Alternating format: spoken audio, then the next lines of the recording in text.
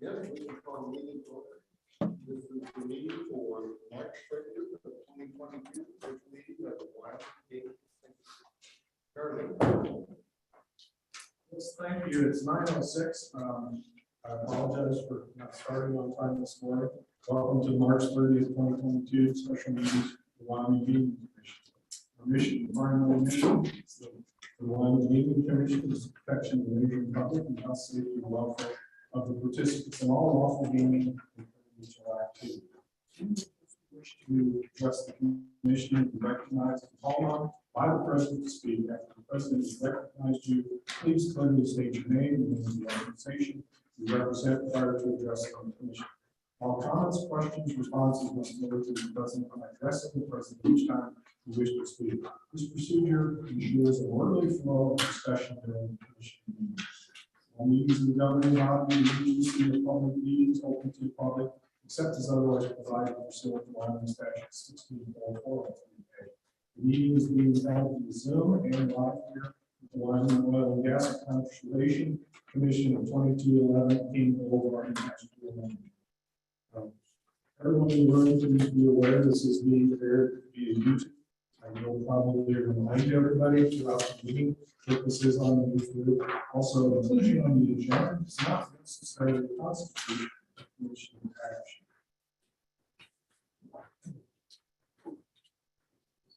With that, Charlie, we want to proceed with a roll call. Yes, thank you. President Davis. Here.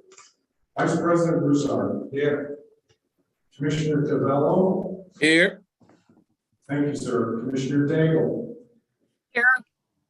Thank you. Commissioner Barry. Here. Thank you. Commissioner Rittenhill.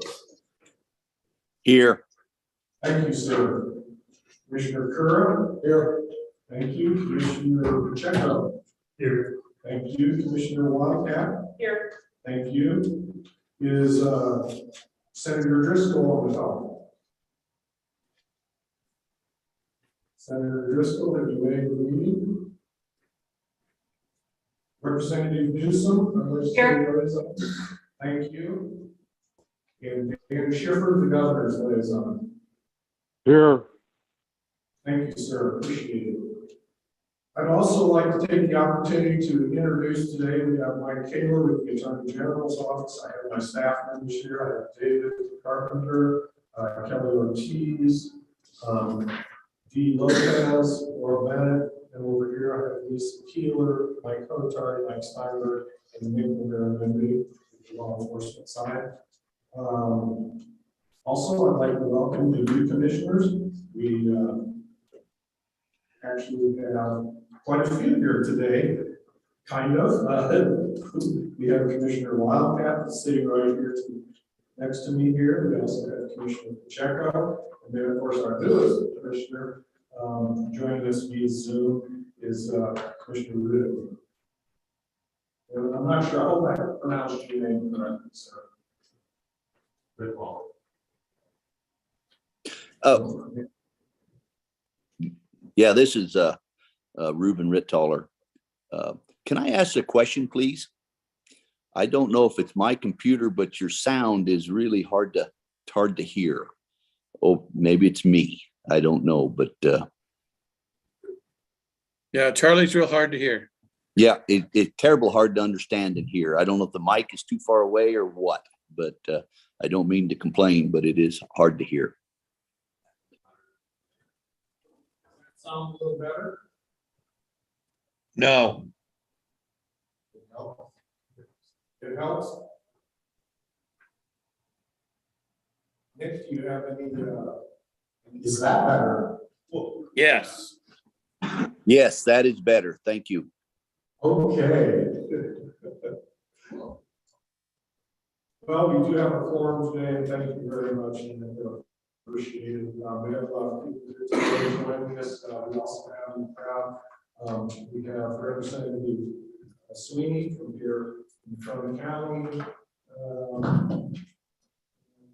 Thank you everyone for coming today. You want to formally identify themselves, Charlie?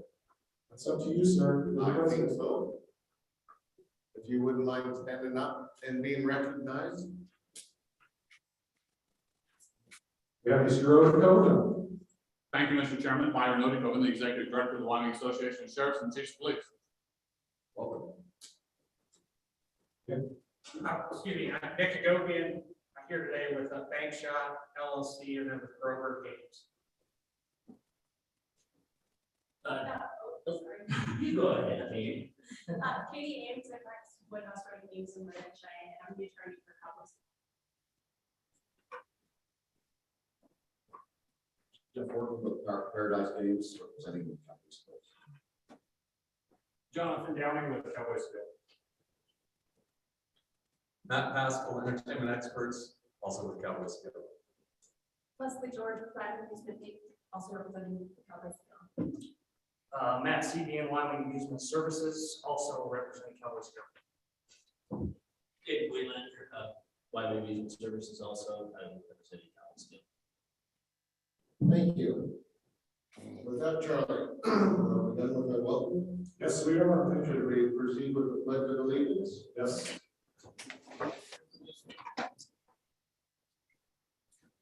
Allegiance to the flag of the United States of America, and to the republic for which it stands, Under God, indivisible, with liberty and justice. from.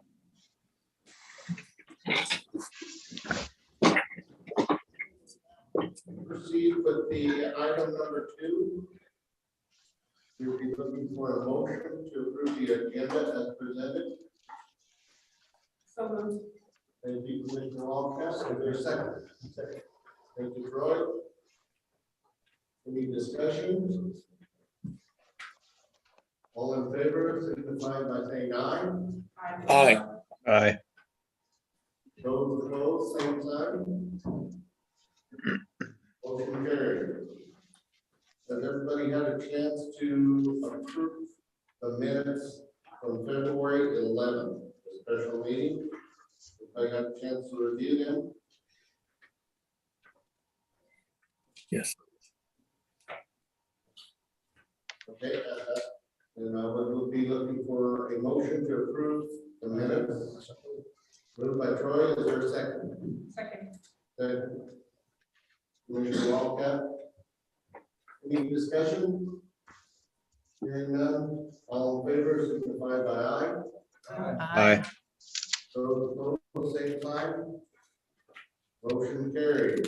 Item number 4, Charlie. General discussion and consideration, election of officers. Yes, thank you. Item number 4A, election of officers.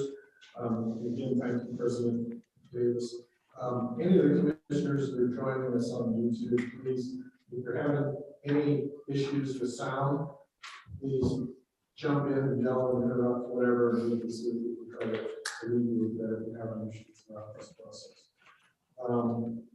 It's only up to you, commissioners, as far as how you want to handle the election of president and vice president. Currently, the president is Bob Davis, our vice president is Troy Broussard. It can be in one motion, if you want it, it's however you feel comfortable. We will need to open for nominations, is that the proper procedure? Yeah, yes, that would be. Okay. To open open for nominations for president.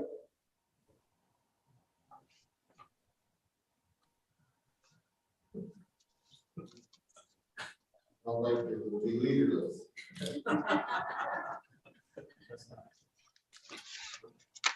I'm assuming that that is the assumption that you would continue as president, maybe, Troy would continue as vice president, it's whatever, again, whatever you all want to do.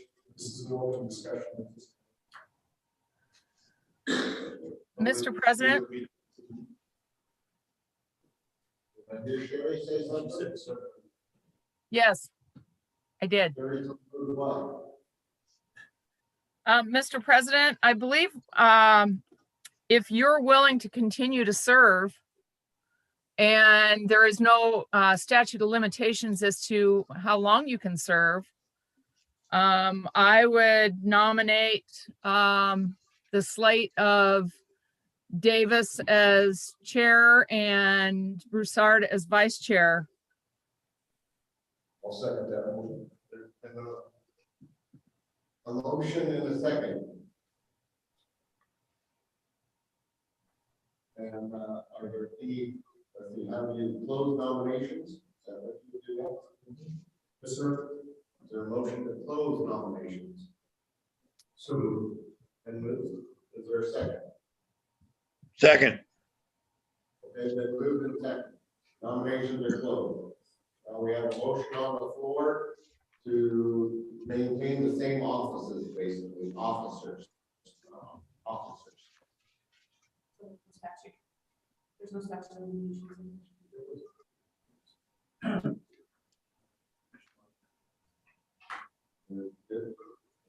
We're good with Mike, and we retain him as the. Okay, with that, then I would go by all those in favor, say aye. Aye. Aye. Those opposed, same sign.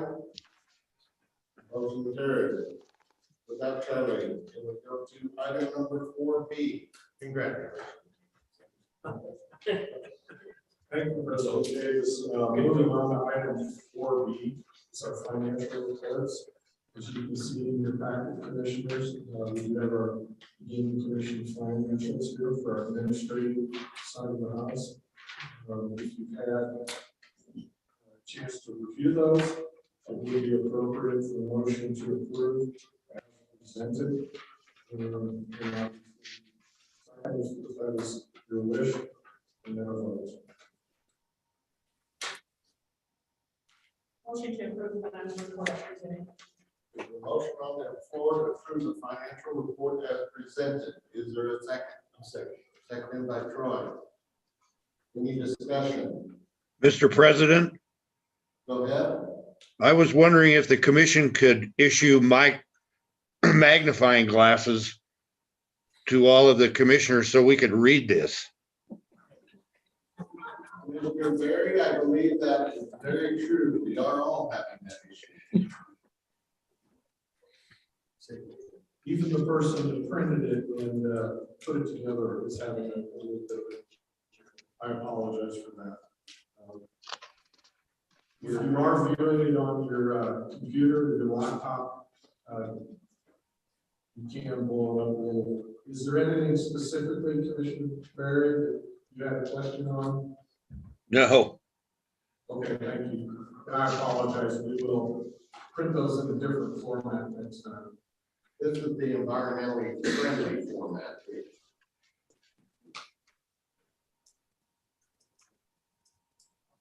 Okay, we've got a motion on the floor and a second. All those in favor of approval of the financial report signify by aye. Aye. Aye. Those opposed, same sign. Hearing none, motion passed. Charlie, wagering activity, item number 4C. Thank you, President Davis. Item 4C, wagering activity reports.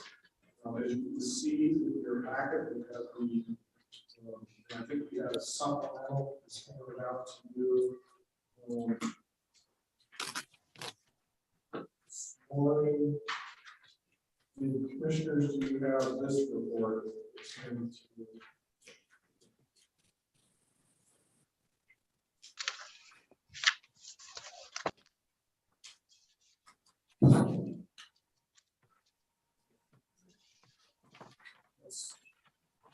This is the January 1st to December 31st, 2021 story precinct totals. The total wagering activity or handle in the state of Wyoming for 2021 is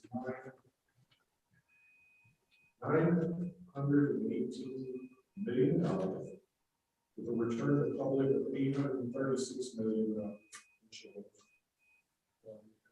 Take out the $77 million, break $793,000 in our adjusted gross revenues to $78 million. You can see in the report, we broke down the Breeders' Award program, state, the Elizabeth, and the city and town. The city and county funding totals, 9.1 million, Elizabeth transfers, $2.2 million in change, the state of Wyoming, $2.2 million, and the Breeders' Award program, $3.6 million.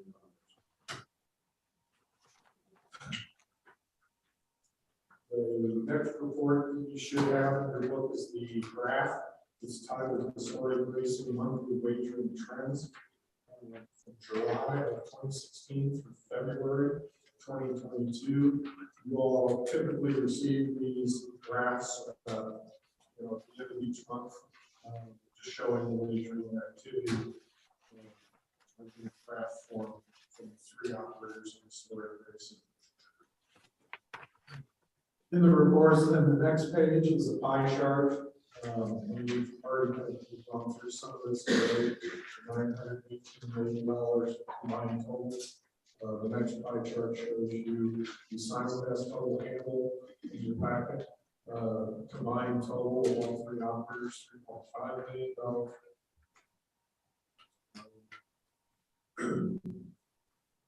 The 2021 breeders totals, which you can see here, the report is provided to you. The total amount for the Breeders' Award Fund, which we just reviewed here over the next several months, is $3.7 million and change. And flipping through the pages, you've got your historic racing, city and county revenues, and those distributions. In the second half of the year, you also have the first half of the year in the packet. We then have the 2020 skill-based amusement team distributions in here. And the reason we have the 2020 skill-based amusement team distributions in the packet still is we had another pay of that after we've gone through the audit. We were in the process of correcting that. Thankfully, it was an underpay. We paid the cities and counties. So that money is going out over the next few weeks. We gave it to the audit. A few weeks ago, we had to do a B11. We're getting those all approved to make those distributions. We also handed out to you this morning would be the 2021 skill-based amusement distributions.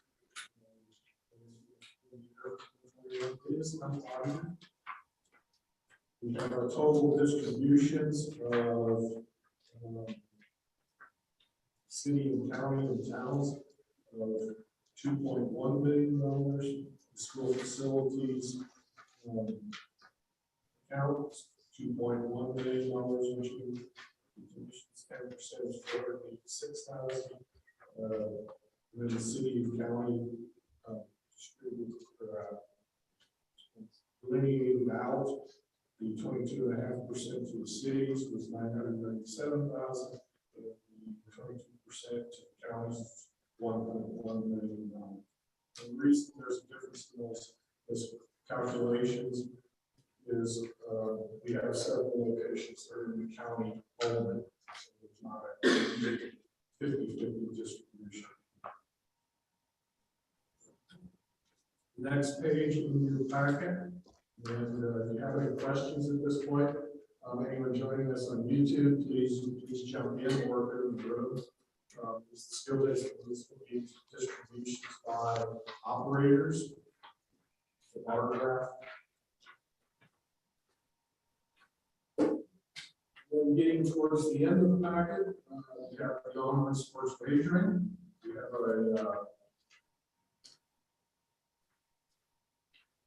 You'll see in there, we have the September, October, November, December, January, February distributions. Total state tax since inception, goes to the agency is goes is $177,561.56. The net revenue is $1.8 million change.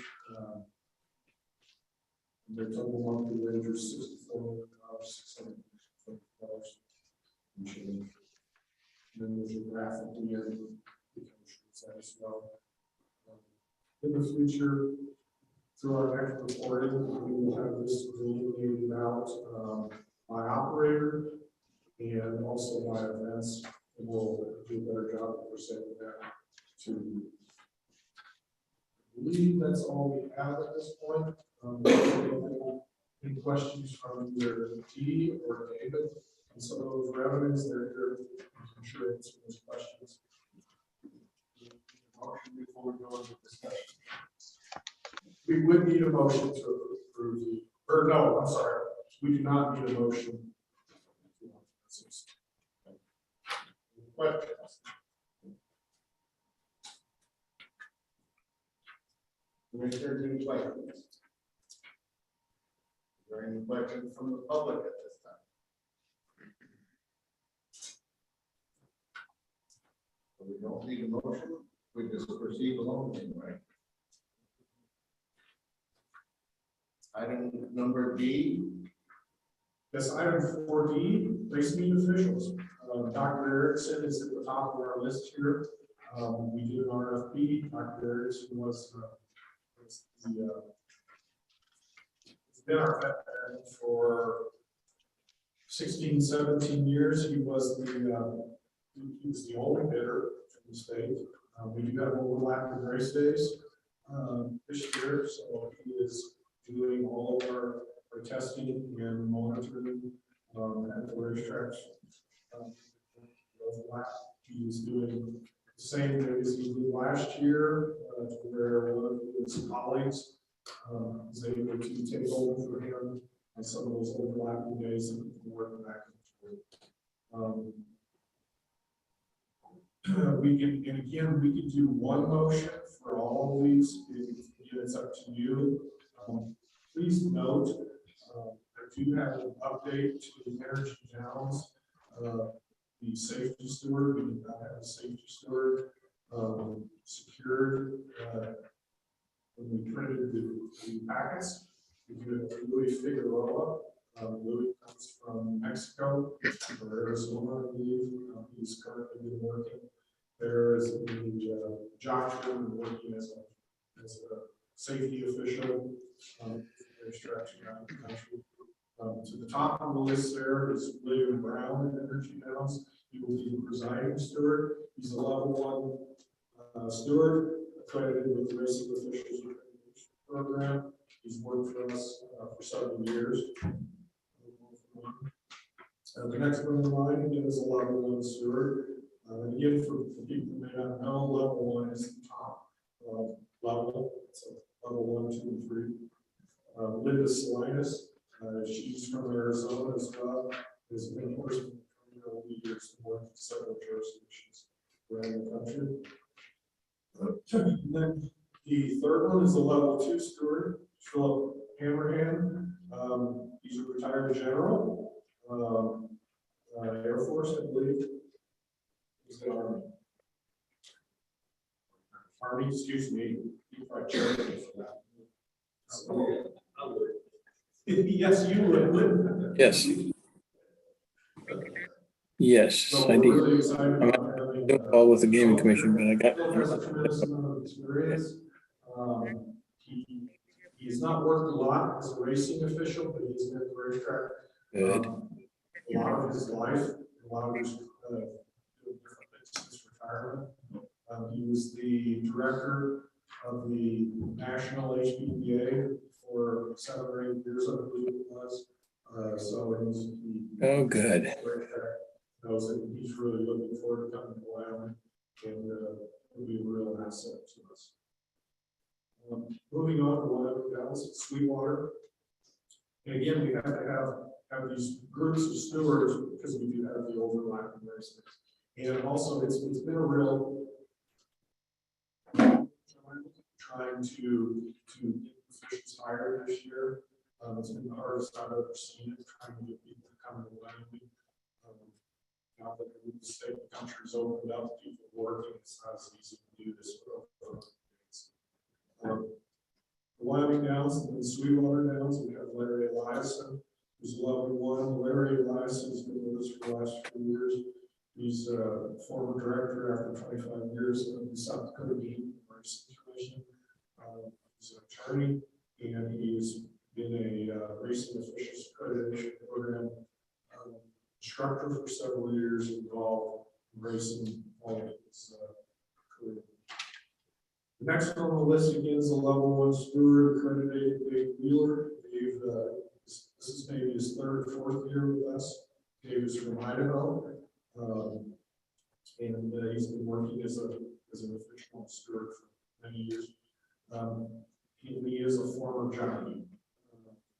Our 3rd steward, we're still yet to secure that. I would hope that maybe at this point in the motion, you would allow staff to fill that without approval, but I think we do have some time if you prefer not.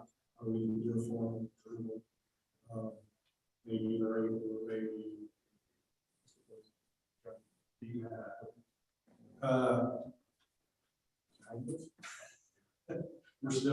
We've posted twice on the website this year trying to get applicants, and it's been tough. It's been hard.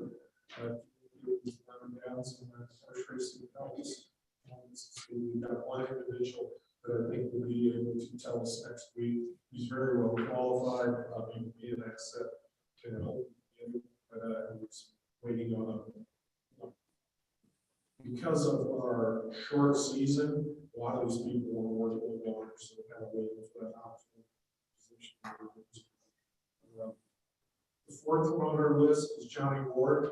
He is a level 1 steward. He prefers to be our safety steward. He would prefer not to be one of the 3 stewards, but he's always as a last year if we have a cancellation, somebody we can always move in if necessary.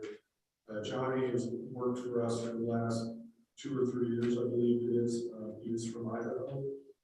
He's a former jockey, world-class jockey as well, and is a real asset to us. That is our list of officials. Like I said, if you come in one motion, or if we're going to do it separately, that's up to you. I would entertain a motion for one motion.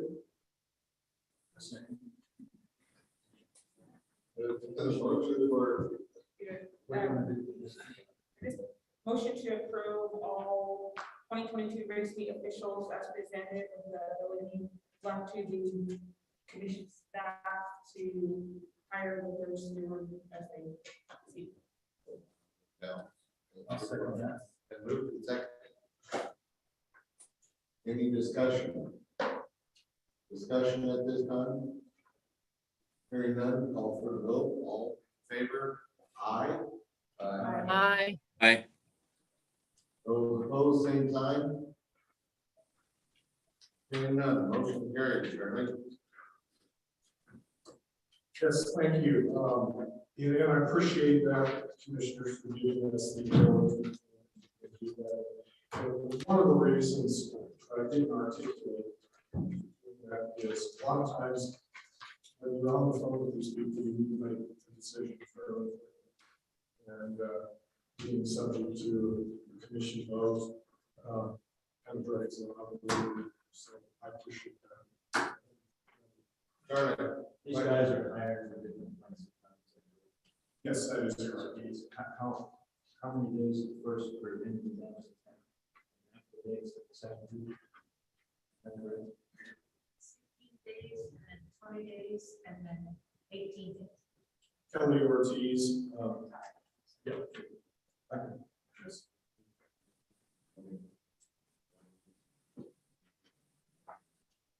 Can you still do a cost share? Yes.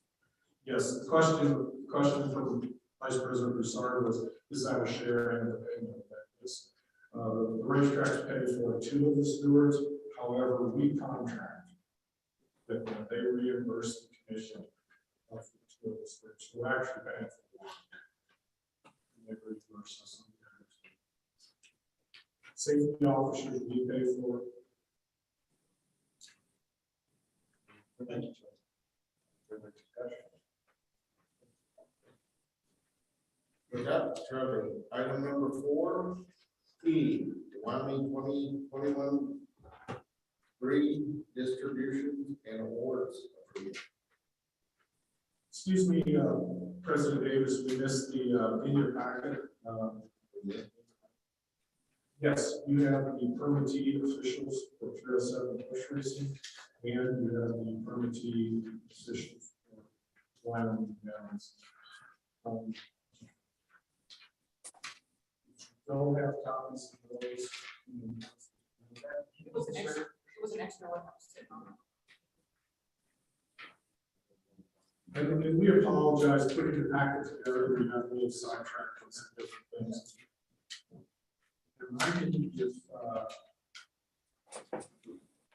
I could read the officials for Wyoming Downs and for 307 bush racing. One thing I'd like to say, as far as officials go, when I started at the racetrack, I started in the gaming industry, and anybody that's in the regulatory world understands this.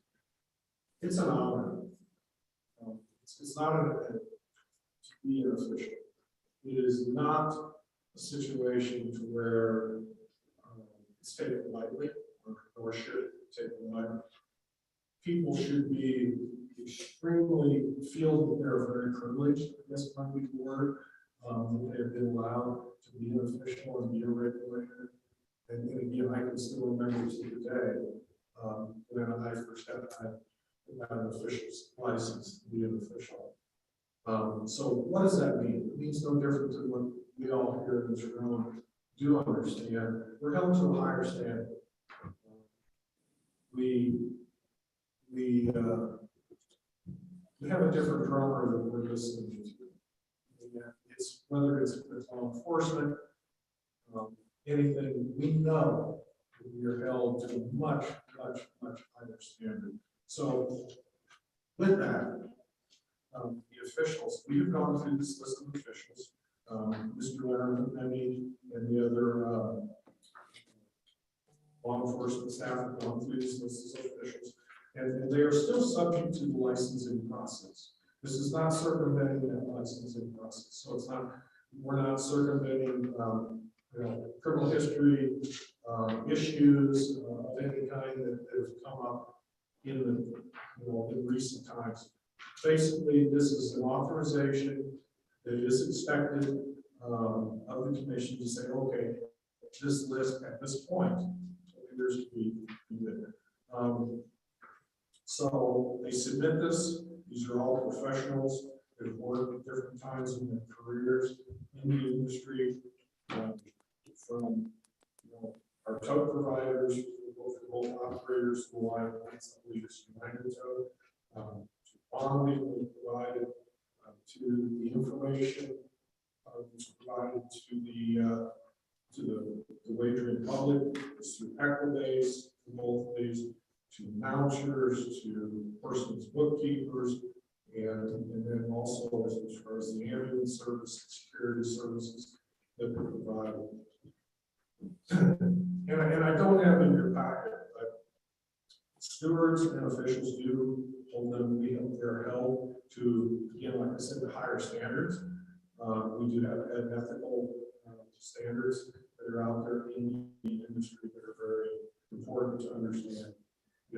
Things like highest standards of conduct, private interest, shall not engage in any kind of an activity that would be detrimental to the racing industry, professionalism, competency, so on and so forth. And at any point with any of you commissioners, whether the ones that are joining us on YouTube or in the room, if you'd like to see some of the official or ethics that are out there. And these ethics have been developed through the Racing Officials Accreditation Program for the insurance trends.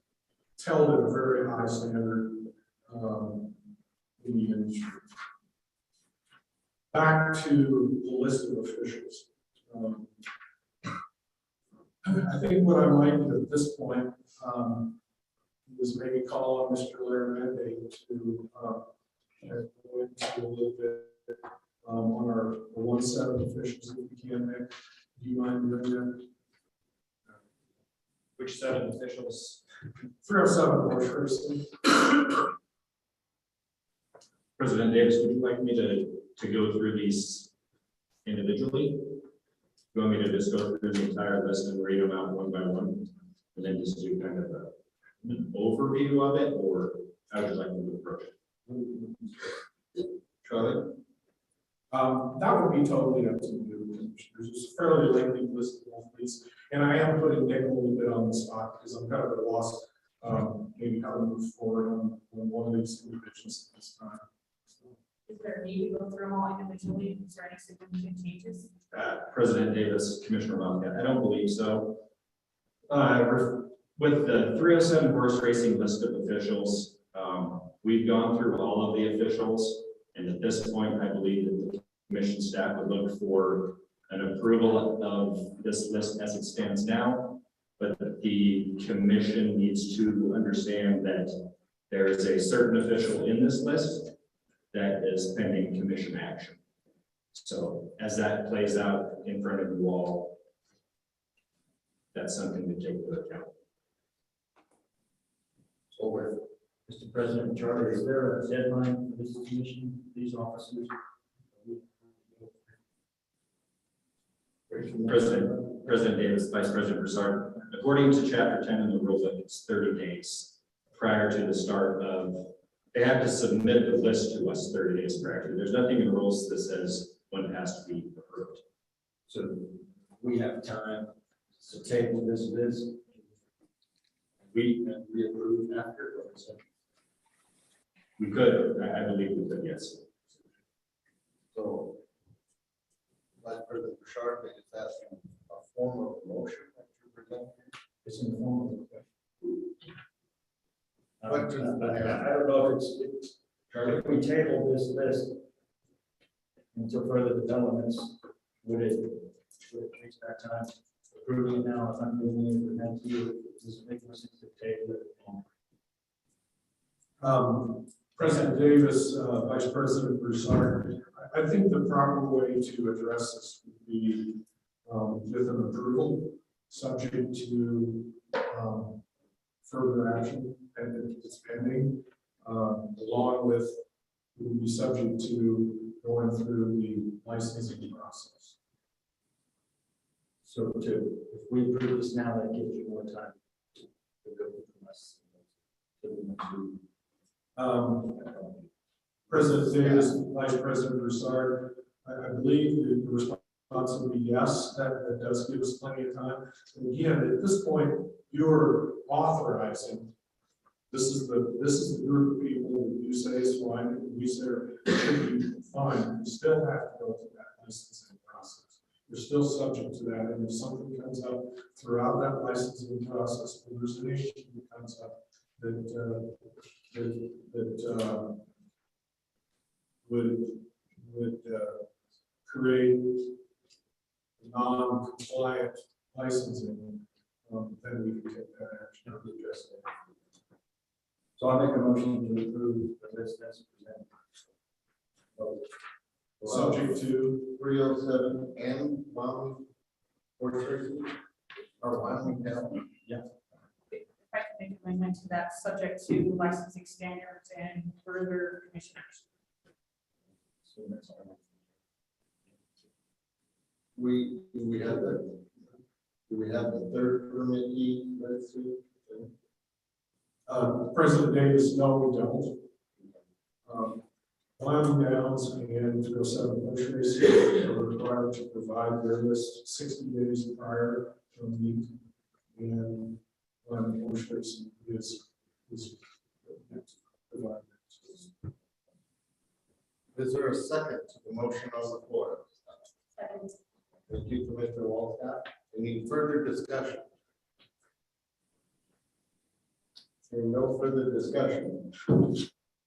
All in favor, signify by aye. I, Aye. Those opposed, same sign. Hearing none, Charlie? Thank you. We're making headway. Yes. Item 4E, the Wyoming Red and Wyoming Red Distribution Awards approval. In your packet. I don't know if I need to necessarily go through the whole, everything we do this meeting. Excuse me, I don't think I must need to go through the whole packet. But one of the things that I did want to read to you and everyone on the call is the Wyoming Breeders' Award Program.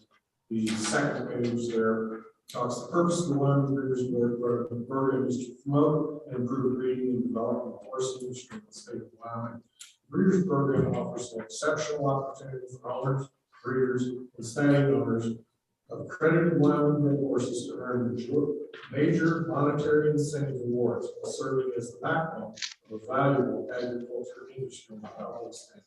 Wyoming Gaming Commission is the regulatory agency that serves as the official breed registrar and administers the Wyoming Bred Program. The commission is tasked with ensuring the integrity of the program, rules, and the welfare of the horses and participants at all times. We had come up with this basically a mission statement of, I think it really, it's the essence of the program. But on the next page here, Wyoming Bred Program is a $3.7 million program. Holy cow, that's huge. If you look at the list, the top awardee in the program, $338,000. It's a lot of money. It's a great program. We spend a tremendous amount of resources verifying those brood mares that are in the state, checking those brood mares, checking the stallions, checking the foals. And you look at the enforcement staff over there, and Lisa Keeler as well, handling the branding to everybody in the office, the certification, the paperwork, everything that comes in, and the officers out in the field doing those mare checks. And later on, we'll be able to touch on the number of brood mare checks that we do every year for the audience. Again, it's a huge program. As you go through the packet, you'll see the year-end award winners.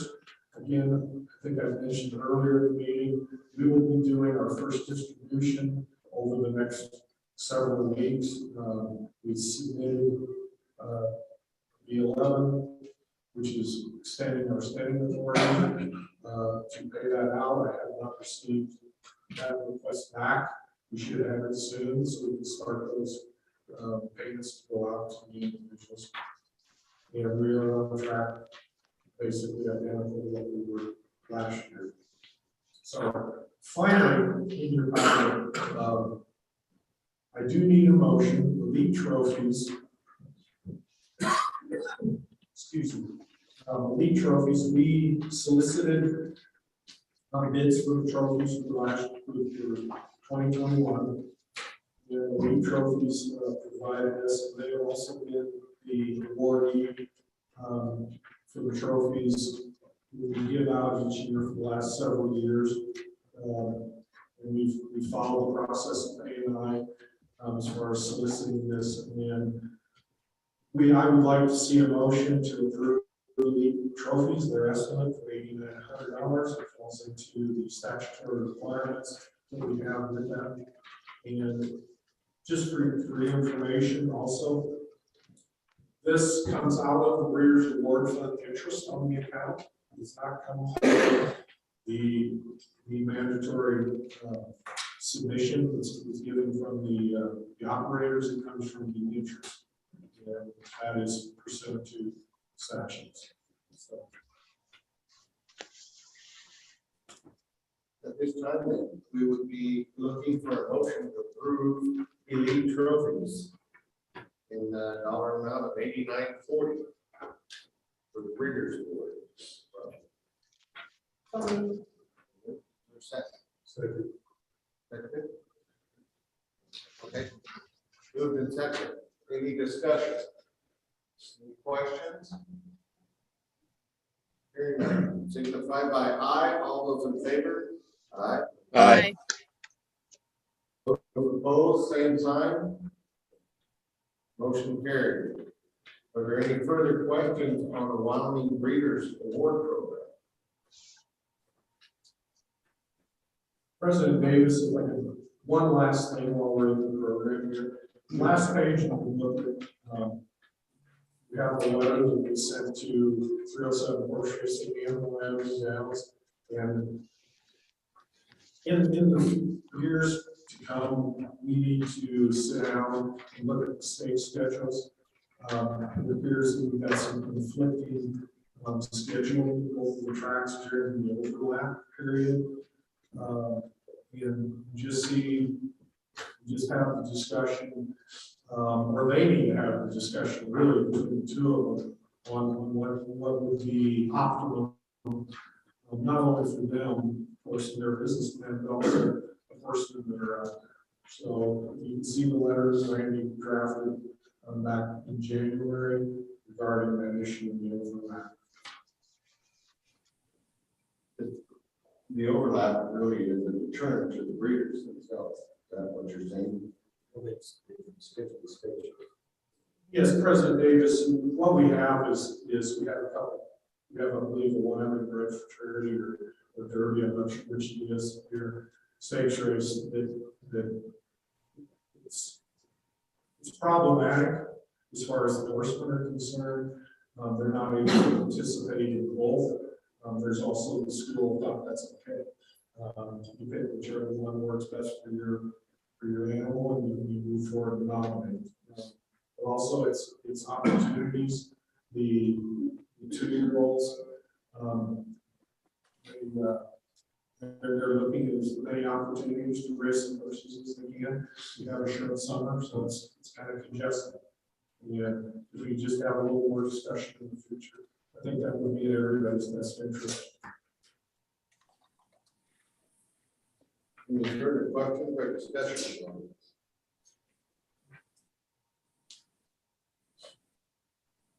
Anyone from the audience on this one? Oh.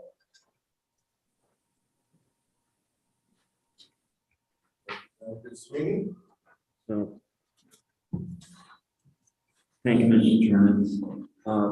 Pat Sweeney from Casper. So a couple of questions. One goes to, the top 5 or 6 awardees. Is there a way, I imagine I could call the office and find out how many horses this represents. Those are pretty big numbers on some of those, and I'm assuming it's more than one horse. So in the game. Answer for that, how many athletes are involved with the Broken Bones cattle? President Davis, Representative Sweeney, thank you for the question. It does represent multiple participants. We can sure follow up and give you the exact number. I don't know what that is just off the top of my head, but we will follow up. It is a significant amount. Broken Bones Cattle Company from Lander, Wyoming, they have a large number of horses with the racetrack. All of these people do this. But I'll follow up and get that for you. Thank you. And just, Mr. Chairman, just one other comment. It just seems this is the, awards for the breeders in the state, and then to have the trophies come from Oklahoma. I don't know if there's anybody in the state that could bid on that particular. Just a thought, just a comment. President Davis, Representative Sweeney, again, another great question. Thank you. When Lisa Keeler sent this out, we touched bases with two local Casper board providers, and I think, if I'm not mistaken, I think one of them failed to respond, just couldn't do it. I think another one just, hey, we just can't do this. So keeping with that quality, what's out there, yeah, I totally agree with you. And what we may do is try to solicit these a little earlier in the year. And I think this went out, Lisa, End of January. end of January, we started that process. Thank you, Mrs. Chairman. Thank you, directors. It just kind of, I mean, in the scheme of things, the 8,900 isn't much in the award pot, but so appreciate that. Thank you, Mr. Chairman. President Davis and Representative Sweeney, again, very, very cognizant of that, and we'll continue to try to bring people from here in the state to benefit as well. I guess if we could enlighten me a little bit here, but does this not include the fruit in there, the winnings from the athletes themselves, the stud fees for the different horses in the state, that all included in this one lump sum? President Davis, yes, it includes the stallions, the brood mares that are participating with their full crop. The brood mares and the stallions have multiple years of crops that are out there, and points are initially derived from participants in at the racetrack. And the way the points are split, money is split three ways. It's split stallion owner, breeder, and then the owner of the horse that participates as well. And that is all pursuant to our rules and regulations. So that's why it can be a larger pool of money. You may have an athlete out there running for 9 or 10 years. That was one of the first horses in the breeding program. And the mayor. And the mayor. So Charlie, is a point worth $233? Assuming that from the bottom, so someone earned 1 point. Yes, President Davis, Vice President Broussard, yes, the stallion points are worth $247.78. Breeders' points are worth $233.48, and the owner points are worth $233.48. Any further questions? Go ahead. My question would be on this letter regarding the scheduling. Do we have a document as far as that scheduling? Bearing on how these awards will be system by one race versus another. Is that something this commission should be aware of? Charlie, would you like to respond to that? Yes, President Davis, Commissioner Pacheco, as I understand the question, just the overlapping and conflicting races for some of the line grids affect the points. I believe that is the question. Okay. If a horse earns more points, it has more opportunities to participate. If they can participate more, they can earn more points, and therefore draw more funds from the program. So I think the answer is potentially yes. However, the way I look at it a lot of times, there's only so many opportunities, for safety and different things concerning the horse race.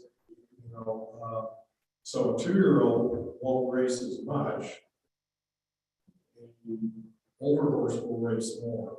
So it's, you know, I think it is, while it's not in the rules and regulations, we approve the state schedules. I think it is in everybody's best interest to kind of look at those and try to kind of schedule things to where we've got a finite group of horses. So you want to optimize both racetracks. So the more participants, it's better for them, I would think. That's their business decision. I think to your final point, is it something that we need to care about, maybe? I think it is important. Yeah, that's why Brandy felt it was important to send a letter out concerning it. While we don't have a rule or regulation that's necessarily binding or have a problem with, I think in the future we need to look at this and we will. Mr. President, if I recall, when this third 307 came through, that was one of the contentions was the schedule. And we had a pretty long discussion about that. Now, he was said, with the same issue, we have not resolved it. Needs to be reversed now. Yeah. President Davis, Commissioner Pacheco, you know, it is problematic. And with some of the different things that have happened between the 307 anniversaries and downs, you know, there are some problems. And, you know, next year during the permitting process, they will submit their state schedules, and we can look at those and review the state schedules at that time. We necessarily have on the books at this point. There's nothing that says we can approve or disapprove those necessarily, but we'll bring it to their attention and learn from this process we dealt with last year with those issues. On their behalf too, Charlie, you know, you have to look at qualifying races and the length of the dates and stuff like that. So there's some conflicting issues in getting it set to do that.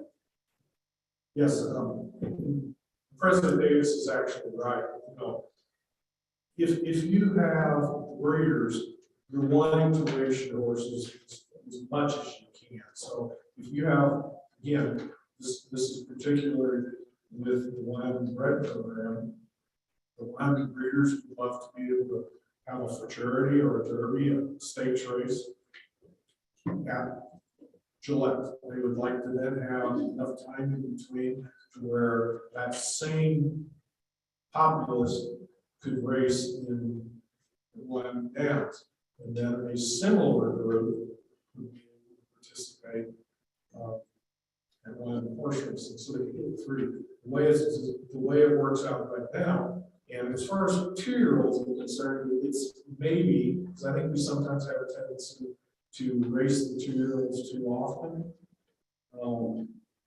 You know, we've got a scenario to where, okay, I need to pick one, either this one or that one, and then I can hit the third and the other. So there's only 2 real opportunities from now. That help you, or just confuse the matter? I'm sorry. More confusion. Sorry. But it was entertaining. Well, thank you. You know, it's a delicate situation, and you know, and for me, I can go back along a lot of years. You know, I didn't race with a 2-year-old very often.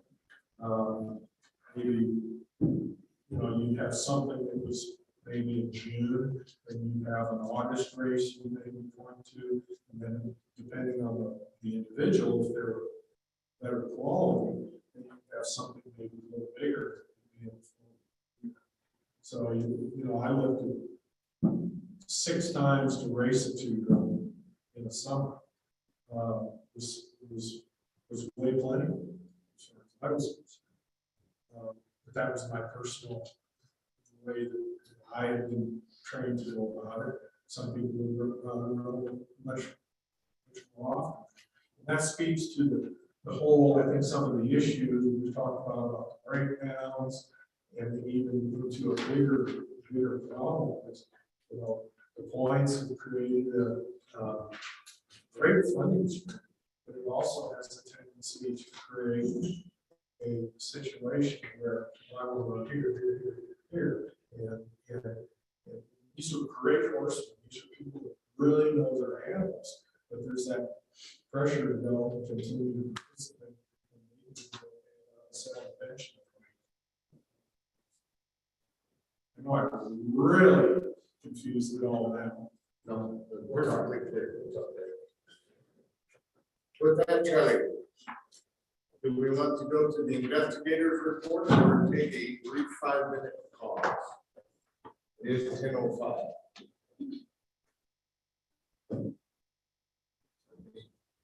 You want to take a 5-minute or continue on? It's up to you, sir. Okay. Everybody good? Yeah.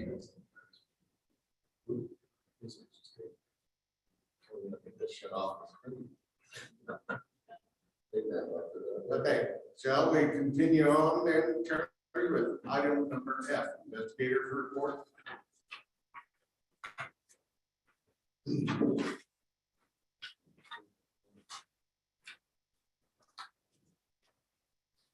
President Davis, commissioners, in your packet, you'll see a brief summary, an investigative summary that I put together.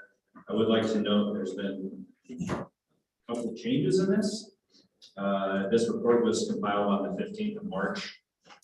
It shows that from January 1st to March 14th, we had completed 18 OTB inspections. That number is now 30. So we've added 12 more to that over the last 2 weeks. And then it's actually, I'll just kind of go through the other one. We have also added a lot on the other one. At the end of your report, it shows that we've completed 229 skill-based amusement game inspections. That number is now 521 in 175 locations versus the 76 locations. For the first 3 months of the year, we've only received one OTB complaint for non-payment. It was a printer error, and after doing some digging and reviewing some reports, the operator was able to satisfy the patron on that. The mayor inspections for the 2021-2022 season have been completed to 100%, and we've actually gone back and continued to do spot checks. So we've actually completed 840 mayor inspection checks in the state out of the 778 program participants. We haven't received any skill-based amusement game complaints over the first 3 months. We've received a few service calls. We get those from time to time. We send those on to the vendors who take care of those quite quickly. In the report section of the investigator report, I'm not exactly sure, it should be on about the 6th page. Should start with asset audit history. This is what it looks like. This is a report generated by the new inventory tracking system that we have implemented and purchased. It'll break it down by date, the agent that did the inspection, and which ones they inspection. This tool is proven to be extremely useful on both the OTB inspections and the SCO game inspections. When the agent goes in to do an inspection there, they scan the barcode, it pulls up the vendor, the machine identifying serial number, the approved software version for that, and on the handheld computer, they can see the lab report that was approved for that and the themes that are associated with that lab report. Just all on that little tiny handheld computer. And then it also generates these reports with a click of a button or two versus me sitting at my desk for 45 minutes looking through other reports to compile it. So with that being said, let's stand for any questions if you have any on that. And then the one last point that I'd like to bring up is with the signing of Senate File 7 and Rollback 14, the law enforcement personnel in our office has regained their law enforcement authority. And with that, we've began some criminal investigations throughout the state that we've kind of had in the pipeline. So we'll be working those as well. With that, is there any questions? Commissioner, oh, do you have to take it? Okay. All right. Mr. Walcott? Are all of our machines required to have the ability to test like that? Which Or to plug in the machine to be able to show the lab report? So actually, it's nothing that the vendor does themselves. It's a barcoded sticker Okay. that we are going around actually, and we're putting these stickers on it. And then we have handheld computers that we've put all of that data into. So our system is the only one that we can get that reads that data. So it's put into our system. It's our for it to system. read. Yep. Okay, so it's not like CAT testing or anything. No. Okay. No. Any further questions for Nick? Mr. President, so so you have to manually scan that barcode on each machine to get that. Correct. Yep. So you have to physically go to the different. Yes. Which also, you know, from the inspection standpoint, it's really good because the date and time stamps every time. And the only way that it will log that inspection was completed is if one of us is physically there to inspect. And follow up, Mr. President, how often do you plan to do that? Or do you touch the machine once a year, once a quarter? How do you expect that to work for you schedule? President Davis, Commissioner, I wish that I could give you really a number. The best answer that I could give you is we try to get into those as often as possible. But I mean, 2, 3, 4 times a year if possible. I know a lot of times when we're out doing merit checks or when we're at the live races in the evenings when the races are over, the guys will run into one of those places and check them again. We'll check them as we pass them, whenever we really can. There's nothing set, but we will complete them at least once a year. At least once a year, more if possible. So basically, Nick, what you're saying, there's nothing in statute or rules that dictates you have to be at so and so many times a year. Correct. There's nothing in statute or rule. Yes, Mr. President, but Nick, one more thing, could you use more help? Do that? Absolutely. Are you applying? You are. Just like Charlie, Mr. President, could use more help. Okay, are there any further questions for Nick at this time? I have a follow-up. If I could. Go ahead. Yes, to follow up on both Commissioner Wildcat's question and Commissioner Pacheco's questions, we also contract with GLI, Gaming Laboratories Inc., to come in once a year, potentially twice a year in the future. They go statewide, and this is with the historic racing, and this is something that we've been doing since 2015 when we started historic racing, and they do a statewide signature verification. Then multiple times throughout the year, Mr. Laramende and his staff are going in and verifying those same signatures. So we have a double layer there, but also when a new game is installed on the machine, these are all done remotely, they're pushed to the machines, and we require, again, on the historic racing side, we require that those signatures are verified prior to operation. So, you know, I feel very confident that we've got the right software and they're functioning properly. And also, you know, bear in mind, this is a connected system that is connected to a central server, and, you know, very similar to sports wagering. Those products are all being tested annually and multiple times as well throughout the year, verifying that they operate and function through GLI.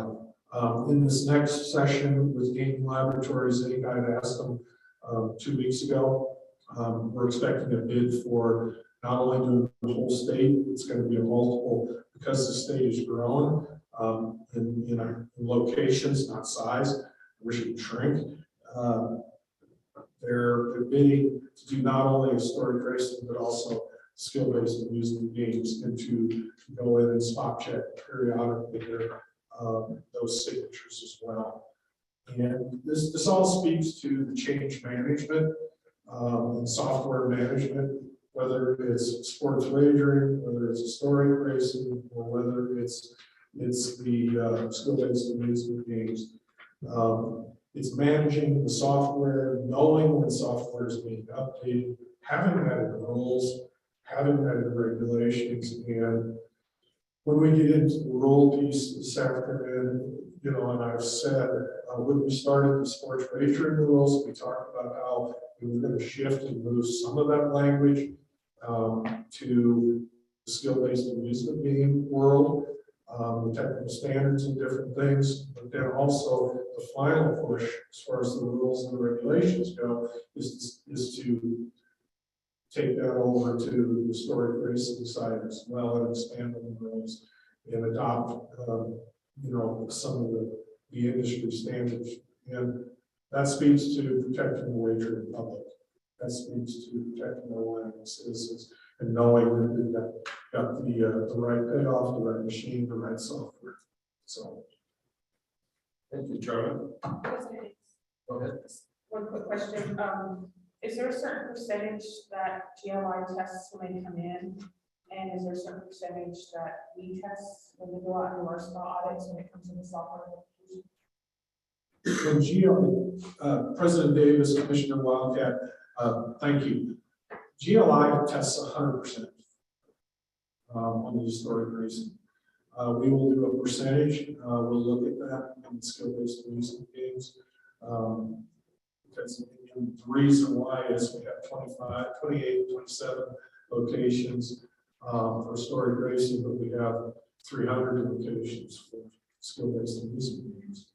And then as far as the percentage goes, I don't know if you have a percentage, Mr. Larramendi, but I think that's something that we definitely will look at and trying to maintain that percentage. Oh, good. Any further questions? Okay, at this time, Trevor, if we go to the director's report and legislative update. Chief. Yes, thank you, President Davis. Again, item 4G, director's report and legislative update. I'll briefly take a moment here and kind of go through some of our, just an update on some things most recently. An email has gone out to all the commissioners, and I encourage you, Commissioner Kerr, spent a long day at the office several weeks ago and spent time with me, but mostly he spent a lot of time with David Carpenter on the sports wagering, Nick, Mike and Lisa and Dee, Kelly, and everyone in the office, kind of understanding and more what we offer, what we have at our disposal to maintain a high level of protecting the wagering public in the state. And I think it opened up to me the continuing need, and there's a lot of people in the room here that know that educating is a lot of our job, if not most of it, with legislators, with commissioners, with new people, and so I would really encourage taking that half a day. And coming here, we'll go to the OTBs, we'll visit a couple skill-based amusement game locations as well. And I think in the future too, we would like to draw in maybe one of the local operators of skill-based amusement games if they're available, just to kind of speak to and kind of try to educate and do a little better job of a lot of that, whether it's historic racing and live racing as well. We spend a lot of time talking about the live racing and the drug testing, at least I hope we do. But try to craft a little better message and a little better education of all the different things we do. We have a lot of neat stuff. We have a lot of resources. We can always use more. And part of that education process kind of goes on to the next thing is I've been looking at and kind of talking with different people, whether it's a gaming enforcement task force or a gaming roundtable in the state, trying to get stakeholders, whether it's the lottery, whether it's our tribal neighbors, state and federal law enforcement together, to sit down and just kind of work on breaking down those barriers that are out there. Communication, as we all know, is everything. And while we don't need to do overkill, we do need to be focused on this and start looking at that. As far as a roundtable event in the future, maybe looking at something in the fall or late summer, picking kind of a central area where we get people together. Kind of the initial meeting I would envision would be something relatively simple, but then at some point maybe move into having moderators and having people being able to come in and kind of bring to light some of the new technology that's out there. Moving on my list, we also have the elephant in the room as far as the horse racing is concerned, is the federal legislation HISA. I have a meeting. I have at lunchtime today. I have one meeting with parties, but then also on Friday, Mr. Kaler, myself, Malik Waldrop, and Tom DiPasquale on Friday are going to meet and hear from the HISA people and try to get through the first step. Then the next opportunity for that project is President Davis and myself will be in Kentucky the week of April 11th through the 14th at the ARCI meeting, Association of Racing Commissioners International, participating in presentations from the HISA folks and kind of seeing what we can do. As I had said during the November meeting, at this point, a lot of the jurisdictions that are not necessarily dependent on sending that signal out of state, and we're one of those states, are kind of sitting back, seeing what the federal government does at this point and see what the rules and regulations are. It's going to be expensive to whoever participates and sends those signals out of state. And it's kind of an odd animal, I guess, because it only affects sending the signal on a thoroughbred race, not quarter horses, not paints, not Appaloosas, but a thoroughbred race pursuant to the Interstate Horse Racing Act.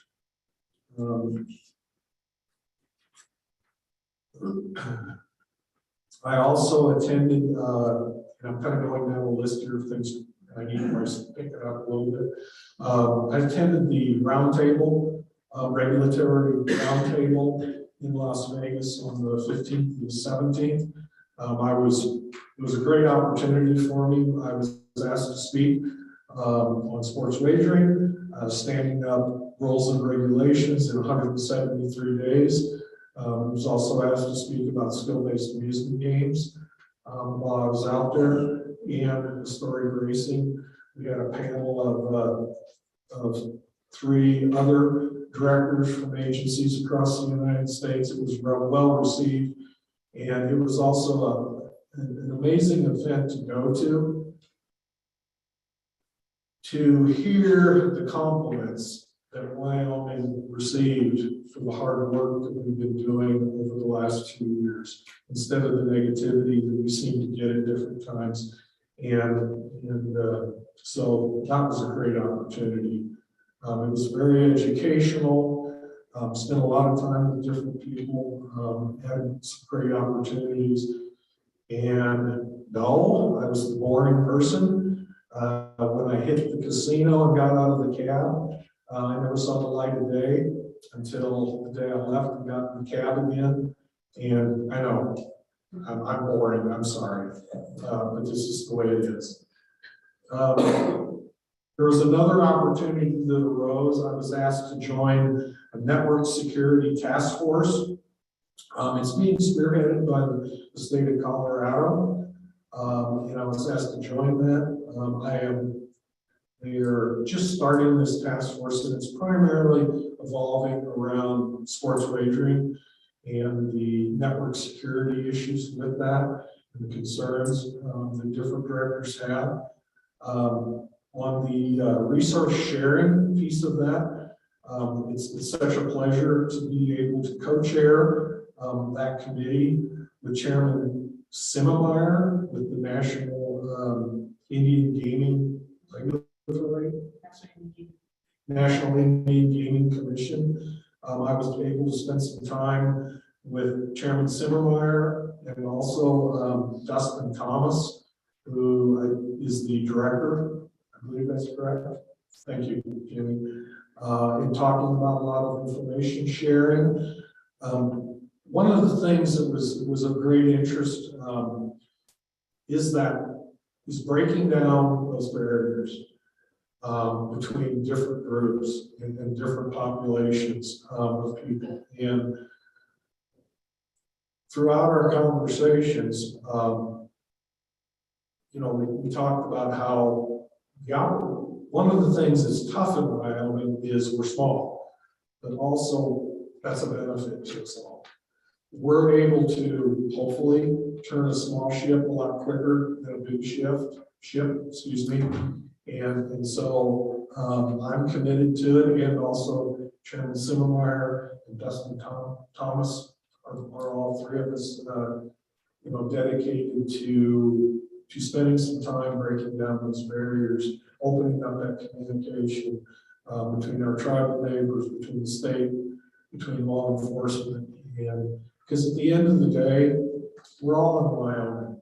We're all Wyoming people. We need to leave politics at the riverbank, and we're in the same boat here.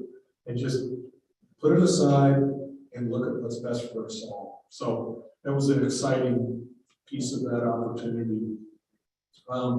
Next week, I'm in Torrington, Wyoming.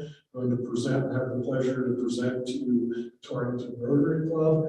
And thank you, Commissioner Cabello, for inviting me for that. Like I said, we'll be in April 11th to the 14th, Bob and myself will be in Kentucky. We also have board training on April 22nd with the Attorney General's office. Each one of the commissioners has received that.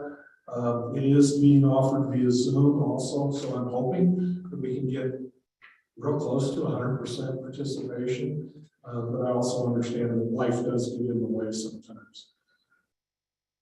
Exciting, and it's right around the corner, May 22nd. We start with live racing at 307 horse racing in Gillette, Wyoming. Then shortly after that, we commence racing June 4th at Wyoming Downs. Again, overlapping race days is problematic, but we're going to get through it. It means that busy times are right around the corner, if not already here. Something else that's been on our radar is trying to move to a little bit more paperless in the office, but also with the commissioners, explore any idea of maybe providing tablets or laptops to the commissioners. They're preloaded with different things, and then we can drop the commission packets right into those. That's kind of further down the road, but that's one of the things that we're looking at. At our next meeting, we will be continuing to work on and be focused on skill-based amusement games. That is one of our primary focuses and goals, to get those done as quickly as we possibly can. Also, right with that is the careers and work program rules, and HHR rules. And then finally, the HISA and that regulation, trying to get our heads kind of wrapped around that thing. We will have our next meeting, at least I hope they provide the information to us. Wyoming Horse Racing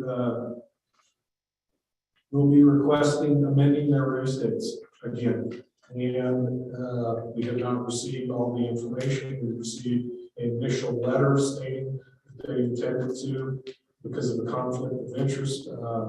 And then we have reported back to them. We needed some additional information, just like we needed last year. And that is forthcoming. Of course, we just finished up a budget session. The governor did give us additional, or excuse me, the legislature, I'm sorry, did authorize us to hire 4 additional people, 3 of which are currently working as an AWAC position, and the 4th one would be an accounting individual. So that's exciting. We do have a legislative fix that we're going to have to bring forward to one of the committees, wherever we end up falling at some point. There was an issue earlier in the year where the FBI had some problems with doing our background checks. Fortunately, for all of us, they were quickly able to, working with the federal government, to give us a reprieve to get us through for 2 more years. Yes, 2 more years. It's a little difficult when you're working, with that, because it's like, well, no, that doesn't work. Well, what does work? And I think Mr. Lairman has been working with DCI on that language, and we've got that. We'll get that to the respective committees or whoever we need to get that to. So hopefully we can get that fixed, taken care of. We talked about sports wagering. I did have a meeting this Monday with the governor's office. So we did have that this week. That went quite well.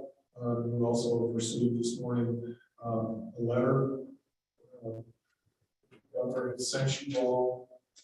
And in that letter, he's looking, well, we'll talk about that when we get to another piece here. It's a little more appropriate for that.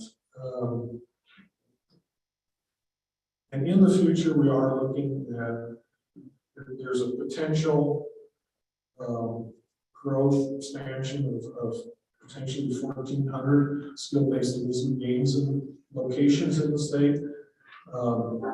And so we want to get the rules in place. We want to get that together. We want to have a real clear guidance on that and have staffing in place to deal with that. And it's just the logistics of that is a bit mind-numbing, maybe to say the least, for the guys and everybody. But again, we seem to be given a lot of things and seem to get it taken care of.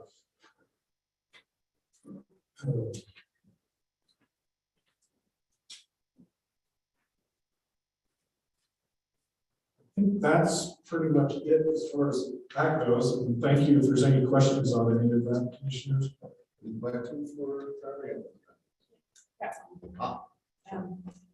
The background checks for the gaming commission, does it need to be legislatively fixed, or can we add some kind of regulation to satisfy with the Policy or anything? President Davis, Commissioner Welke, it will have to be an amendment to statute. The FBI won't accept rules because they're not voted on by the entire legislative body. Okay, thank you. We're looking, and it should be We're hoping that it's going to be a deletion of 3 sentences. So, Further questions? Mr. President, Go ahead, Mike. one question for Charlie. Director, can you speak to the training aspect? I know we've talked about that before, with the LEA, and also ongoing training for partners out there in law enforcement regarding gaming as a whole. Yes, thank you, Commissioner Pacheco. We've been working with the academy on some, particularly with Tom Sweet over there. With the scriveners there, we kind of had to back up on some of that, and so we're back refocused on that. I've reached out to, and again, some of this the dynamics and the way things have happened the last 6 months to a year, we kind of had to back off of that a little bit, but we're refocused on that and get with Mr. Odekoven as well, with the sheriffs and chiefs. If there's anything that we can present at any of your meetings or anything, we would absolutely love to do that as well. There's also a couple opportunities with a few of the compliance vendors that are with sports wagering.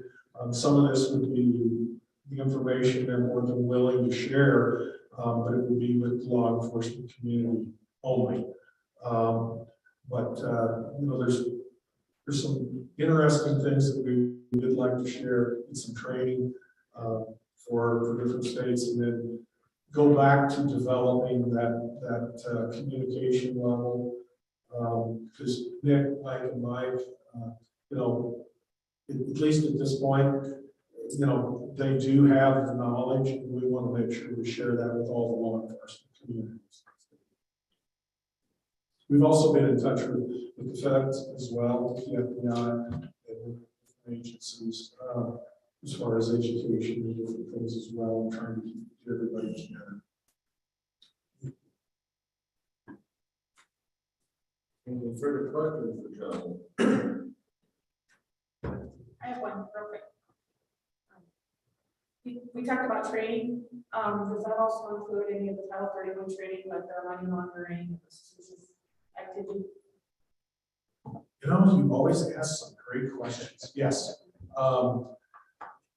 One thing that with historic racing, they have been very focused on, while Title 31 is not necessarily a requirement, they are compliant, our current operators. And I plan on, looking at the rules and seeing if we can place that in rule or get, just depending on what our authority is there. But all of us in the office, well, the majority of us have gone through the training. It's a relatively simple training, so I know you understand that very well, and we can show off of that as well to anyone else. It's relatively simple. And to speak to something else too, when I was talking with Chairman Simmemeyer, they have a lot of training on their website that they had said that we would be more than welcome to tap into and utilize. And as Dustin had mentioned to me, we were talking, he says it's as simple as just log in an email and you've got you set up. And I believe Kelly has looked at that. I'm not sure where we're at on that, but we are pursuing that and looking at that. And then, at some point during one of our roundtables that we plan on having GLI come in and do some education for law enforcement as well. With the sports wagering side of it, with GL Comply, their director of security, I believe, is his position. Danny, he is more than willing to come to Wyoming. He loves Wyoming. He's former Secret Service. He spent a lot of time in Jackson Hole. Fortunate for him, he enjoyed that a lot. It was a great time. We know what he was probably doing while he was there, but he would love to come up here and perform some training, not only for the staff, for the commission, but also for our law enforcement community, anyone else that wants to see that. Thank you, Charlie. Any other questions? If you want to point out that we are the gaming commission. We are the gaming commission. Yes. Yes. Thank you. Moving on here, if I can, in the director's report, we have the legislative update. The first one on the list is Senate Rollback 14, which is the Scrivener's error bill.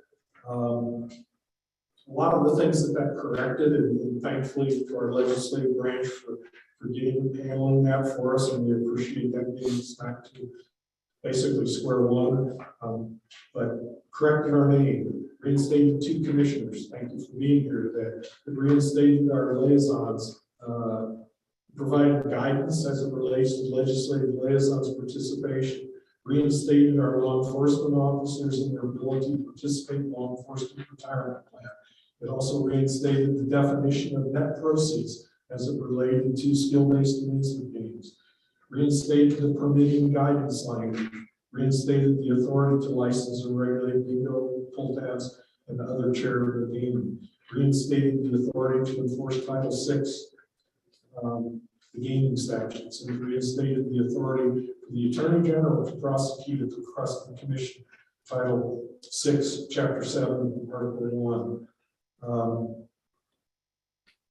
Additionally, with that, and I believe it's in the packet, Commissioners, there was a letter that the governor put with that after he had signed it. I'm hoping you've all had the opportunity to read that. I see Commissioner Cavallo and a few of them on nodding there. Had that. I don't know if we need to get into that letter necessarily. I was directed to our legislative branch.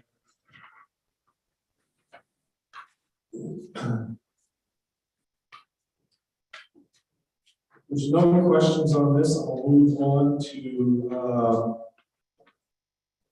Senate File 109. Senate File 109 did die, or it was not introduced, I believe. That was speaking about the commission board conduct. If you've had an opportunity to look at that, that was restricting commissioners from wagering and participating in pari-mutuel and any activity that we regulated. The governor did send a letter that we were given this morning. I received the letter yesterday afternoon late. It talks specifically to this. He talks about in his letter the direct financial interests in any skill games, skill game operators, or skill game vendors. Direct financial interest in historic horse racing games, their operators and racehorses. Direct financial interest in online sports betting licenses. Commissioners engaged in games that require licensure, i.e. skill games and online sports wagering. And then finally, procedure for disclosure of potential conflicts of interest. I think we do have to specifically address this, I think we do have a good process in place. It does disclose, we do send out a disclosure document. And if we have not sent one out recently to you, we will be doing that as soon as possible. And hopefully you can receive it. You'll complete it quickly and get it back to us. But I think some of the discussion is in, I may turn this back to even President Davis and other people. The gaming industry is changing. There's a lot of changes for us all in this industry, and a lot of the commissions do have some sort of a restriction as far as commissioners because of conflict. And we do have that in our rules and our regulations. We do have language that speaks about it, but it doesn't speak directly to it says that you can participate. Well, it's silent, I think, but it asks commissioners and staff to disclose any conflicts and not participate in that. So I think I didn't finish my sentence a minute ago. A lot of the commissions do have those restrictions in place. So I think this is up for discussion for the future. And I don't know if anyone on the call would like to speak or in the room here. I'm President Davis. Go ahead. Charlie, I read this, and one of the things I request from you is if you have existing things that we can improve on or things that exist, so we know. Kind of goes back to the board training. Might be advantageous to know those things before you put them into the. Well, in defense of that, a long time ago when I was appointed to the board, it was because of the ability and knowledge in the racing industry. So now it has become apparent that that is a detriment to being on this commission. And so somewhere in there we have to determine where does our knowledge benefit and where does it not benefit. I mean, I'd hate to have a, for instance, on the dentistry commission, some guy that only knew about horseshoe. It'd be a little difficult, but I mean, there's some common sense that we have to get wrapped around here, but this definitely does need to be addressed, and we do have things that are sticking out there that we can reference, but we have to come to the terms of how we're going to proceed with this going forward, since we've expanded the parimutuel commission to involve all these multiple other things. I mean, you look down through there, we have, oh my goodness. That one time, it benefited us to be on the parimutuel commission because we had a background with horses. We probably knew which end of the calf the rope at the rope side. But now, where we're charged with going out to nonprofits and bingo and full calves, and then we get on to this online sports wagering. Everybody's got a personal sports device in their pocket, to do that. Then we come down here with the potential expansion of the games of skill, so our vision or our responsibilities have really changed. So we need to look at that from the commission side and see what we need to retain and what we need to shore up. That's my opinion. It's not a one size fits all, unfortunately. Mr. Davis, if I could add, I would also like to see what the Wyoming Lottery has put into effect for themselves. And also if there's any other state gaming commissions, what they do also have in place. Being in the regulatory industry for over 15, almost 20 years, it's every place I've been, it's been typical that we have something in place to prohibit any participation or any conflicts in the industry that we live in. So I know Wyoming is different, and it's starting to move into the gaming commission from the parimutuel commission. So I'd like to see what the other states have in place also before we can jump into this, because this is it's a pretty big issue. And you're right. When the Wyoming Parimutuel Commission started, you had to know what you were doing. You had to know what forces were, everything. So we're growing. I would like to see too stuff that we also need to shore up and that we're missing, because we're growing and we're growing fast as in this industry. So, any recommendations that you guys have as a commission, I'd like to see. And as Charlie pointed out, we're leading in several of these categories across the nation. Comparing apples to apples as far as table games, you guys offer Wyoming does not. We don't have brick and mortar for sports wagering, but yet we're going to have brick and mortar, in my opinion, in the games of skill. That's an establishment and multiple establishments. And how the OTVs are as opposed to the libraries, are we going to see more tracks develop in this area? It's so rare. So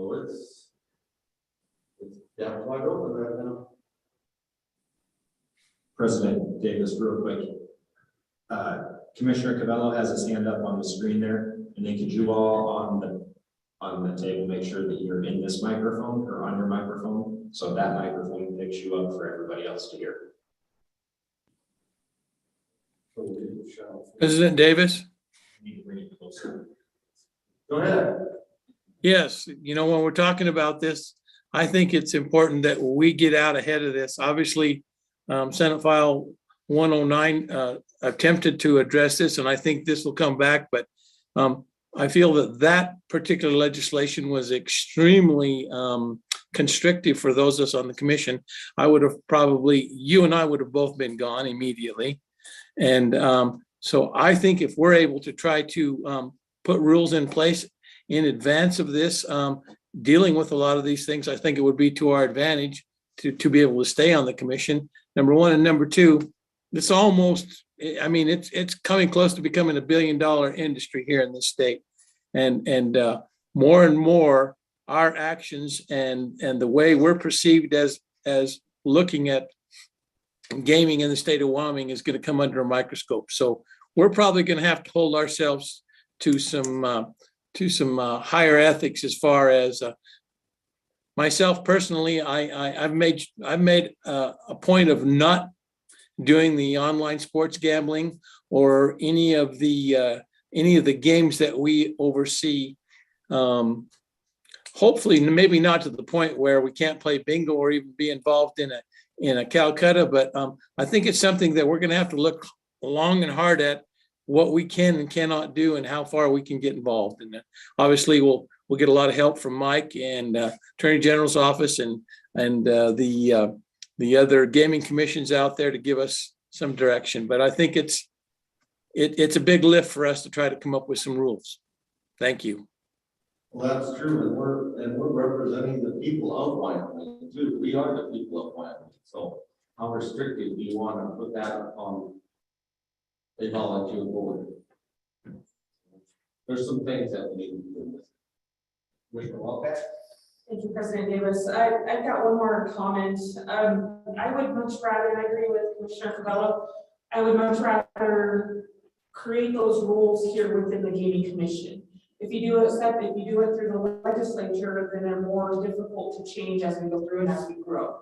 So I think that this Wyoming Gaming Commission, we need to assert our regulatory authority and promulgate those rules so that it's going to fit us and fit us in the future as we grow. So I'd much rather do it here, and it is something that we need to do before this next session. So I would recommend we do get on it as soon as we can. But it needs to be thought out thoroughly in addition to many of the other changes that will accommodate us as we grow.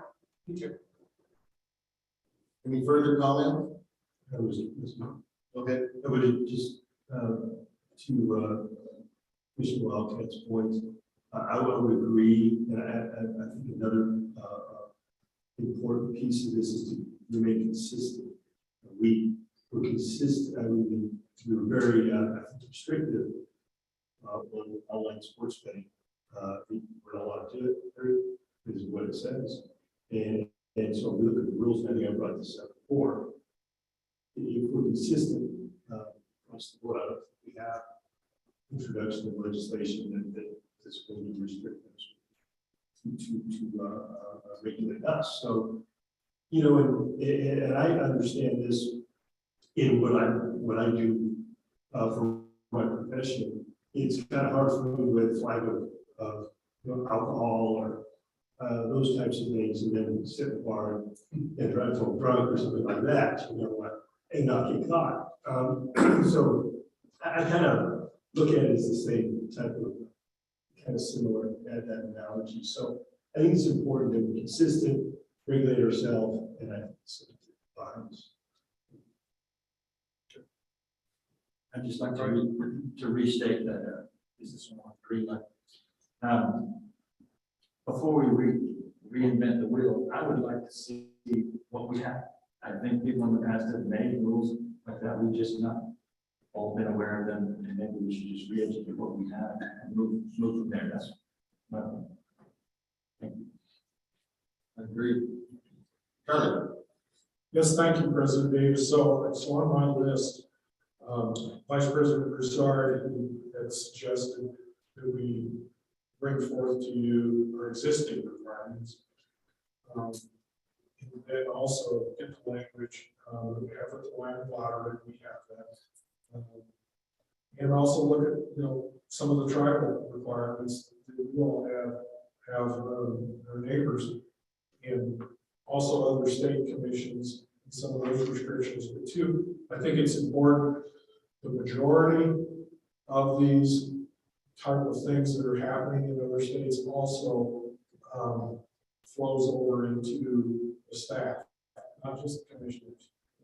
It goes down through the range of file. So just so you understand, that's the direction, and then try to stay out ahead of this and get this information pulled together for the next meeting so we can have a well-educated discussion, where you are, where we want to go, and how to proceed. Any further questions on this? Okay, next, legislative update. Up to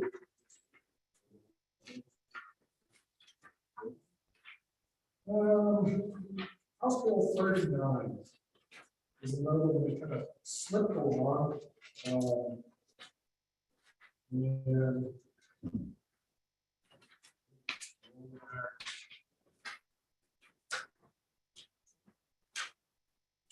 Rollback 11.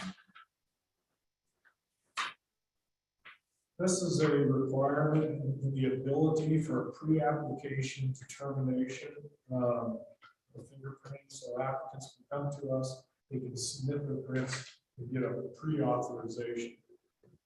Interesting enough, what came out of this is this does not apply to the FBI. This only applies to, there was some language that was omitted, which would be the reference to 719-201, which references the FBI checks. So this is only applicable to the WINS state fingerprint background, criminal history report. Commissioner Pacheco, you know what I'm talking about.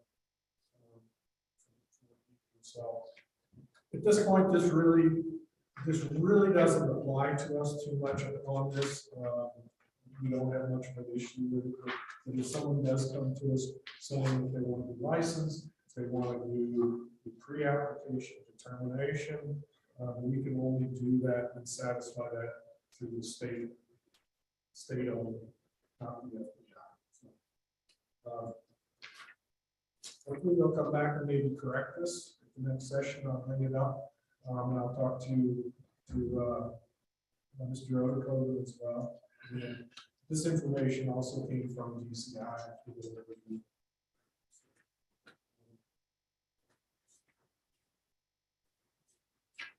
And the final one,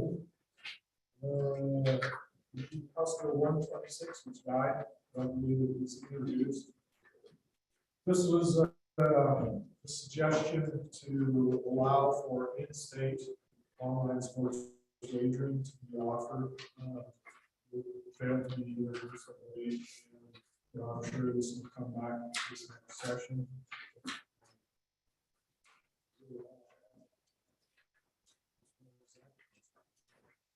Are there any further questions for Commissioner from the Commissioner? If not, we are going to take a 5-minute break.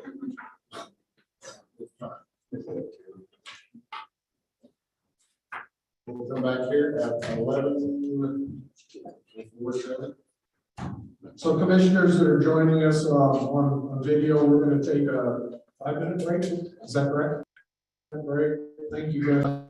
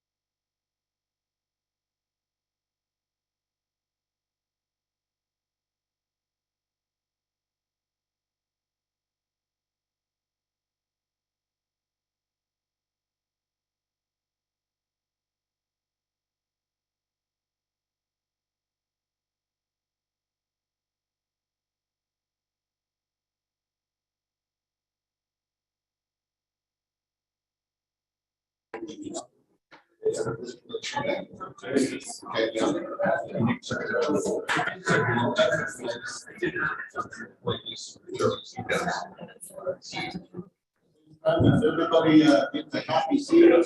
Ryan, if you want to come up front there. Anything to need to address and concerns here?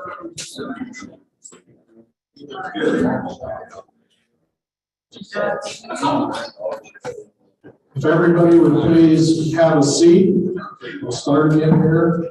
A few of the commissioners that are on the Zoom call have brought to my attention again, please speak directly into the microphones for this to work properly. You're having a very difficult time actually hearing me, so thank you.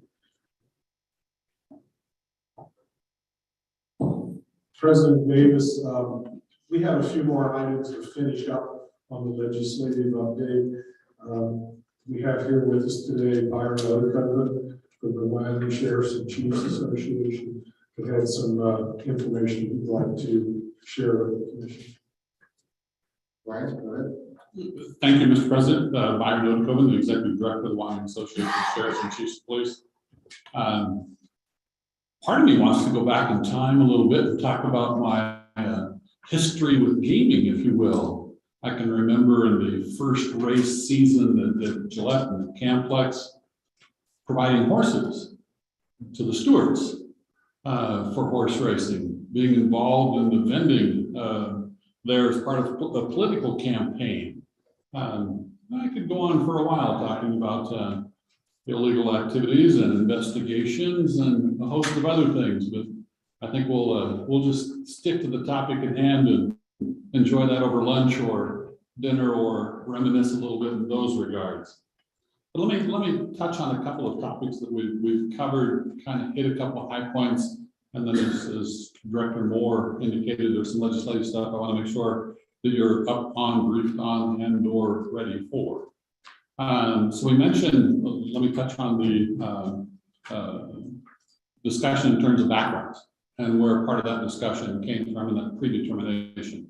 So part of that had to do with, say, the medical board in terms of a college student wanting to say, hey, if I've done this bad deed at the age of 18, 19, 20, and now I'm looking at another 4 years of college, is that bad deed going to preclude me from getting a license when we get done?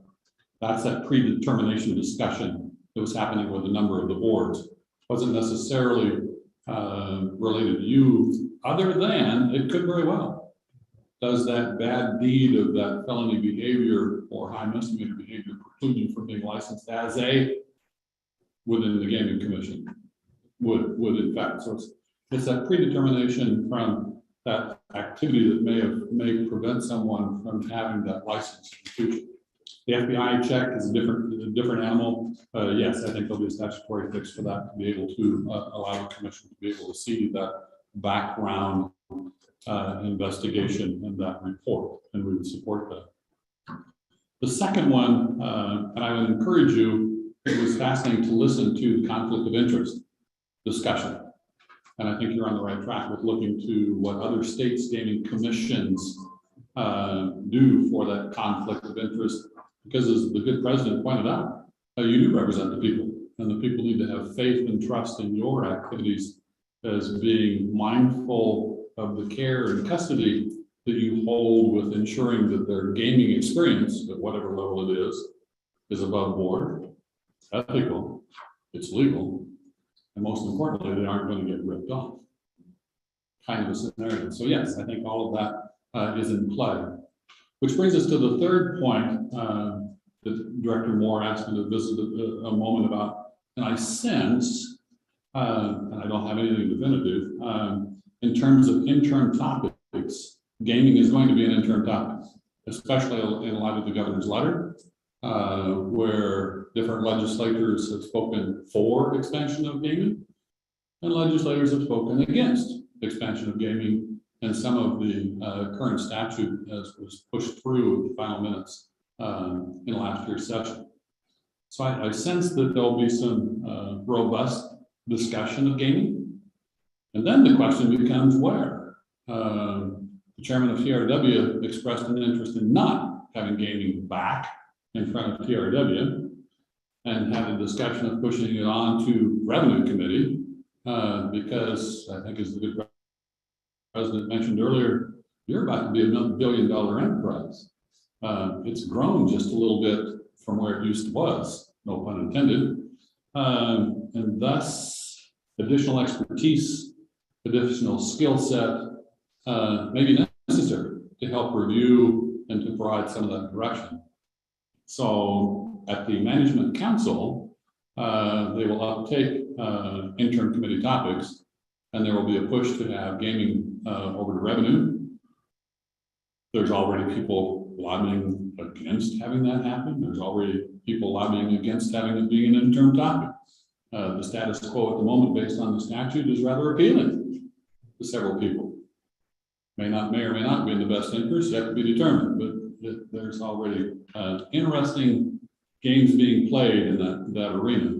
But I would think it may be in your best interest to have that discussion, to provide some of that legislative support, review, and direction on gaming in Wyoming. Because as you point out, this is a very new industry in terms of the expansion. It's probably one of the greater expansions the state has ever undertaken at this magnitude in this time frame, with the least amount of pre-work, pre-doing, pre-whatever you want to call it. All of a sudden, now we have gaming in a bigger venue than we ever thought we were going to have. So I think it may be in your best interest to solicit and support that interim topic review, whether it ends up in revenue or TRW, for the direction of gaming for the future. Mr. President, I'd answer the questions. Any questions? Thoughts? I think you're very right, Brian. I think this is something that is looking at square in the eye. And we need to meet it head on, just like we have everything else going forth.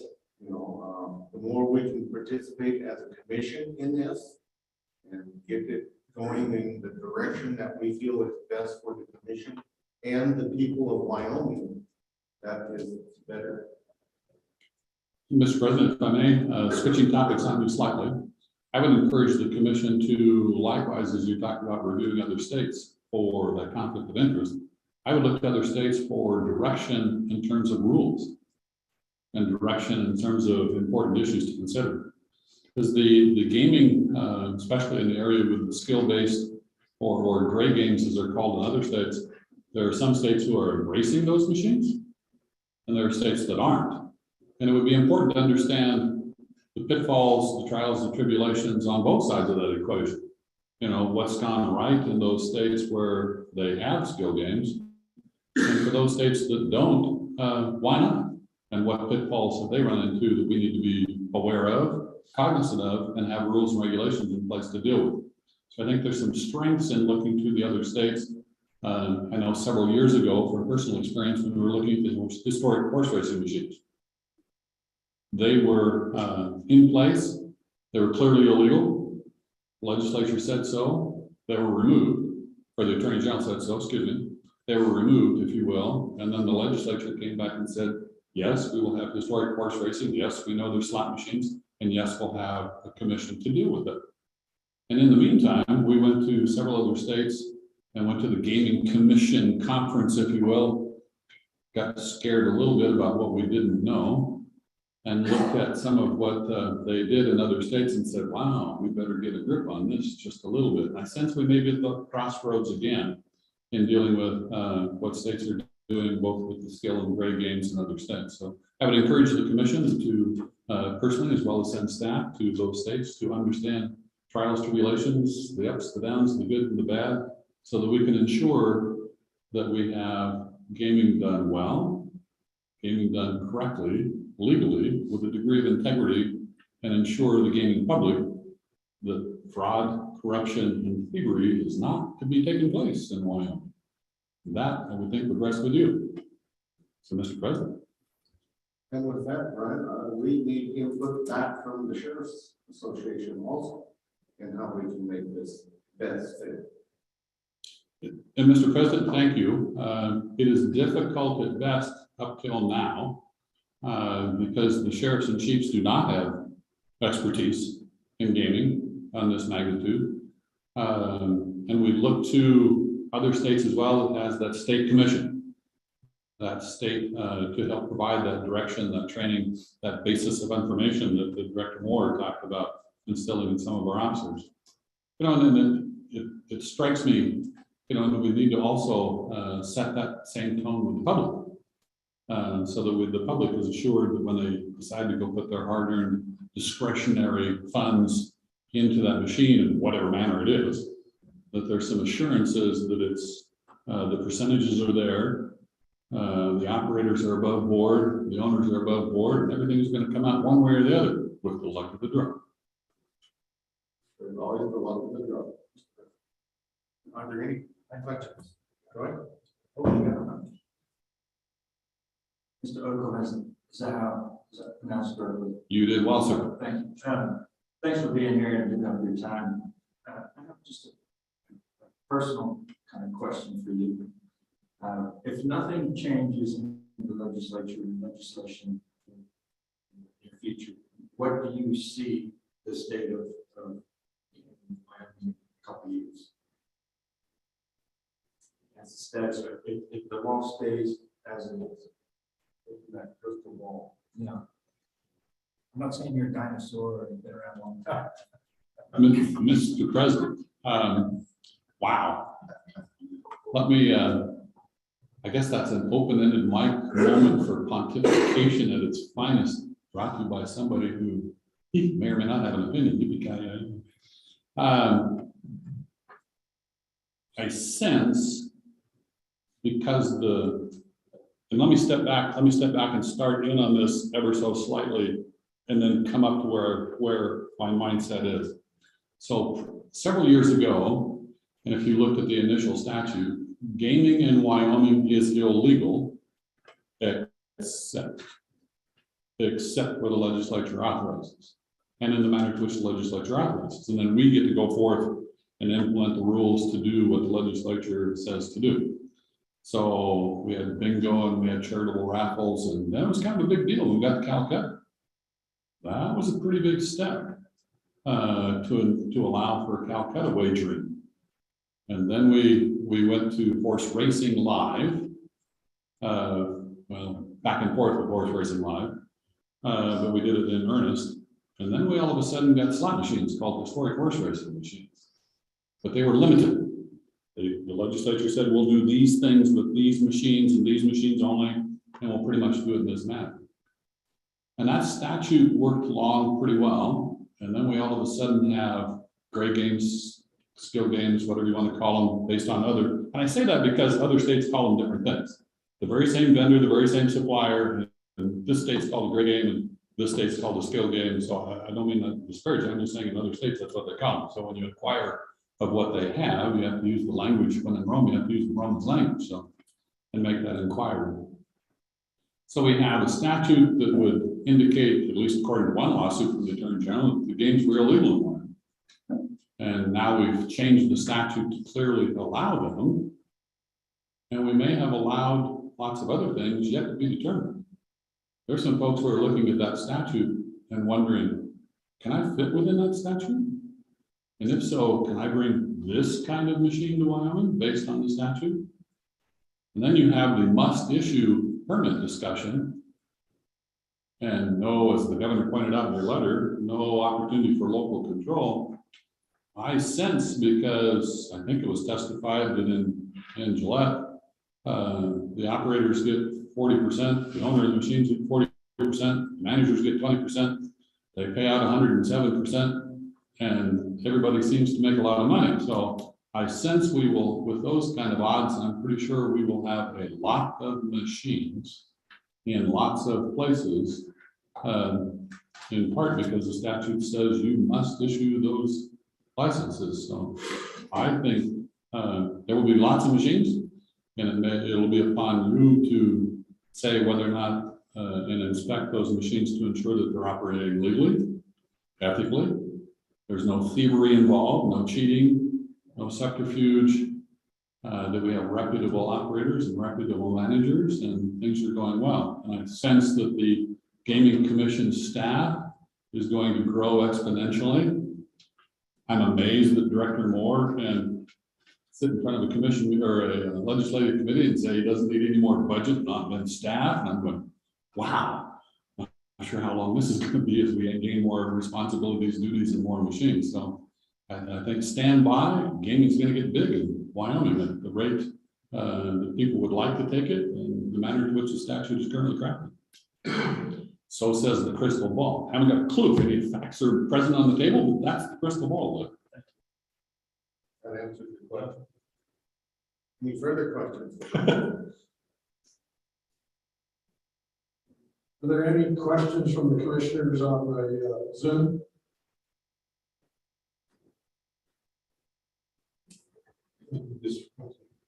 Go ahead.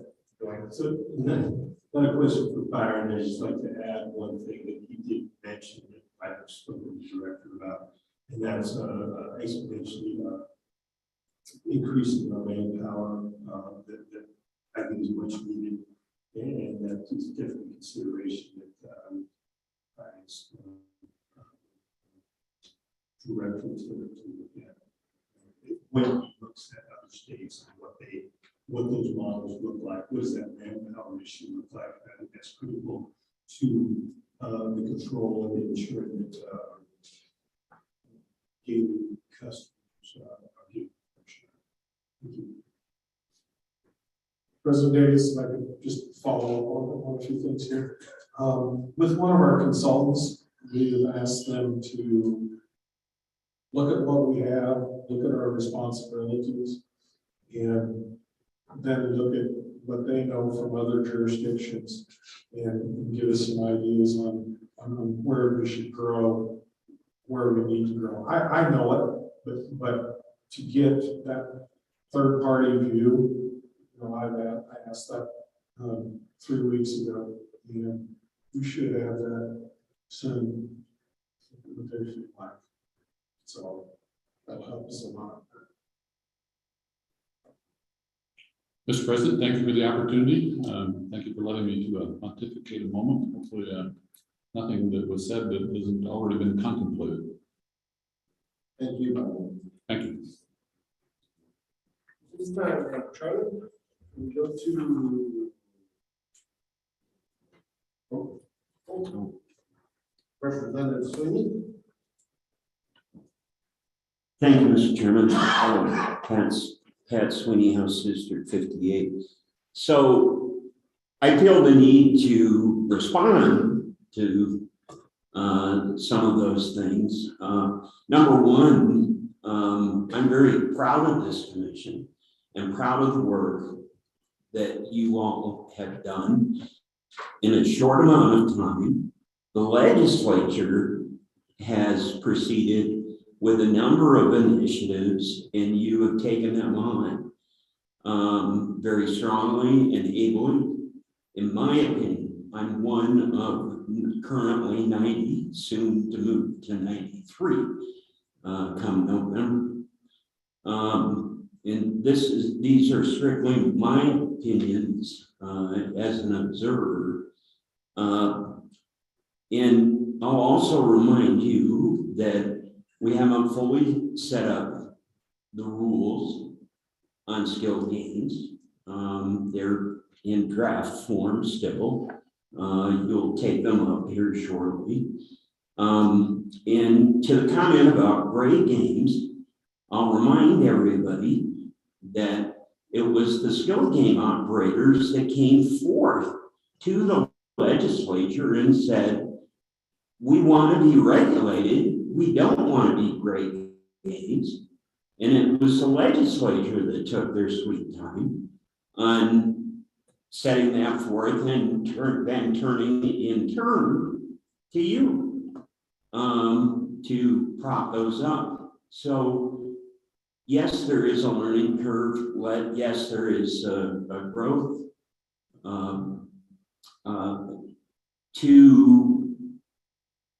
I guess I also am concerned what direction management council will take with the gaming. Now, thankfully, due to the Scribner's error, you're back to being the gaming commission, thankfully. Yeah, and we have law enforcement, thankfully. My view on TRW and revenue. So I was in the room for both those discussions. I don't know where management council will head with that. I am concerned of opening the entire gaming issues up during this interim. Some want that. Personally, I do not. I believe that the commission itself has the ability to try to regulate and oversee through rules, some of which you haven't adopted yet. On the expansion issue, I have not seen the governor's letter. I just did read the governor's letter on his dissatisfaction or on the expansion issue, but I do think there's ability, from what little I understand of all the processes, for the commission.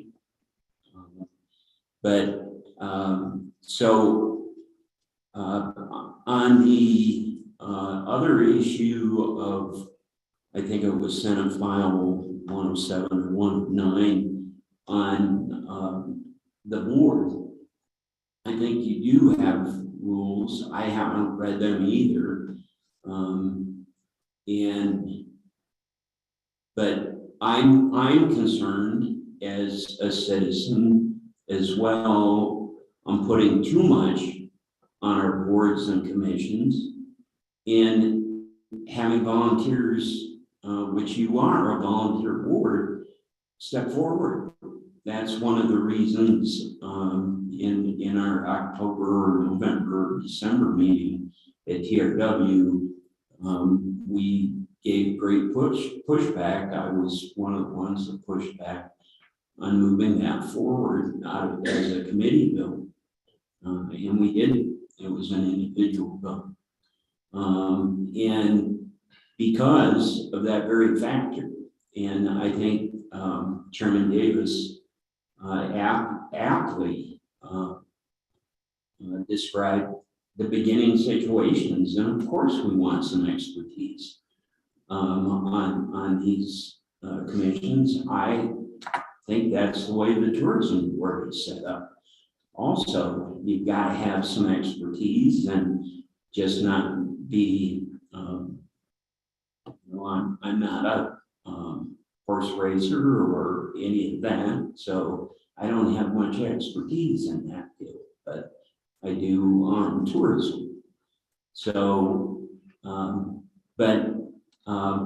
as far as I'm concerned, I think, yes, we probably need to get out in front of some of these as a commission on regulating yourselves as a commission. But I think you've got a great director and a great staff that advises you, and I think I would leave it there, but I will more than gently push back on the notion that we need to open this wide up and let the revenue committee study it again. I don't think the time is right. We need to get the skill games finalized, set up, and then let the commission have some breathing room, in my opinion, to get things set up and get things going. So are there some minor changes on the judiciary might need to take a look on, including the FBI, that's not my area of expertise, but I know you've got a director that goes to these national conferences, hears these different things, has a great commission and great staff. So to me, that's kind of my 2 cents, which is much more than 2 cents. But appreciate the commission's great work, and I think your staff and commission have done a great job. So Thank you. Are there any questions from the commission? Representative Sweeney, how about you guys up there? Sure for it. Mr. Sweeney, in all of the discussions that you were involved in during this session, was there a rumor, or I think this is all it was there any talk about having a gaming commission and a paralegal commission? Instead of just one commission, such as us, a gaming commission, in charge of the paralegal also. Was there any discussion of that with you in your groups that you recall? So, Mr. Chairman, Commissioner, I heard some rumbles, but nothing in committee that I really heard. I will watch closely next week at Management Council when they take everything up, but I would doubt there'd be any appetite at this point. But hey, again, I'm one of 93 that typically is in the minority on some of this stuff. So, but we thank you for your support and discussions with us when you come. So very much appreciate it. Appreciate it. With that, are there any other questions? Thank you. Hey, Charlie. Do we want to go to number 5? Do we want to start the rules, or do we want to have a, where do we want to go with here? Because the time constraints of you being on a meeting at 1, is that correct? Yes, that is correct. If I could take a moment and just do a public service kind of an announcement real quick here. Out there on the table, I believe we laid out there the FBI Teen Academy flyer. I cannot stress to you enough how neat this is. It will be held here in Casper, Wyoming, June 11th. It will also be held July 9th in Cheyenne, Wyoming. It'll take approximately 40 school sophomores through seniors, and you spend a day with the FBI, and you can pull back the curtain a little bit, and it's just such a great program. So as you walk out today, grab one of these, scan it, circulate it to anybody and everybody. It's just a great program. I am a member of not the teen academy, but I'm a part of the Citizens Academy and went through that program, which is like an 8-week program. So it's very important. And then to follow up on something, Gaming Commission is a law enforcement agency.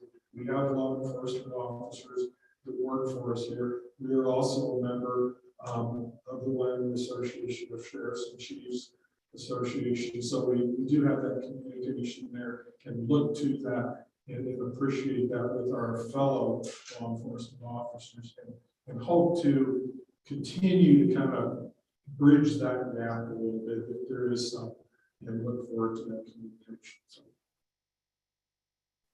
to your question. And with that, I did get that to the school as soon as I got it off the press. That is absolutely fantastic. So they are aware of an Army community.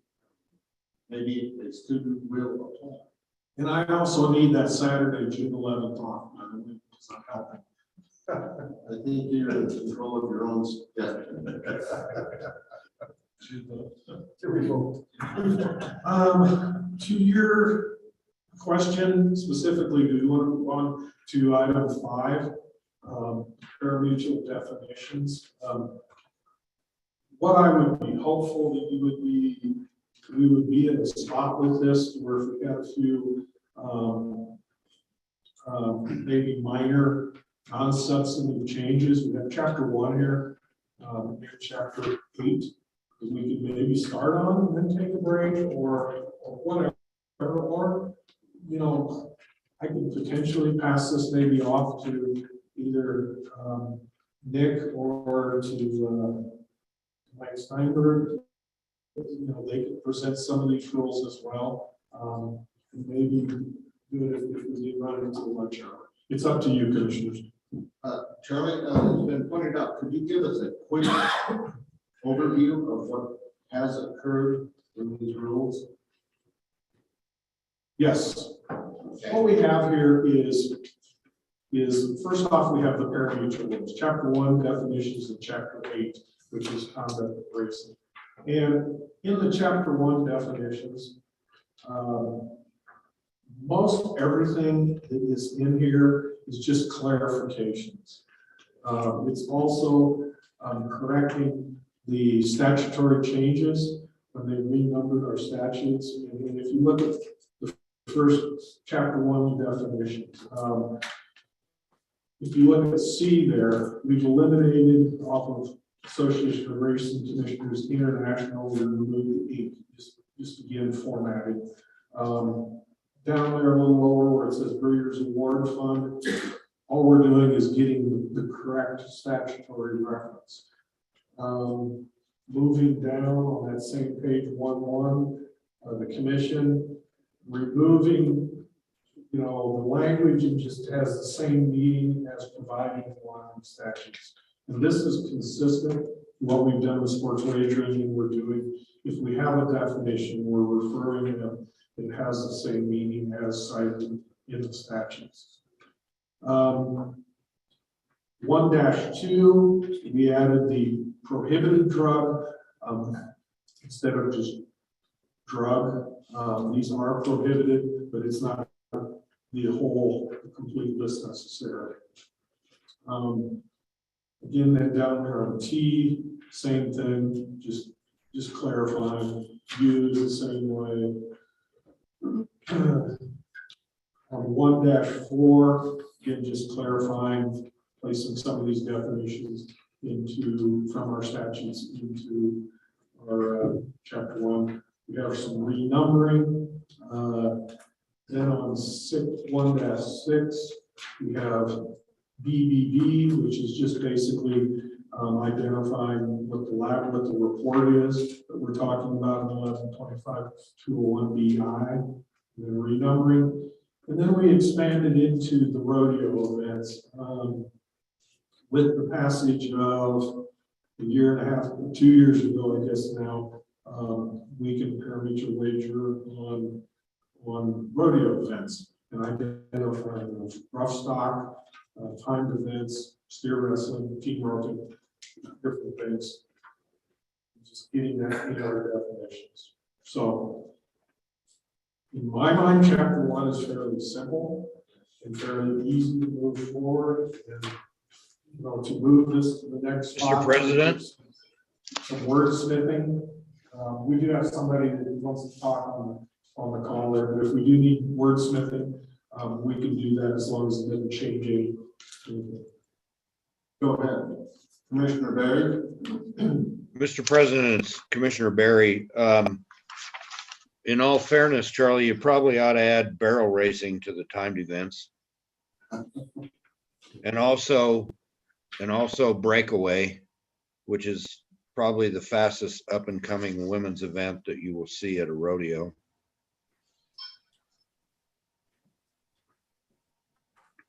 I totally agree. Mr. Chairman? Go ahead. Sure. Where does ranch rodeos fit in? They're becoming bigger and bigger all over the country. Where does ranch rodeo fit into that? that what your question was? Yes, I mean, they have all the different events, but they're coming bigger and bigger. And, you know, they're very popular.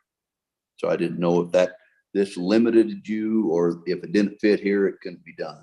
That's where I was going with it. I don't know if that's ever really been identified as a pari-mutuel event, but you know, that's an interesting thought, because you have teams competing against each other at almost every county fair now. Yep. And, Yeah, state fair events, they're all over. I didn't know, but they maybe that you didn't want them in there, but that's if you want to. How does the commission feel? Do we want to add the kind of like cornhole? Yes, we do. It's the online event. You're not aware of that? Got to get out. It's a sport. But yeah, that is a really valid point, and it is really growing. And a lot of times it's the alternative to the rodeo at some of these small fairs. And there's an state association, there's a national association. I mean, it is bigger than a person thinks. Thank you.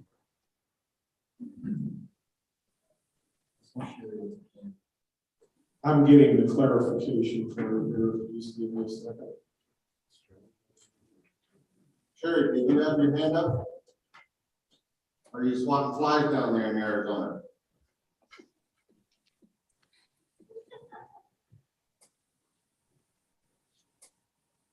We can't hear you. Professional rodeo. Excuse me, sorry about that. I thought I was on, so. To answer a couple, President Davis, if I could, just to answer some of the questions here. A pari-mutuel event is identified in Wyoming statutes. And as far as it lists thoroughbred, other approved races, harness racing, cover racing, chariot racing, chuck wagon. Then it goes on to say professional roping and rodeo events. So, you know, how we have approached this for a number of years is as long as it's a PRCA event. I believe that is correct. Isn't that right, Dr. Barrett? You can maybe. As far as the rules as they exist, I think that's correct. But going forward, I have to agree with Commissioner Rithaler. I think we need, we're going to be faced with people wanting to wager on these amateur events. And so I think we can't limit ourselves to PRCA events.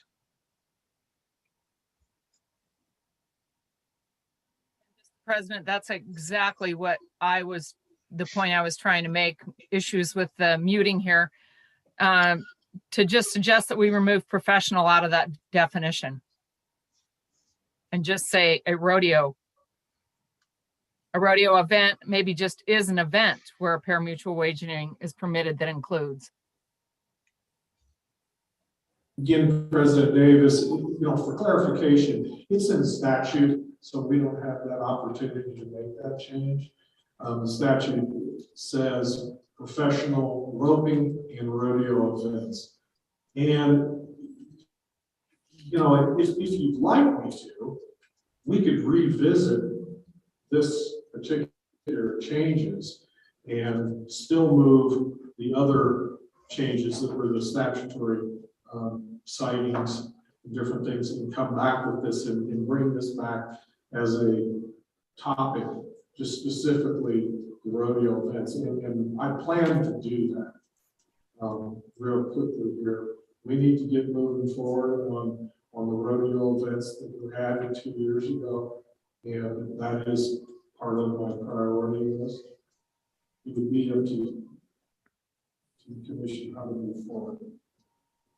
How does the commission feel about that, going ahead and moving this forward and revisiting these new options? I would be in favor of that. Would you like to make that in the form of a motion there? Or is that what we're looking for here, Chairman? Yes, I think that would be fine in a motion. Motion could be approving or authorizing to start the rulemaking process on chapter 1 with the exclusion of the rodeo event.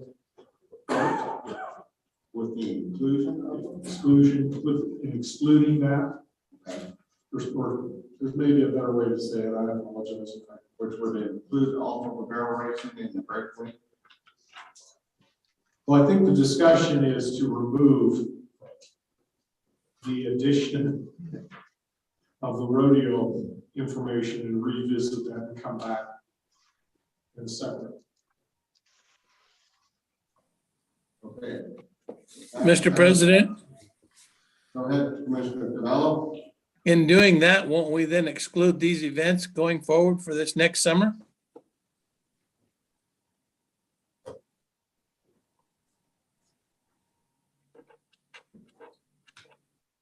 I think not, but I think Mr. Taylor is looking into this a little bit.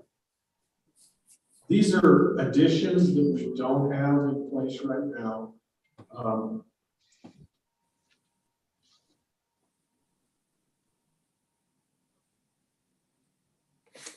We want to make this a lunch assignment for Mike to come back with an answer. President, that would be helpful.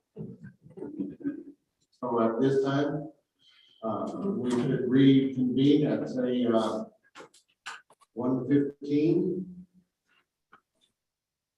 and take a lunch here. Okay. That be acceptable. Is there a motion? Do we need a motion? We're adjourned till 1:15. Everyone that's joining us on YouTube and commissioners that are on the call, we're going to adjourn the meeting and reconvene at 1:15 today. Thank you.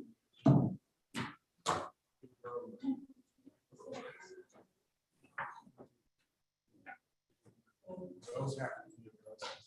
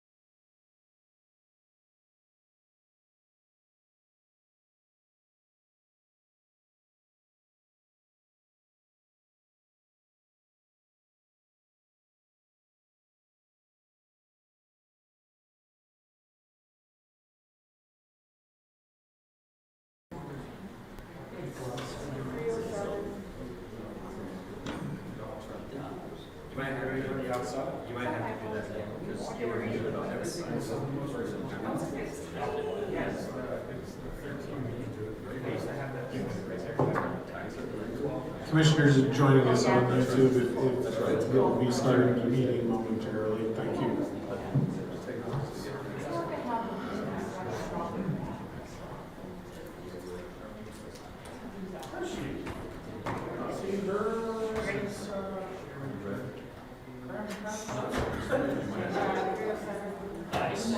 Let's do this.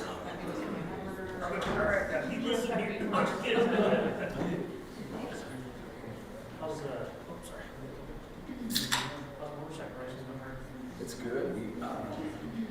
So. There you are. We've got, this is our last year.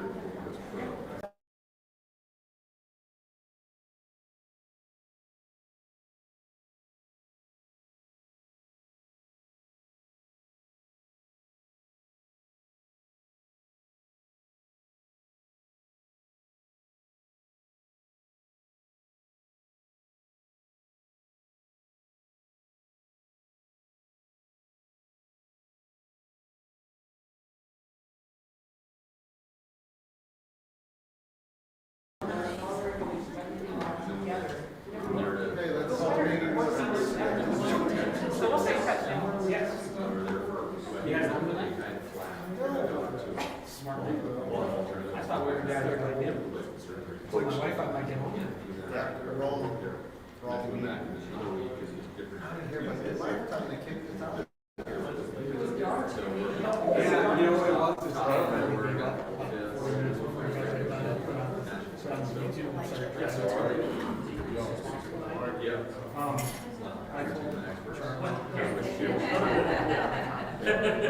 Yeah, no, he does get sponsorship. He goes to the next two sessions.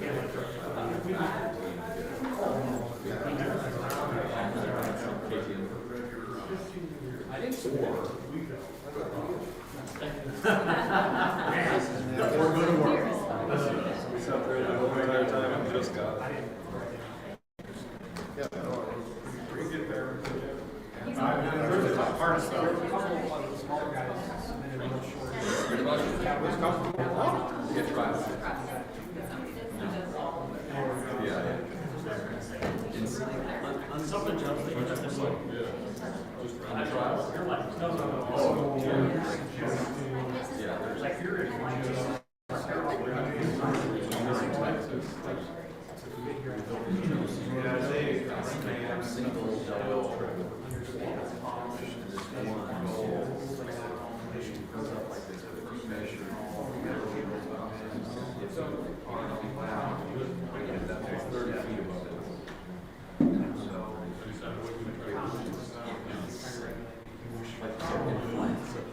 the air.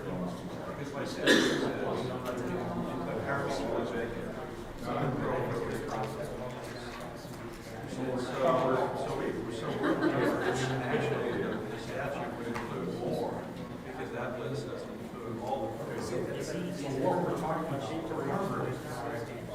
what we've added here. So you have last in there, so It's the same.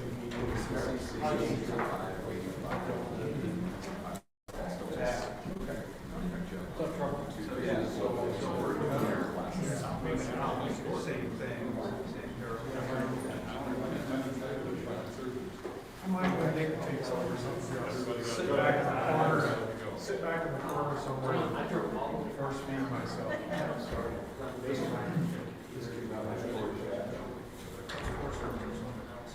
Is that mine?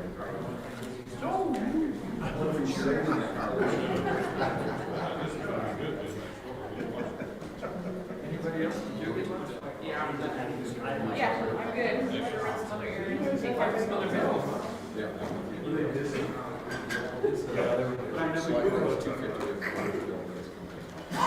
I learned a lesson that I already knew. Too slow. Should have called it in.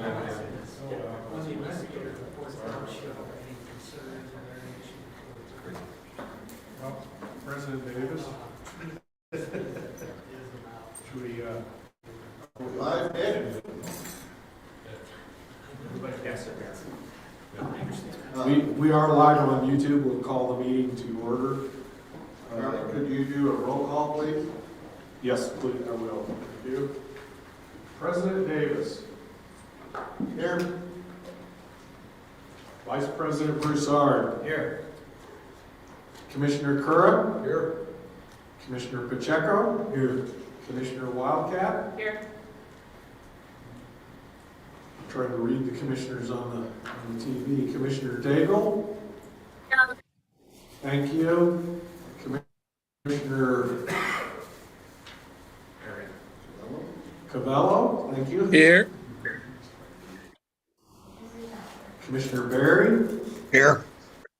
thank you, and Commissioner Riddler. I'll get it right. You're close. I'm here. Yeah, Ruben worked too. There you go. Thank you. We do have a quorum, President Davis. Thank you. For everyone that is joining us, the commissioners that are here in the room are still trying to get their food. They had some delays in bringing that, so they are eating while we're conducting the meeting. So, Do we want to address Mike's homework project first? Since he's got a mouthful. Thank you, Mr. President. Yes, and I went back and looked at it, looked at the statute, looked at the rules. You know, essentially the statute does define what is included as a parimutuel event, and parimutuel events do include professional roping and rodeo events. With that, the commission could accomplish everything that it needs to accomplish just using the statute. And in order to, I suppose, eliminate any confusion, you could strike that portion of the rule and then just refer to the statute and you're fine. So the portion right there where it defines rodeo events, just recommend removing that from the rule, and you can still accomplish the same goal. So basically what you're saying is strike the definitions down below there and just stay with the statute. Correct. Strike the definition of rodeo event, and then you're fine. Okay. That is all. Thank you, Mike. An excellent job. And thank you for lunch. Okay, with that, Charlie, can we, what is the proposed action?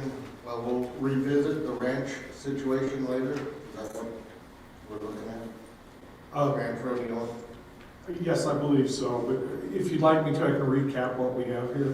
If you want to, and we can move this on. Yes. We're talking about Chapter 1 definitions. On page 1, we would go ahead and make the changes that were submitted by staff. They're all clarification. Chapter 1-2, again, we would accept those changes as well and move forward. Page 1-3, there were no changes. Page 1-4, the definition of what a parimutuel event is included in QQ, and so that covers us as far as rodeo events, any parimutuel event we have. On page 1-5, accept that change that's down at the bottom there on the Wyoming brace. Also on page 1-6, we would include and move forward with everything down to including EEE, and then delete FFF and all of the subparagraphs to that. Then page 1-7, accept the changes that are there. So do we need a motion in order to move this forward here? Yes, I prefer to have a motion to move this forward with those changes as noted. Is there a motion to move Chapter 1 definitions forward? President Davis, so moved. Cactus. Thank you, Cactus. Is there a second? I'll second that. Thank you, Dick. Hearing any further discussion? Hearing none, call for the vote. All in favor by signifying aye. Aye. Those opposed, same sign. All right, Charlie, let's go to chapter 8, conduct of races.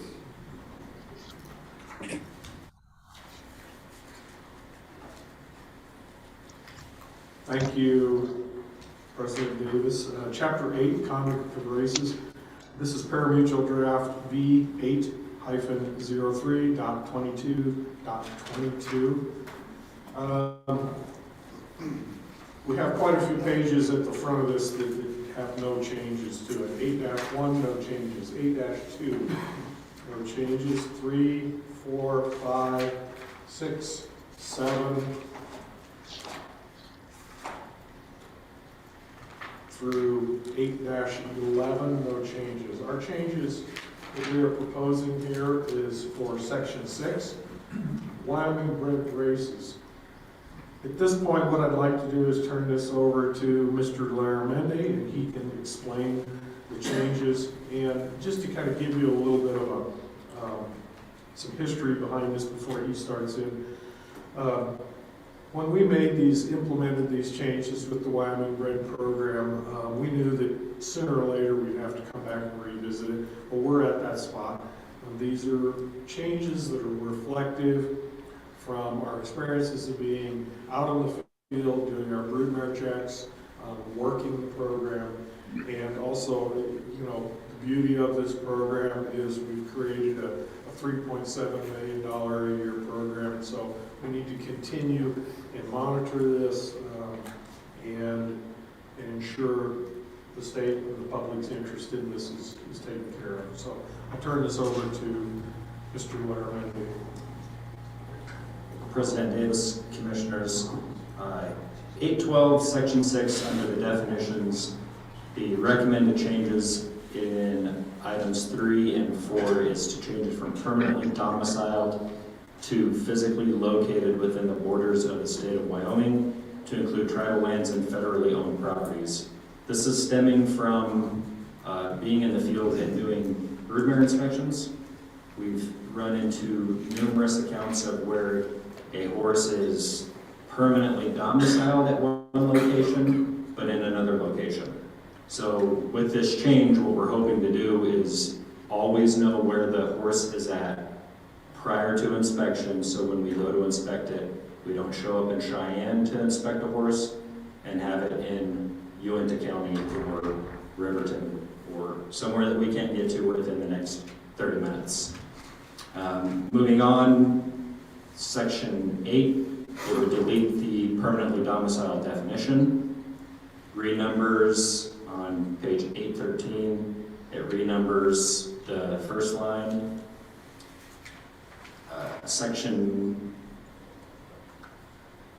Sorry, I'm trying to work two screens here at the same time, so I got it. Thanks. On page 813, the second group, it includes a reaccreditation process. Once a horse is found in violation and they're suspended from the program, this would allow them to be reaccredited and defines the reaccreditation. With that, it includes the reaccreditation fees of $400 for the broodmare and $400 for the stallion to be reaccredited into the program. On page 814, B, it changes the wording from permanently domiciled to physically located. Again, that goes back to having a horse that could be permanently domiciled at one address, but physically located at a different address. A, same thing, to change it from the permanently domiciled to physically located. This one is kind of important too. It says that the mare owner shall certify the location where the mare is physically located and where the mare is going to foal if different from the certified location. The certification shall be submitted to the state bred registrar in writing. One of the other things that we've addressed in these rules is having all movements and everything done in the Wyoming Grid program be done in writing, not a telephone call or anything like that that can get lost. You know, the program has grown, like the director had mentioned, it's $3.7 million this last year. This is a very large program, and it's very important to make sure that we have all of our T's crossed and our I's dotted. B, it just included the in writing to notify the state registrar in writing prior to leaving.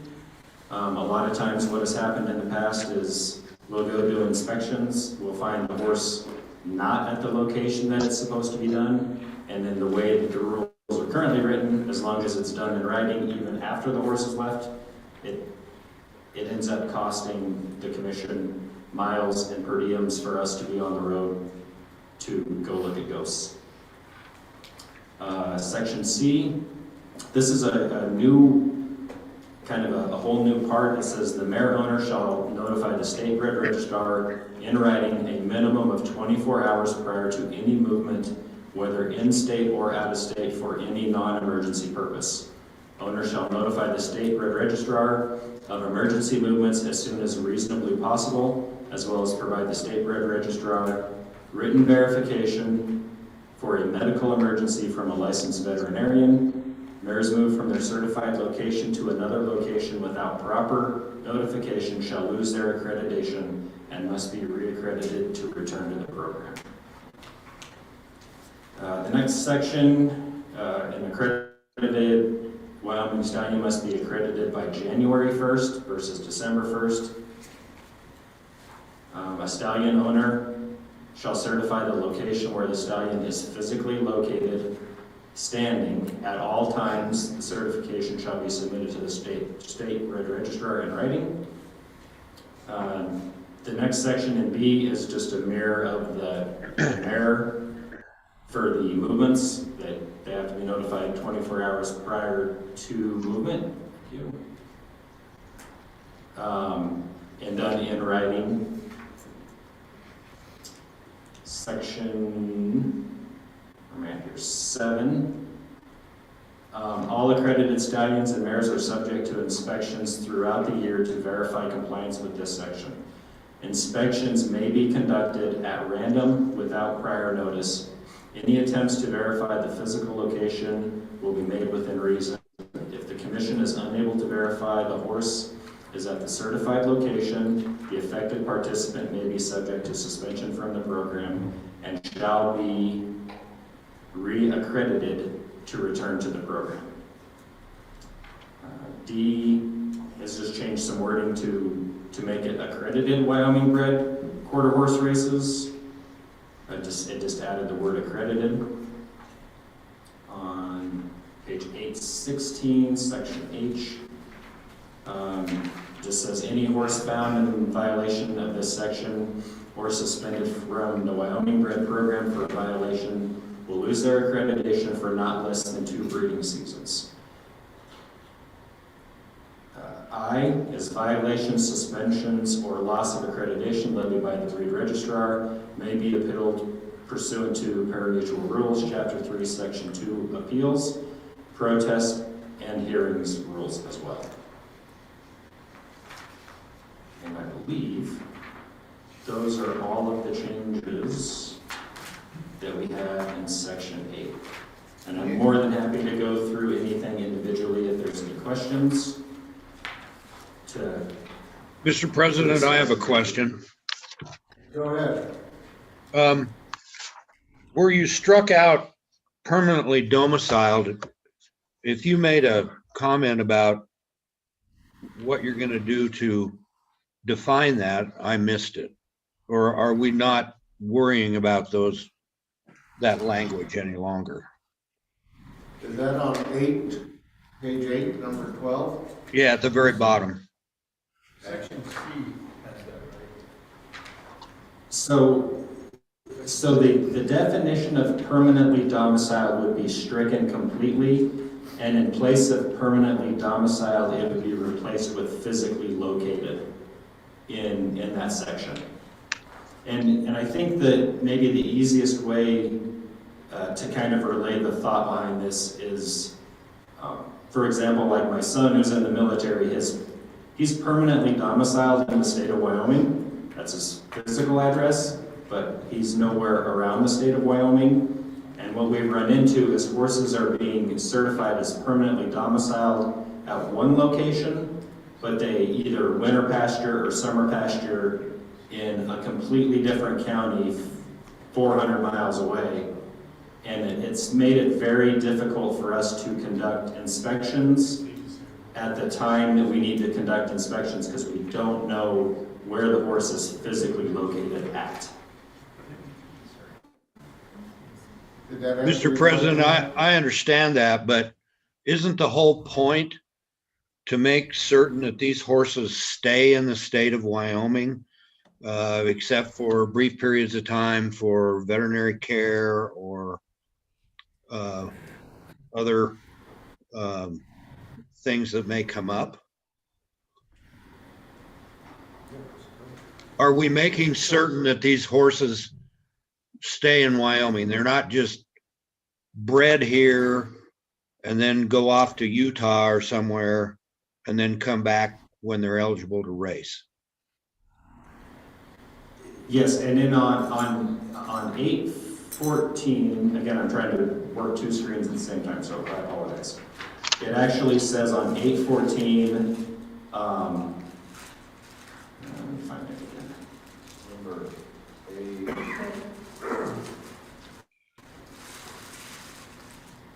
So 8/14 section B, it says physically located within the state of Wyoming.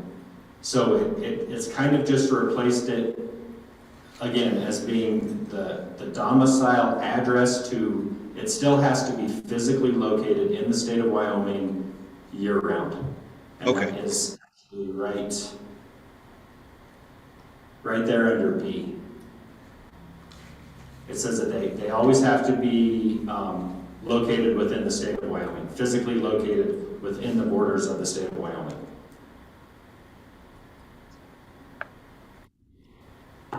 Okay, that designates a recipient mare, but does that designate all mares? Let me go down, find the other one here. If I can jump into, to help clarify that, if you look at 8-12, an accredited Wyoming brood mare is a female horse mare used for breeding purposes and physically located within the borders of the state of Wyoming to include tribal lands, federally owned property. The next line down, an accredited Wyoming stallion means a male horse stallion used for breeding purposes, physically located within the borders of the state of Wyoming to include tribal lands, federally owned property. So with that, I think that gives us the guidance that we need to where we do not have to have a standalone definition of physically located.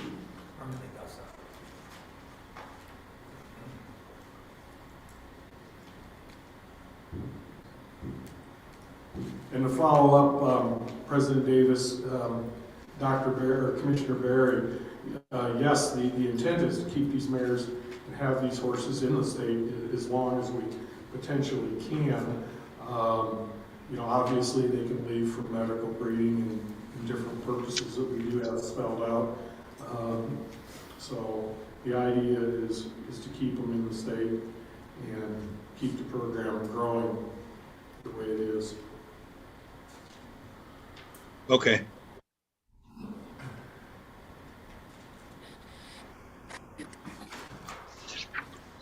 And again, just to follow up to President Davis, if I may.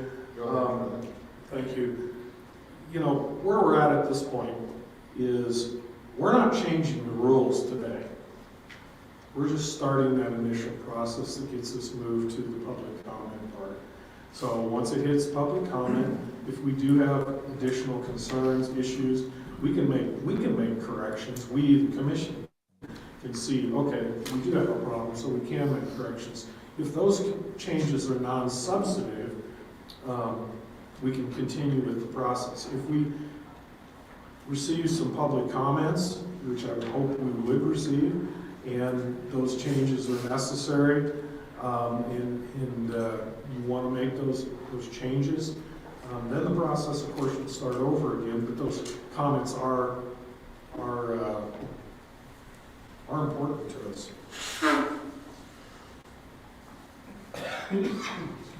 Charlie, I have one question here with the stallion. How it's spelled out is similar to the mayor. But then over there on C, it says an accredited Wyoming stallion must stand the entire breeding season in the state of Wyoming. Is that redundant to what you have down here? A stallion owner shall certify the location where it is physically at all times and certify. No, I don't believe so, because President Davis, no, I don't believe so, because the accredited Wyoming stallion, first off, has to be physically located, but then also when he is breeding or standing, as the industry calls it, he has to be in the state of Wyoming too. So I don't think it is redundant. Maybe as we go through this, if you move it forward, if it's, as long as it's not a substantive change, you know, we can make those corrections as we move forward. Yeah, I just had one more thing on that, Charlie. How long is the breeding season? It's a year, President Davis. Thank you. Yeah. If we turn over to page 8-16, something else that was brought to my attention that I missed this early on in age. It says not less than 2 breeding seasons if there's a violation. You know, we have to have a specific. It either needs to be 1, 2, 3, whatever, or, for that. And Mr. Taylor, maybe you can respond to that and explain.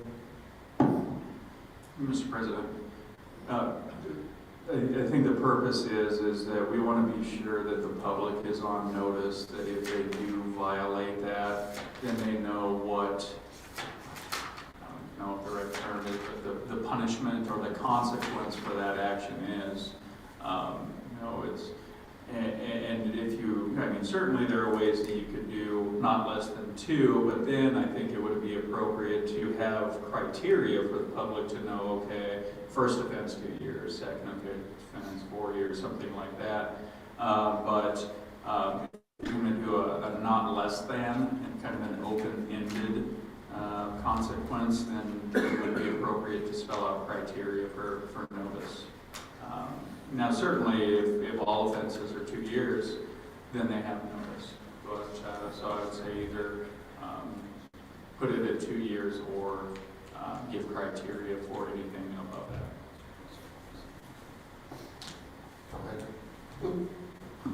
Thank you, President Davis. I completely agree with that. I think there's any repeated infractions that it should increase the severity of the punishment, so no less than 2 years would be general. The other question that I did have, it talks about reaccreditation. Is there a particular process within this, or is that an internal policy about reaccreditation and what an owner has to go through to get reaccredited?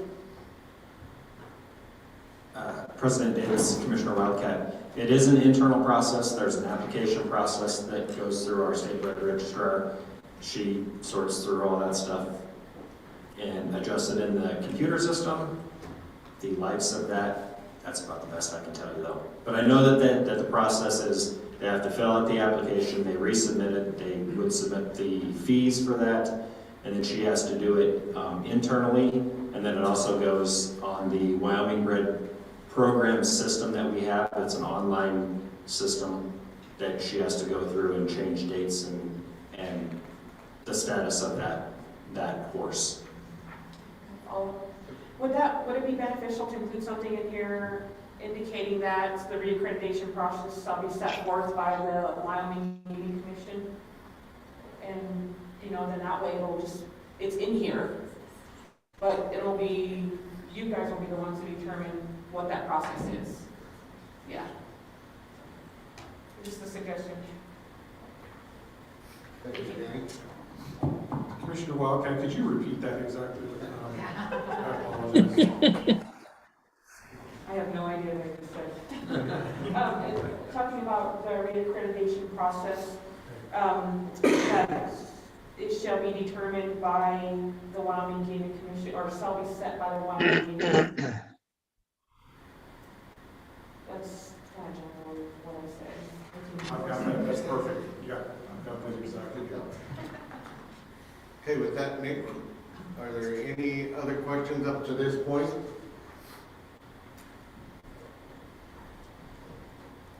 One last thing, if you turn to page 8-26. This is a non-substantive change that was brought to my attention a year ago. It's just a deletion of that language. Somehow we got double placed in there, so it's a minor issue that needed to be removed. 8-26. Okay. It was duplicated. Is there any further discussion on chapter 8?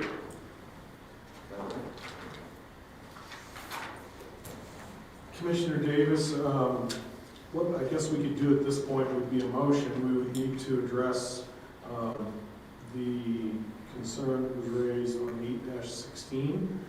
H, do we want to say it's just 2 breeding seasons, or would you prefer me to come back with some clarity on that? I think if we can move this forward, we can get clarity at the final reading. Is that what you said? Mr. President, Mr. President, do we want to move forward with 2 breeding seasons specifically, and then at some point in future rulemaking lay out criteria for multiple offenses? Or I think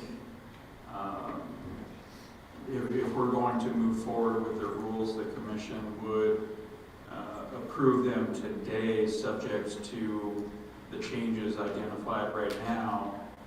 And then those changes would be made and they would go to the governor's office for approval. Or would the commission want to see revised rules and then approve them at another meeting? Go ahead, Annie. President Davis, is there a way that can be amended and changed to give the authority to the commission to determine those disciplinary actions contingent upon severity or number of infractions? That way it's not specifically set in the rules, and if as this industry is changing too, those can be changed also. I'm the type of person that just, you guys are our experts too. So some things, yes, we need to put in rules, some things we don't need to put in rules that can be more internal. But is there something that we can do to change it instead of setting this set punishment here in this? Mr. President, Commissioner Wildcat, certainly there are other areas of the law where the language would be will lose their accreditation for no less than 2 breeding seasons. The suspension or the time to be determined by the commission, and that shall be commensurate with the offense or something like that, and then that way, it's up to the commission, but it still has to be appropriate based upon the circumstances, something to that effect. And then I think that would be appropriate. I mean, that's how this commission handles, say, suspensions. Say some jockeys have a hazing incident like they did in the past, we would look and say, okay, is this their first offense, second offense? And so that's how we do that now in those types of situations. And so certainly you could just revise the language to leave it up to the commission, but of course, it has to be appropriate under the circumstances. So we can put a minimum down and then let the commission determine. Because I'd like to see these go forward, but I'd like to make sure that we're not tied into something where you've got 5 or 6 infractions and then they're going back to, okay, it says no less than that. Go ahead, Troy. So just to be clear, Jenny, you're saying for a second infraction, is that 2 years for the first infraction and second infraction to be determined by the commission? Is that what? Yeah, So if there is a second infraction, or something more severe, but it be determined, it doesn't have to be outlined in the rules, except for, I'm trying to follow where you go. Yeah, we can set, I mean, there's several different options we can do. We can set the basis and then a foundation for the first infraction, and then the penalties can go up from there.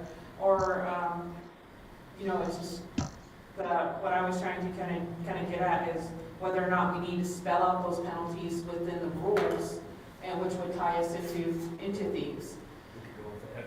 Yeah.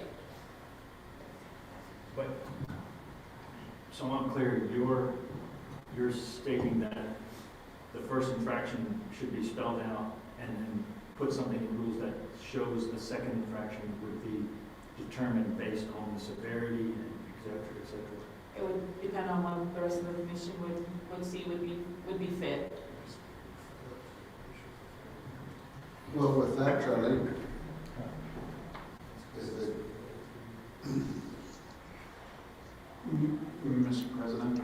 Yes, go ahead. Again, talking to Charlie, you know, potentially, you know, this could be an instance where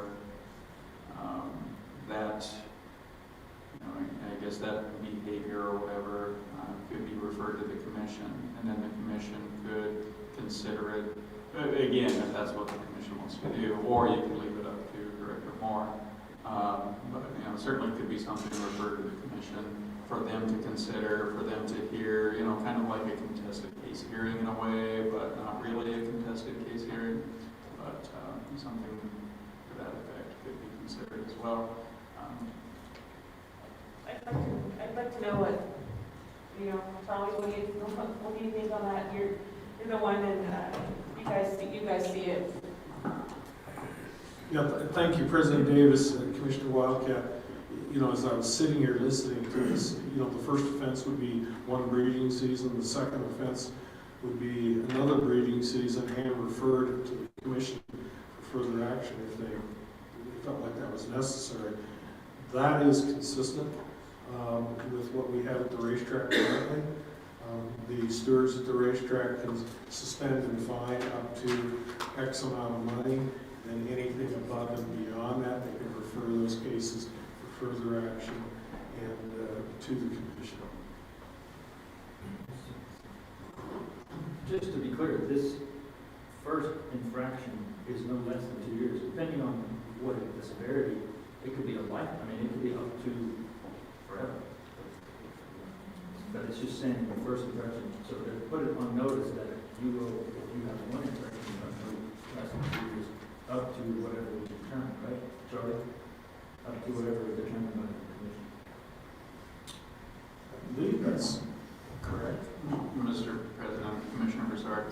Yeah, I think so, and you can still use that no less than 2 years, you know, based upon the circumstance, or as determined by the commission. Certainly, you could word that in a way that, and then of course, you know, appropriate based upon the circumstances or the severity.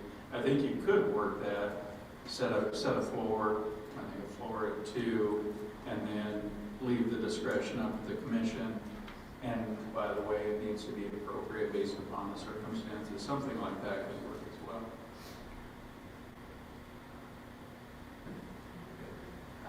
Just real quick, sir, President Davis. So the disciplinary action schedule as developed by the staff of the gaming commission, as approved by the Wyoming Gaming Commissioners? Would that be something that would work there, as if we like took Charlie's schedule into account, the first infraction, the second infraction? There's nothing stopping us, or is it listed anywhere else in any of our other roles that it's gotta be at least 2 seasons? Mr. President, Commissioner Wildcat, no, it is not. At least I don't recall, and Charlie can correct me if I'm wrong, but it is not. So if we started at, if we even took this into account, doing the 2 seasons, starting off with 2 seasons, and then we can go up beyond that, and then as soon as you work the schedule out, then you could present it to the commissioners, and then they could approve that schedule. Is that, do you guys understand what I'm saying? I just don't want to be tied into something where you've got multiple infractions and it says, your rules say, okay, no less than 2 seasons. Okay, well, I'm going to do 4 or 5 different infractions, so I'm going to get no less than 2 seasons each time. If we've got a repeat offender, It only states the first. yeah, it doesn't say anything after that. So that's why if we can get a schedule as recommended by the staff, then we can look at that and we can approve that, where it addresses further repeated infractions. From my point of view, if we have a second infraction, then we'll have that conversation. But we also know that it's going to be no less than 2 years for a second infraction. But we would, I think as a commission, would decide, and I'm hoping, I guess, that we won't have a lot of infractions if they know up front they're going to lose 2 years for the first infraction. So it may just be trying to put too much down in the rules when if we put it in rules, then we're tied to it. So that's kind of what. Makes sense. Can we do that way, though? Mr. President. Commissioner Bouchard just pointed out, that the first infraction is 2 years. And then if it comes to the second infraction, that can be evaluated by the commission. Keep it simple. Yeah, we could do that. They would automatically be for first offense, automatic, the loss of 2 years worth of accreditation or whatever the language is, and for subsequent violations, it will be referred to the commission for. The matter will be referred to the commission. Something like that. Would that be what your objective is? Makes sense. What I was looking at doing actually is given a lot of the responsibility back to the staff. I believe that we've got a strong staff here with the gaming commission, and they're the ones that would have the ability to determine that what basically when punishment is going to fit the crime, I guess, so to speak. With the gaming commission, where we are here and we are overseers of the staff. And so I don't think that even some of those things with some of the infractions, repeated offenses, we don't want, and I don't think, we don't have a lot of them, but there's some stuff that we still need to stay at arm's length with in the case that there's any appeals or any type of thing like that. So. Very good point. Is there a way that we can put that back to the staff on the second violation and what their recommendation would be? And we refer to the staff for guidance, and then it's our call, again, not the staff's call. Mr. President, you can certainly delegate that authority to commission staff if you like. I think that needs to be decided first. Is if it's going to be more than 2 years, who decides? You want it to be the commission, or would you like it to be the staff? Well, I believe it should be the staff, because if it's protested, the commissioners would be the one that would be reviewing and hearing the evidence. Correct. And that's not to say that if the commission makes a determination that they wouldn't have an opportunity to request review or hearing after that as well. So they would still get due process, and somebody would hear their case and decide whether or not it was reasonable under the circumstances anyway. So, and certainly if you want to delegate that authority to the commission, you can say, it'll be reasonable based upon the circumstances, but no less than 2 years per offense. So then, if I'm hearing everything correctly, we've got some thoughts still on this chapter 8, that we have a meeting coming up in the end of April, that we could revisit this with the new red line or blue line or green line, whatever you want it. Primary colors. Does that make sense, Charlie? Yes, it does. All right. Mr. President, so is there a consensus on how we want to, I mean, certainly we can come up with a language. Is there a consensus upon, or about who is going to decide the length of the suspension or whatever, for lack of better terms? Do we want that the commission or commission staff? I suppose we can figure that out at the next meeting and we can write the language. Can we do commission staff as approved by the gaming commission? I mean, then, at least you've got both the, so if we did commission staff as approved by the gaming commission, then we can look at it and they can hear our voices if it's too long, too short, or, so that would be my thought. And in that case, the commission staff would bring it before the commission as a recommendation, and then you would either just. They work with that schedule. That sounds good. How about you guys up there? On the I agree. I think the commission needs to be involved. Okay. It's a good idea. Absolutely. Okay. So with that, Charlie, gives you a little homework. Absolutely. Absolutely. No, that's fine. Okay, so then we don't need a motion right now on this, chapter 8. We do not. All right, very good.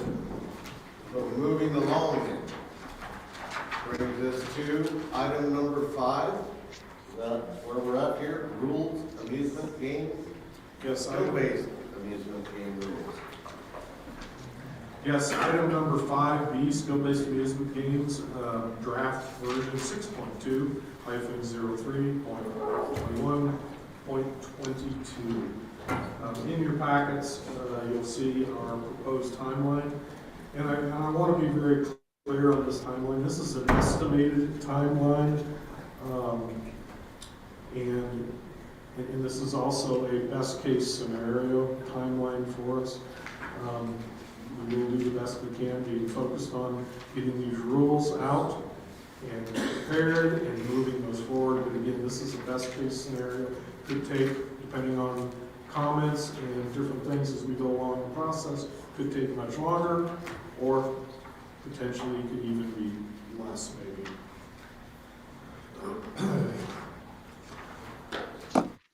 Moving on to the draft that we do have here, we posted this draft the other day on, and it's draft number 03.21.22. I think the goal would be today, this afternoon, to remove the red line and some of the changes that we've put in here, and then once we have done that, we can come back through and hear comments from the public and different people that are participating in the process. Commissioners, I emailed to everyone and our public comments. Did everyone get the comments printed as well that we had? Yes. Yes, commissioners have got those comments. Thank you, Kelly. There's comments back there. Yes. So Charlie, the blue lines are the changes on legislation? No, the blue lines happen to be whether it's David or myself working on this. I'm not sure which one is which. I think I'm the red lines and he's the blue. Is that right, David? And, you know, Mr. Kaler, myself, and David have worked on this along with GLI. I think Mike Robbins may be here online to join in with us as well today. But looking at the draft that you have in front of you, and stop me at any point if you have questions or concerns or issues at this point, commissioners. Throughout part of our process, we realized that, we probably need to define what is a 1/2 wall. So on chapter 1, page 3, we have defined that. 1/2 wall means a horizontal structure measuring from the floor upwards at least 46 inches tall. The designated areas are all approved by the commission. This is just the definition as far as the 1/2 wall. It gives guidance to the operators and permittees. And of course, you know, if they're building walls and doing things, they're going to have to adhere to the local codes. And then the blue is just our re-lettering the chapter.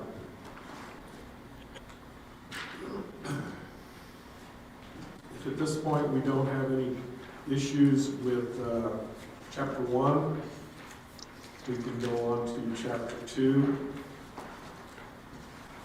Chapter 2 has no significant changes at this point. And again, where we're at right at this point is, this is, you know, we're still going to go through the public comments and work on those. This would be just to remove the blue, the red lines in the document. 2.2, no changes. 2.3, no changes. 2.4, there was one thing in our discussion, it is not redlined here, but I just want to bring it up. On Roman numeral I and then C, a felony crime involving physical harm of a person. There was a suggestion that we did receive internally, should we not just add any felony? Why are we, but I believe what we've done here is we've taken the statutes and expanded somewhat beyond that.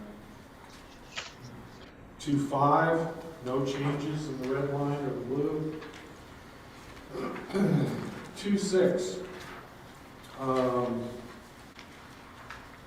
we have the laboratory testing report number is part of our criteria, and above there is section 3, decal application and fees. We talk about the application form may include but is not limited to the following. And 9 there is laboratory testing report number. Moving on to 2.7. We changed manufacturer to vendor. It's, at this point in time in our statutes, we have no real licensing or ability to require a manufacturer to participate in licensure of any kind, only vendors and establishments.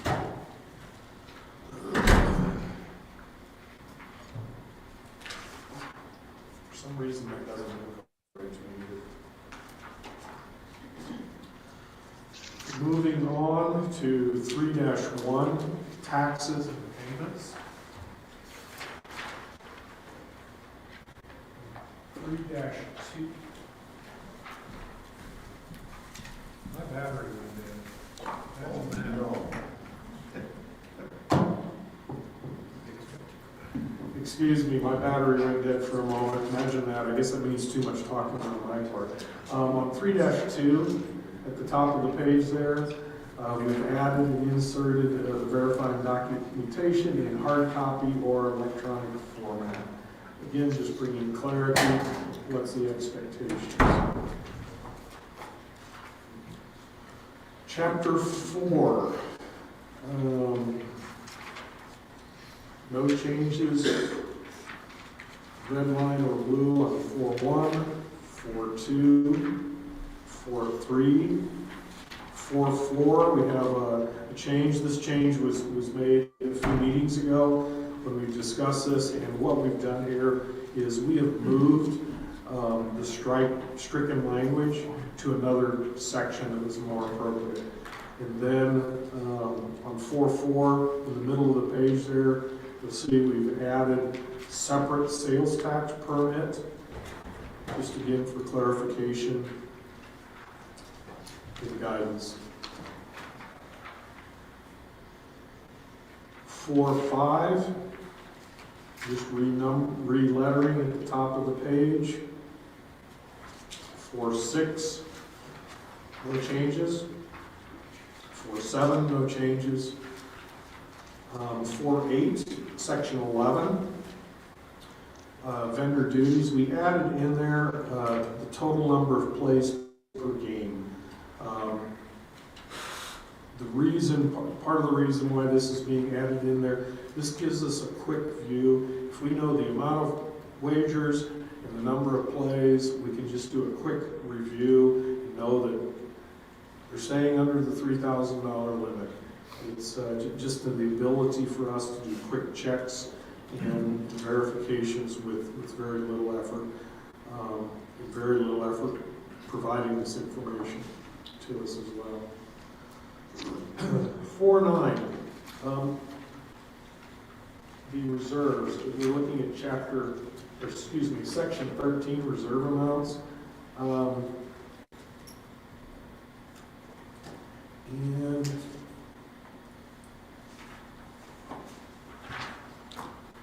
the one question we have is, what is the liability of a skill-based amusement game? What is the liability that's out there? And with our statutory authority, or maybe the lack thereof, there's also the question is, do we have the statutory authority to require in the skill-based amusement game world a reserve amount? One of the questions is on this, and we also have a similar question throughout in another chapter, another section, is what are other states doing? And I think at this point in time, as best as we can find out, I checked with GOI and I don't seem to find my email here, so if Mike Robbins is available there, I think he maybe did respond, but I believe DC, Nebraska, and Ohio are not requiring a reserve or bonding to be required at this point in time. And I think David had done the research as well and agrees with that. Is Mr. Robbins on the call? He's in too, so he can talk. I'm here. Trying to pull up the only thing I did find was a requirement for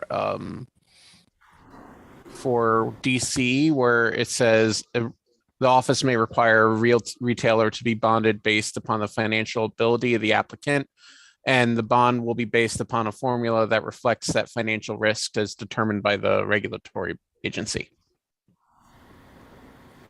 But I didn't find anything that elaborated on that or mentioned reserves or the like for that market, or anything really mentioned for Nebraska or Ohio. Thank you, Mike. We appreciate you helping us here on that. So I think at this point, my suggestion would be to the commission that we delete section 13 at this point. If throughout this process we decide that we need to put something back in there, we can always do that. But at this point, I would suggest that deletion.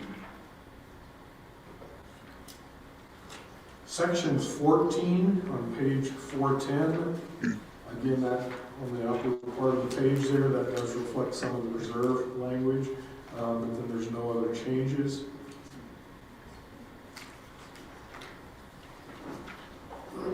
(4-11), no changes. Chapter 5, 5-1. I know I need to wordsmith this a bit, but we wanted to add in there that The laboratory reports are considered confidential and proprietary as provided by Wyoming law. I think there is some wordsmithing that needs to be done. Mr. Taylor would probably agree with me on that. But we just wanted everybody to understand that these laboratory reports are confidential and proprietary at this point. And again, pursuant to Wyoming law.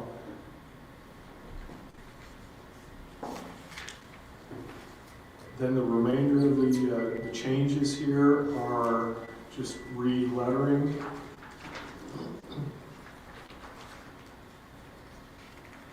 Section 2 of the general functions and evaluations, we do have some conversation out there, and we'll continue to work with it.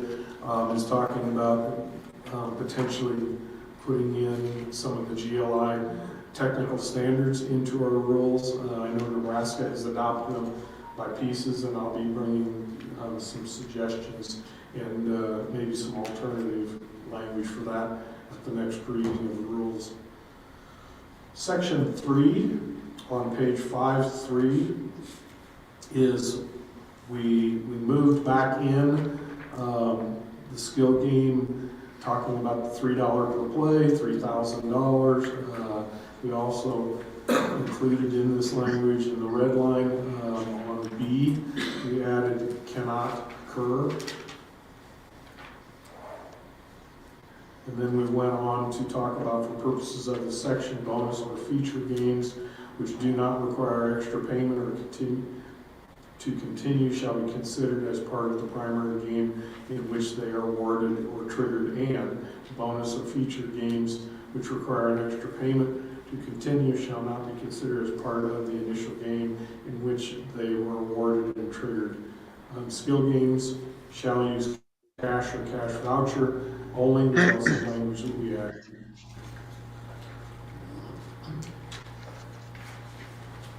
With that additional section that was added, we did have to renumber the sections. And that's what you see in the remainder of that page, and then through the end of that chapter.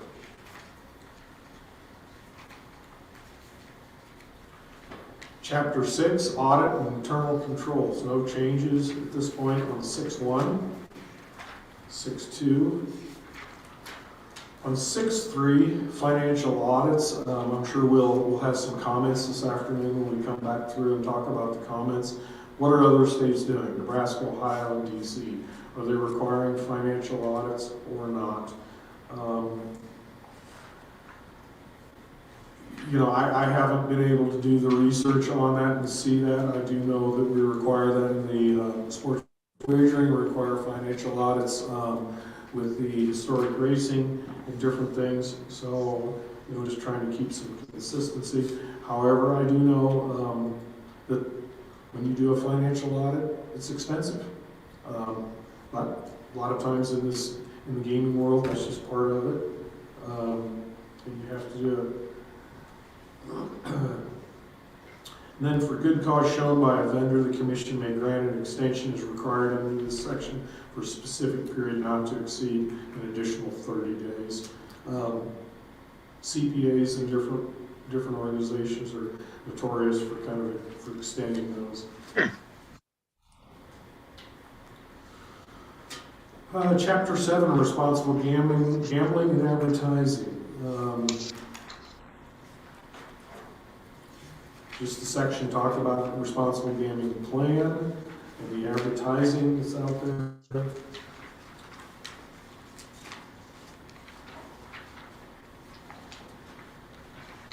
And I'm not sure which section it is. I must have overlooked it, but if when we talk about in the rules about how they need to be providing for problem gambling to their patrons and different things, we have that information. We can provide that to you, and we have a pamphlet that you can have in each one of the locations. So if there is an issue, you're able to grab that and deal with that and take care of that. That's not something that the operators or vendors would be required to come up with that plan. We can provide that information to you and help ease that.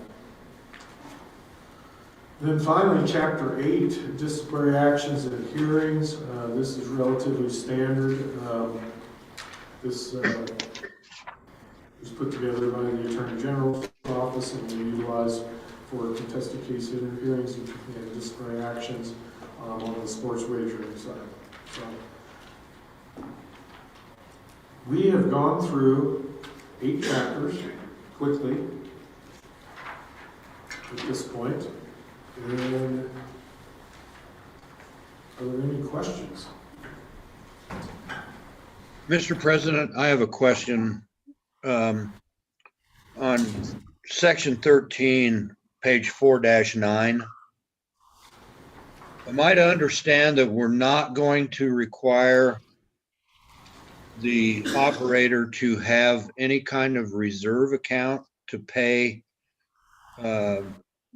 winnings in case he has a bad day and he has a whole lot of customers that hit the jackpot?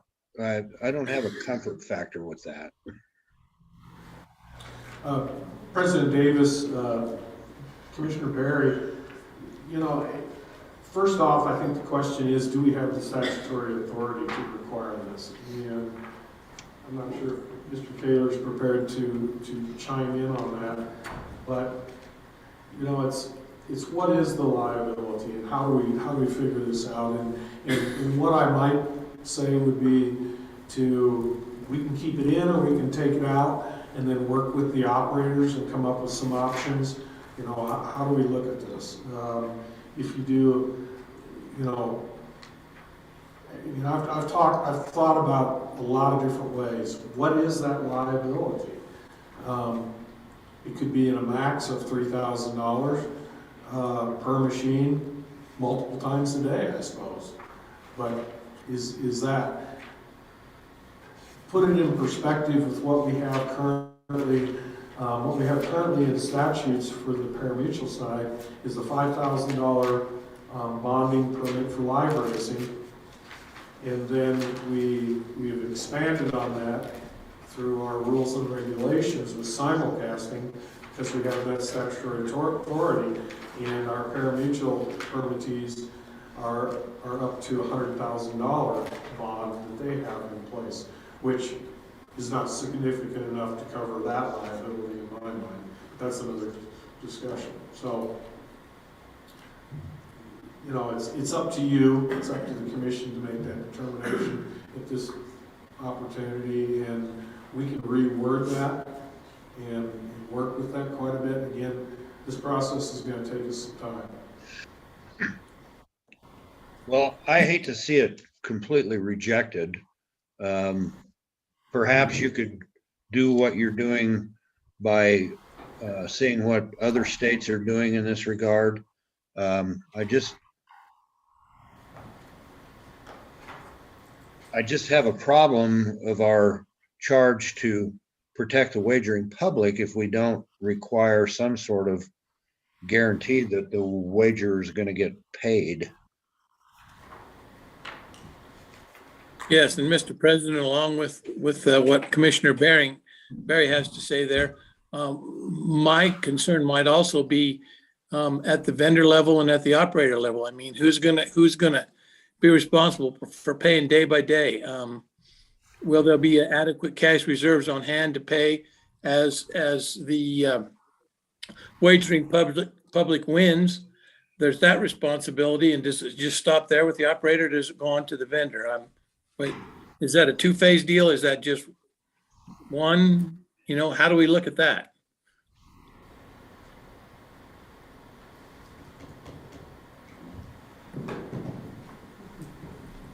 We're going to talk. My battery went dead again. I think at this point it might be valuable to the commissioners to hear from one of the operators or vendors that are in the room to kind of explain that process.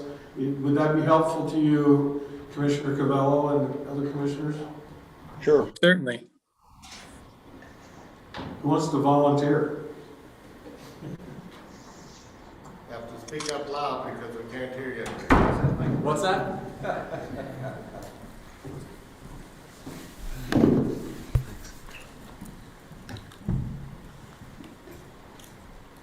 Thanks, President, Commissioners, Director Moore, and Matt Pascal, entertainment experts, Cowboy Skill. So this is, we've got a few talking points later in here when we get to the public comment section, but this is everybody's concern is very valid here, right? How do we make sure the consumers get their money? So I'll walk you through really basically how it works today, at least in our world. When we place machines in a location, there's really two ways that a consumer can get paid if they win. One is they take the ticket from the machine, they go to whoever's working the bar or the cash register, whatever the case might be, and they'll pay them cash on the spot. The other is we have a TRT, which is called a ticket redemption terminal. Looks much like an ATM. It will scan their ID, make sure they're of age, and then it scans the ticket, and then it pushes the cash out. So one of the things, I think this whole thing starts, so that's how it works, right? So we also don't redeem tickets if they're cashed outside of 24 hours. And I don't know if that's statutorily, if there's something we can do there. I just saw Director Moore shake his head, but that might be something we need to talk about for legislation later. And that reduces fraud, reduces crazy complaints, things like that. But at the end of the day, the issue we have, and the question that came up to start this whole conversation, is really what is the risk, right? So there's two ways to look at this, and one is to look at the risk from a business model perspective. So for a vendor or an operator, if they're not going to pay the playing customer, or if they can't pay the playing customer, they're risking loss of their licensure, whether it be the operator level or the vendor level. Losing that licensure then loses their ability to earn money on those machines, right? So there's a little bit of policing prospect in the business model itself. And the other question was, how does it work? Who's responsible? So at the end of the day, the location is responsible to start with, right? For instance, if Joe's Bar doesn't have enough money to pay the ticket, then it's Joe's Bar's responsibility to call Leslie or myself or any of our operators, and we'll go down and take the money out of the machine and make sure that the customer gets paid. I think I listened to Inspector Larry Mundy's testimony this morning, and he said they've had one call where a customer didn't get paid in the last quarter, and it was rectified pretty quickly. And I don't know, what it was the year before that, right? We've been doing this for a while, and today it just hasn't been a tremendous issue.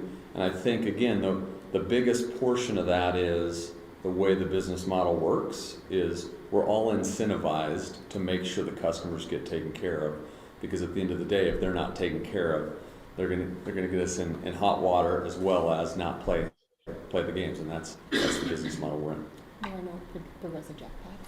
Yeah, and that's a great point. So there's some differences here too, right? So generally, the business model, all the money that a wagering customer will use is in the machine, right? So there's no bank account, there's no progressive jackpot where it's gradually growing to. It's a maximum of a $3 win, and it's going to be at that a $3,000 win, and it's going to be at the point of play. So not like sports wagering where we're wagering on a game that's coming up 2 weeks from now or a month from now, and there's millions of dollars being wagered and sitting in an account. The point of play and the point of win are all at the simultaneous time, and that cash stays in that same very small circle. So if I'm on your side of this, and I'm saying, well, what's my real risk, right? And Director Moore, I think you said it. Real risk is a single event on a single machine with a max of $3,000. The chances of every location or multiple locations not having the cash to pay that out in a very short period of time, and vendors not being able to have the money to pay that off, or not wanting to, is very slim. The next side of that would be, okay, what about a bad actor? Who's going to go through and go to all these machines, grab all the cash, abscond with all the money, and now the location doesn't have it, the vendor's disappeared, and that's really your highest level risk. And at a certain point, I think that dictates kind of, again, what the business model is. To take that amount of money when the opportunity to earn in this business model over a longer period of time, it just doesn't make sense. Stand for questions? I would agree with you on a lot of that, but the fact in the oil and gas industry that bankruptcy occurs quite often. Yeah. You know, and as a vendor in the oil and gas industry, your choices are zero. You don't get, you're so far down the food chain, somebody else is out there in front of you. So, I believe that there needs to be some redundancy here to protect our public in the event that should happen. Say it's not your vendor, it's somebody comes in and seizes them, you know, but I mean, it occurs daily in the state of Wyoming. And I've been a victim of it several times over the 35 years. And you have no recourse. There's nobody for you to go after. Because you're so far down the food chain. Yeah. No different than the county taxes and things like that are even further down. That the trickle-down effects of those economics to the citizens of Wyoming is still devastating. I agree with Dr. Berry that we need to have something in here, even though it's far-fetched and far-field, whatever you want to say. I think there needs to be some assurances in here. So, President Davis, thank you. And listen, we agree. I think the bigger issue from our side is what Director Moore brought up, and that's potential statutory authority to do any of it, right? So we're open to all kinds of options, right? So if we need help with legislative authority, next session, we'd be more than happy to work with the commission to get something put in place where the state can have an account where they can take a percentage or an amount, something like that. In the short term, I think externally as an interested industry, if we could get all the skill game operators together and maybe create a private fund where we could set that aside for those kind of situations where there is to your point, there is a fund set aside wherever, maybe it's a percentage or a portion per machine operated that goes into this fund, and the public has access to that based on the commission's discretion. Not a lawyer, but I'm always looking for a businessman, always looking for a way to fix it, right? And your concerns are very valid, for sure. We want to do whatever we can to help. And I don't know if just a general liability policy is an answer to President Davis, I'm not sure either, and quite honestly, with the newness of our industry and our business, I'm not sure what that, right, with even bonding or insurance policies, I don't know what that looks like as we're forging ahead in the skill game world. Yeah. I might add. President Davis, may I? Yes. Leslie George with Wyoming Amusement Inc. representing Cowboy Skill. So we are working toward many of our locations having that automated TRT payment redemption system. And we vendors take that cash as our responsibility to make sure that we are covered at each location that has a TRT for that period of time between those collections. So we do currently, within the language that is being considered right now, we do have cash on hand that would probably meet the number that we all would agree to. So, sorry, Mr. President, Ms. George, do you guys do some type of statistical analysis, worst case scenario for worst day possible, and have that amount in your machines or available? Yeah, go ahead. Yeah. President, Yeah. Vice President. Absolutely, right? So at the end of the day,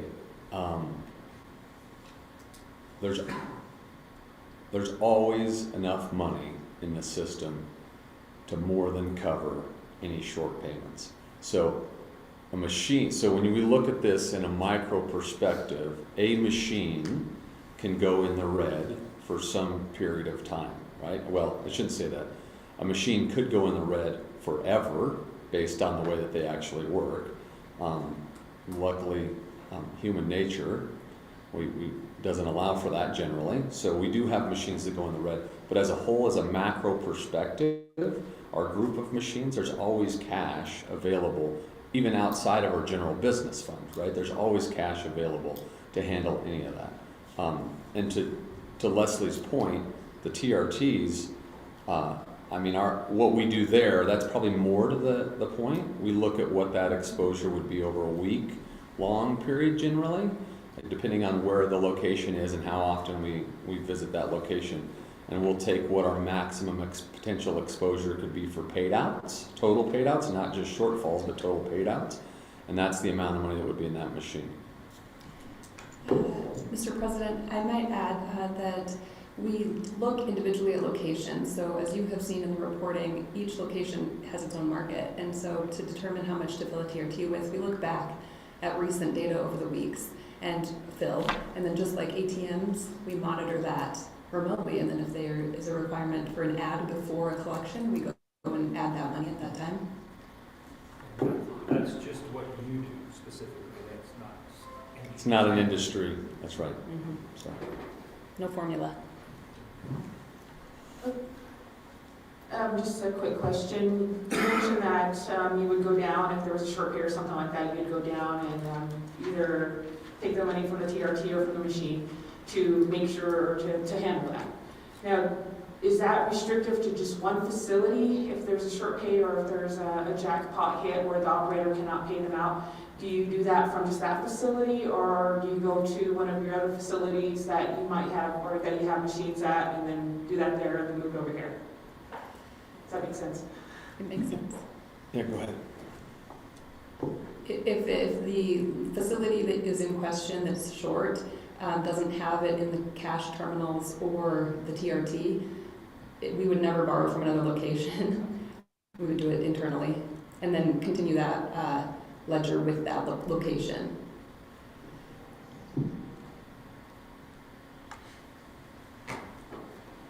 Are there any other questions here? Yes, Mr. President, if you don't mind, while you have them there, I have a question. This is a Cactus. No for it, Cactus. Yes, so my question is, at your TRT terminal, let's say I just won $1,500 on one of your skill games and I go take my ticket to have it scanned. You scan my driver's license, but at that point, how does the IRS reporting progress? President, Commissioner, so at that point, we're not gambling, right? So we are a skill game, so the same IRS requirements for reporting, and we're below the threshold. So at that point, we do not require 1099 fulfillment. It's not the same as gambling. When you win in a casino, it's different. We are not considered gambling machines under federal law. So there is no threshold? I don't want to speak out of turn. I'm again not a lawyer. I just play one on TV, but I don't believe that. I think there is a threshold, but it's a different threshold. The gaming threshold, and like if you win a golf tournament, for instance, which that we consider ourselves skill, golf would be skill. There's a different threshold for a 1099. And Commissioner Wildcat, you might know the difference better than I would on gambling versus skill, but there's a different threshold for gambling reporting versus standard earnings reporting. There is, I just don't know the number.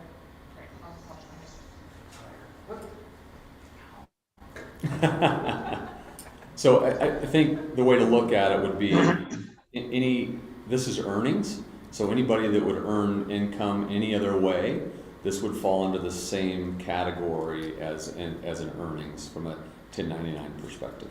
So in that scenario, Cactus would have to report it. It'd be his responsibility. That's exactly right. Yes, sir.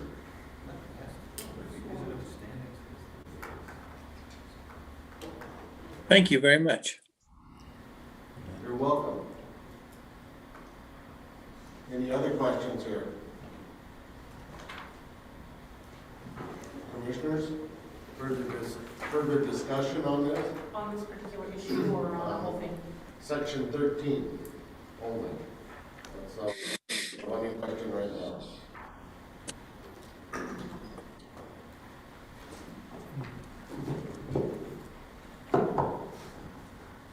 think what I'd like to do, is on section 13, we'll do some more research on what other states are doing, and try to come up with that. And then also have some discussions with the operators that are out there. You know, what is a reasonable bond, and do some looking into that. I think we do, after rereading our statutes, we do have in statutes where it says we can promulgate reasonable rules necessary to enforce the act. So we potentially do have that authority to do that and then get in discussion and continue this. So.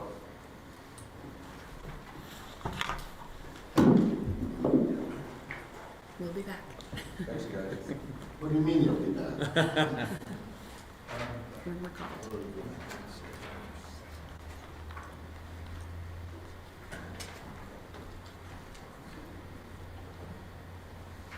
So with that, Charlie, then we would be looking for a motion to move this forward, correct? Or do we want to move this forward and then look at comments? Want me to sit next to you?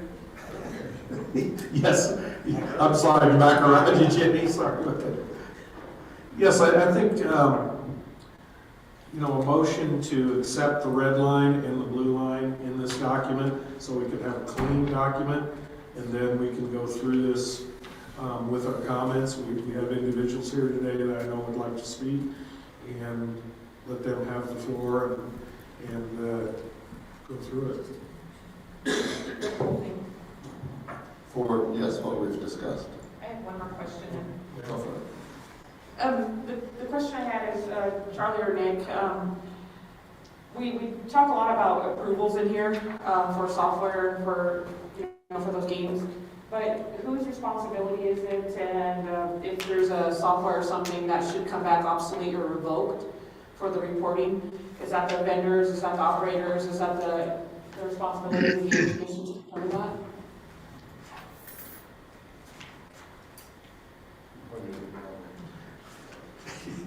Thank you.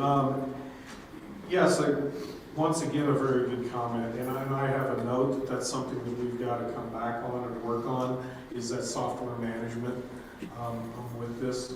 And a lot of that is covered in the GLI requirements, how that's done, but you know, we've got to keep that software, the accuracy of it, and keep all that. So yes, I do have a note in here that we've got to expand on that.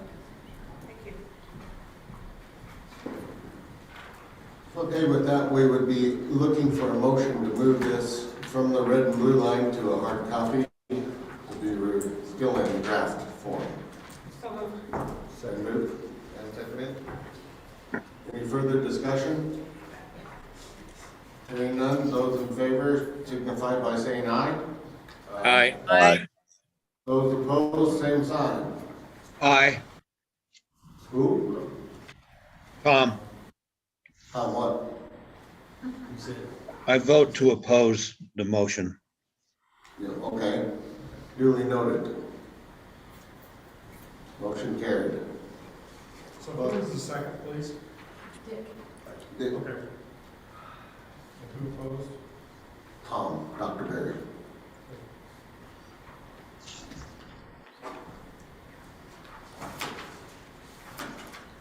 Okay, so with that then, Charlie, we go to the commented version. Yep. That we as commissioners have in front of us. Basically, what we can just go back to is start on chapter 1 again. And we have several people here in the room that I think would like to speak to it. 2 minutes, and we can just go through this. We can do it. I think we could do it collectively, you know, or whatever works best for everybody on this to get that information out there, get it on the record. It's kind of at your pleasure, commissioners. I would say go through it page by page. Charlie, do you have a copy of this? You've got the copy right in front of you all as well. So, I mean, you've got your public comments. Yes, Yeah. you've got your comments. All right. I'm just making sure you give me mine. Okay. Well, with that, do you want to lead us going forward, chapter 1? Chapter 1 are the general provisions, section 1 are the definitions. Are there any comments in the room? Any questions, any concerns that anyone would like to bring forth? Is anyone online? No hands here. No hands raised online? So we go to page 1 of 2, or 1, 2, Maybe you should have looked that down. We have several comments all the way through. And I think you have our document, kind of our comments in front of you. Would it be worth just trying to speed this up and have us kind of help you kind of navigate through? We've got some that we've repealed comments and some that we just want to kind of give a little talk on. Would it be worth just going through it, Director Moore, and doing that page by page? It's whatever you'd like to do, yes. Okay, Mr. President. I think it work this. Yep, come forward. And then anyone else, I mean, I'll just let you guys go. I have very few comments. You go first, and then we'll step up after. Okay, fair enough. I'm staying. Mr. President, members of the commission. Yeah, sorry. Mr. President, members of the commission, my name is Nick Agopian. I represent Bankshot LLC, but as I'm looking at the reports, I may want to identify it as S&C Vending, because that's who is Bankshot. That's their primary vendor here in the state. I also represent Grover Gaming, and that includes the vanilla software package as well. The big message that I wanted to deliver to the commission again today is a thank you. Director Moore and his staff continue to be available and have an open line of communication. We've been able to provide some thoughts directly back to staff. Certainly, some of the comments that I made at the last hearing, it appears the commission has, staff has heard those. The comments specifically about manufacturers. Grover Gaming as a manufacturer, unfortunately, maybe would enjoy the opportunity to be regulated as a software manufacturer, but we're not sure that that is the way the statutory framework is designed to regulate manufacturers. That's a good segue into just talking generally about the rules. I think that for us, for both of my clients, we'd like to see the rule package move forward in an expedited fashion. With the passage of the Scrivener's Bill, and we now are facing the need for the rules to move forward with our ability to move terminals from location to location, and our ability to apply, or have operators apply to be an approved operator and have a location bringing us in as the vendor to bring those games. So the big message for us is please continue on the path that you're on. Certainly the references and discussions around the incorporation of the GLI standards is something that we support, but we can identify and understand why moving those into the rules now may cause further delay, and we wouldn't want to create a situation where there's further delay at this point. It's my belief that as this industry is in its infancy and we begin to identify whatever issues might occur and what is necessary and what authority the commission has or may need to address those problems, we're going to have those conversations. Because I think that just might occur. And just like with the identifying that manufacturers aren't regulated, we would like to be, at least for my clients. It's just another example of we're learning as we go. On the reserve component side, I would agree with the folks from Cowboy Skills. We are incentivized to be good operators in this state. We don't go more than a week without submitting a check to the state for our tax payments that are due. And it is at that point, if we weren't making payments, that you guys would start shutting us down. The process is in place, I believe, in the rules that identifies what would happen if we were in violation and didn't make payment on a valid ticket or a valid win, and we'd be back here in front of you as in front of the commission to address that issue. On the reserve side, I don't know what that number is. We don't have a ton of heartburn right now with our belief that that you as commissioners or staff could come up with a reasonable number, but do agree with the assessment that other states, this isn't a key issue for other states moving forward. I think a lot of that is probably, wherever the commission lands on the question that Director Moore asked about the audits going forward. The discussions around audits may address some of that about who the company is, what their ability is. On the auditing side, I think it may be one of those situations where there may be a need for more specific statutory authority or statutory direction. Certainly, we've seen the state of Wyoming have the ability over time, as it relates to the oil and gas industry, to aggressively audit and protect the state's interests and financial interests going forward. So we're confident that the state has that ability. I don't know that I have any other comments. I would just appreciate everybody's attention to this, and would just leave with, please keep it moving forward. And in that regard, looking at the timeline, my experience with rulemaking, I think that it represents a reasonable range for the amount of time that it will take to move through the rulemaking. And with that, I'd stand for any questions. Thank you, Nick. Are there any questions from the commissioners?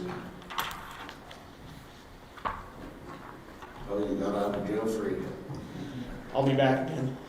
I'll be around if you do have any more questions. I'd be happy to answer. Thank you.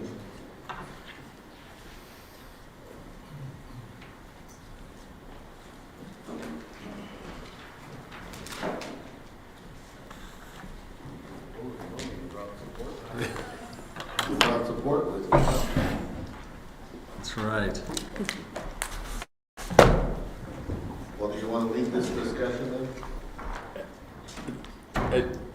Mr. President, it's at your pleasure. Go for it. Okay. Mr. President, Commissioners, Director Moore, again, Matt Pascal, entertainment experts, representing Cowboy Scale here today. I want to be incredibly respectful of everybody's time. It's funny, we all live in our world and we think the world revolves around us. And our piece of business is incredibly important to us, but you guys have every one of these meetings I go to, it becomes even more apparent how much you all have going on, and that you're donating your time to do it is I say it all the time, only in Wyoming. It's an amazing process to watch and be part of, so appreciate all that. Like I said, I made that, and then I'm gonna say, but I'm gonna belabor this just a minute if it's okay. I'd like to give just a quick history update of kind of how we feel like we got here. And I know we've got a new commissioner, and I think it would be helpful to have just a little history here. So those of us that are sitting up here, with the exception of Katie, are all coin-operated amusement operators. And so we started our businesses, some of us multiple generations ago, operating pool tables, jukeboxes, dart machines, crane machines, video games, things like that. And over the years, consumer electronics has changed kind of our landscape dramatically, and we've always supported kind of a lot of the local watering holes. Family fun centers have come around, things like that, and that's been the biggest piece of our business. In fact, the group at this table with a few more represent 8 operators across the state, different companies doing the same type of thing, really working together. I mean, they represent over 6,000 players of dart and pool players in the state that show up for state leagues or state tournaments and things like that every year. It's really impressive. The genesis of the skill game in Wyoming really comes from this group of folks that got together and said, you know what, consumer electronics is out there now. The things that we used to be able to provide folks something to go do when I went out to the bar or the restaurant or whatever, now they can do it on their phone, right? So the bar owners are coming to us and our customers are coming to us saying, hey, what else is there out there? So we look across the country and see this skill game technology, brought it into Wyoming, went through what we thought was the right direction through the AG's office and through a local attorney in Cheyenne who was the ex-attorney general, Gay Woodhouse, got an opinion, felt like the product that we had was legal based on Wyoming state law, started operating these machines, immediately started looking for regulation and legislation on the machines. So I won't belabor how that went, but we invited Pacematic to come in and help us with this whole process as we learned we didn't know quite as much as we thought we did as we walked into this. And, you know, fast forward 4 years later, here we are. That being said, as we've gone through this process, we've always been very careful about where these machines go and what the landscape looks like. This was never intended to be a Trojan horse to bring in straight gambling, slot machines, gaming, anything like this. That was very, very vehemently opposed from the very beginning. We've always been very careful about that. When we started with legislation, we've always asked for sideboards of some sort on where the machines can go. The 4 machine limit, the $3,000 limit, the $3 limit, those are all based on legislation that we've worked on and pushed out. We've always wanted this to be very responsible. I think like a lot of you and some other folks out there, we're a little concerned about, I think even Mr. Odekoven spoke, we're a little concerned about what this landscape could look like if rules are not taken seriously and this situation is not taken seriously. So although we want to see rules in place as well, we feel like Wyoming is the tip of the spear of a new technology, and it's really important to take our time and be thoughtful and work this through and make sure that as Wyoming is the standard, as Director Moore said when he's going to conferences and they're asking him what's happening there and you guys are a beacon of light on how you're doing things, it's really important for us to work with you guys to make sure that stays the case, that when people look at what Wyoming's doing, that they say, you know what, that was the right way to do it, and let's build from that. So we're here today, again, thankfully, that you guys are allowing us to come and have this conversation, to go through this and just give some comments and some questions and suggestions on how we think this ought to be, and always open for anything. So we'll just jump into it here.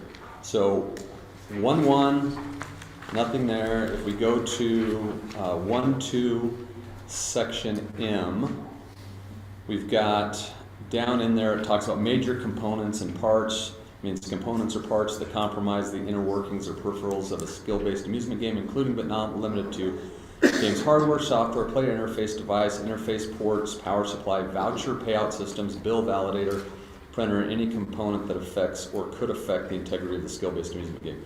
We specifically asked to have voucher payout system struck. So voucher payout system to me means either the TRT machine that we talked about previously or the person standing behind the cash register.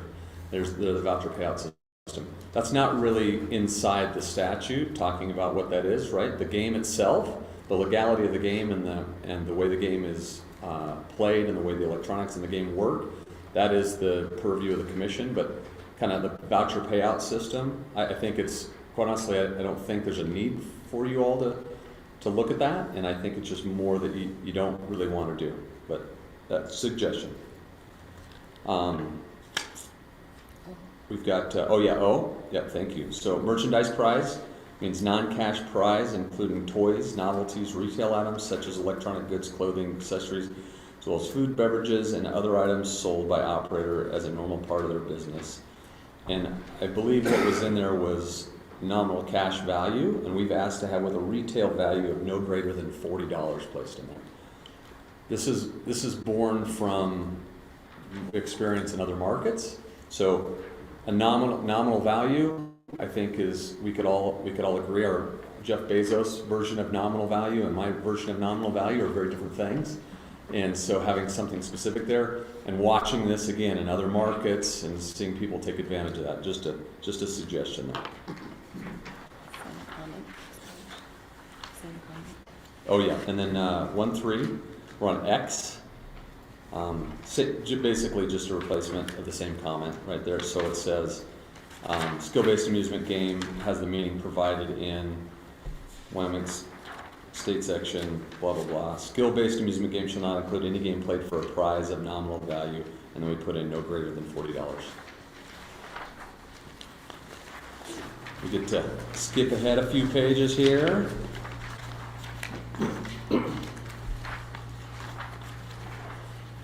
So So we get to 2.6 in, and Leslie, would you mind talking about this a little bit? You bet. Oh, you got yours on. Thank you, President Davis and Commissioners. At the top of 2.6, letter N, this is under Section 2, Permits, Fees, and Application. The Commission may require applicants who have applied for or holders of an operator permit or vendor license to file information relating to the contracts or proposed contracts relating to the operation of skill-based amusement games in Wyoming in a form prescribed by the Commission. So our relationship with our customer accounts, what we both expect from each other and potentially benefit from each other in our business agreement, is a business decision on the part of both of us. In Wyoming, we feel that's confidential and proprietary information, and we would request that it's not required in this section about applications. Bottom of page 2.6, you guys inserted report number. Yeah. So, perfect. real quick, back to 2.6 in. Is there any questions on that? What our relationship is with the location, and that we feel like that's our business information. If the commissioners have any questions at any time, please interrupt their presentation here. Yeah, please. Okay? Thank you, President Davis. So then we're moving on to, we stayed up late working on this last night to remove even more that we didn't have to talk about. Just for everybody. So we'll go to 3.1C. Yes, so in this paragraph, our suggested edits change the language. We would ask for these edits because they provide flexibility in the tax report and the tax payments. In consideration really of holidays, things that disrupt your week and could disrupt that payment timeline. I also wanted to note, we don't have this in here, but vendor is the beginning party that they're speaking to, and then throughout the paragraph they bring up operator, and I think that it's meant to be vendor throughout all of C. And in our proposed language, I'm going to start at the last sentence of C.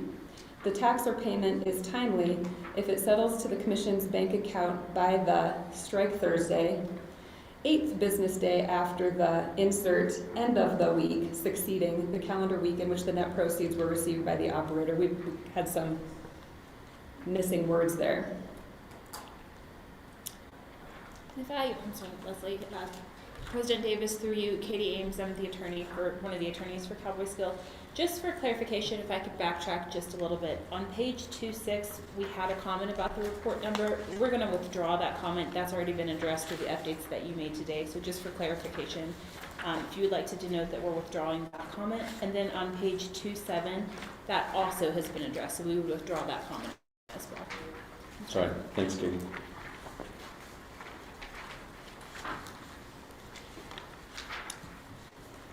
(3.2) same thing. We'd like to have in hard copy or electronic format in there. You've already made that adjustment, so appreciate that. So we'll withdraw that comment. Moving on to 4.2H. Well, actually, sorry, G. This is a party seeking to have a specific skill amusement game approved needs only to have one prototype skill-based amusement game approved.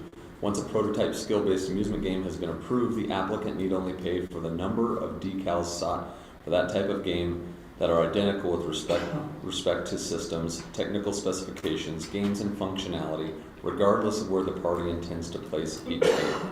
We would like to add, a manufacturer may also supply a prototype, even if not seeking approval under Section C.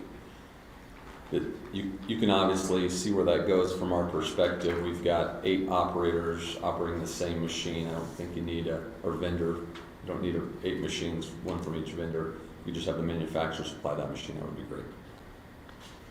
And then moving on to H. Upon request of the Commission, the applicant must be able to articulate to the Commission the skill or skills involved with each amusement game. So Dave or Matt, would you want to speak to that? President Davis, Director Moore, and Commission. That's a good idea, except for when you get to a bartender, and that bartender doesn't understand what they're talking about because they haven't been trained well enough, and they come and go, and they're going to say whatever. And it just seems like we'd like to see that get stricken. Is that correct? Yeah. Great. What type of verbiage would you like put in there? What, you want a 24-hour notice or, you know? President Davis, I think if we're going to expect folks to be able to articulate the skill, it ought to be the folks that are in our industry. So I don't think it's an applicant. I think might be the right term. If we're going to require somebody to understand what they're doing, it ought to be the applicant that's doing it, whether it be the vendor or the operator, if that makes sense. So maybe we could add it. That's what it currently says. Add applicant. It says applicant. You want operator in there, instead of applicant. Operator and vendor would be great. Yep, sorry. Thank you. So you're not asking to strike all of it, just applicant and insert vendor or operator? I think that'd be great if we could do that.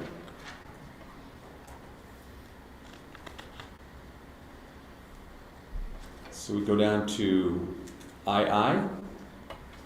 The appearance of a game may not be changed in any way without prior approval from the commission.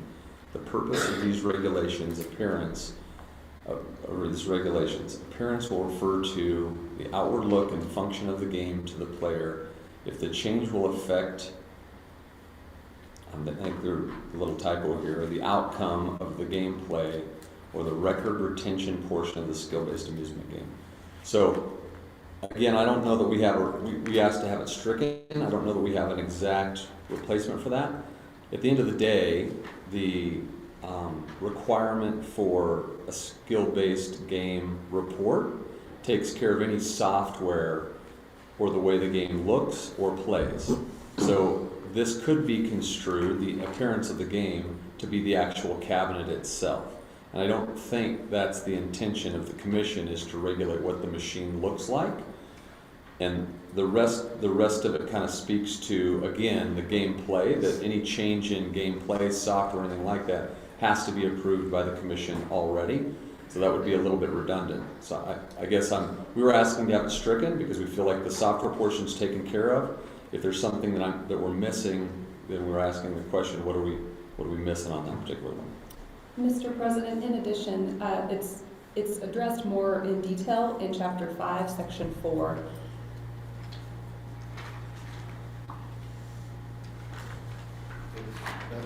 It's better addressed in Chapter 5. Yeah, Chapter 5, Section 4 is titled Skill-Based Amusement Game Components, Alterations, Modifications, or Updates, and it's a thoroughly written section.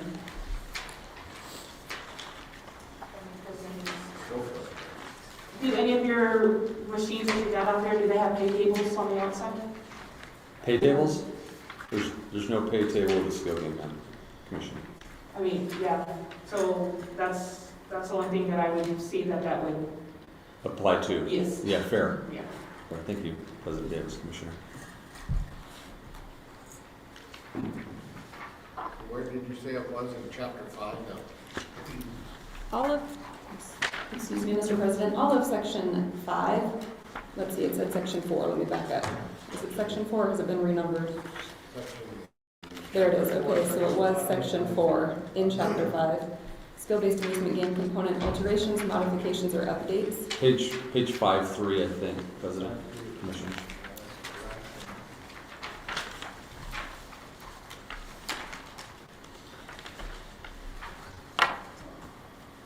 I believe this section applies to any software or update changes which would affect the gameplay to the consumer.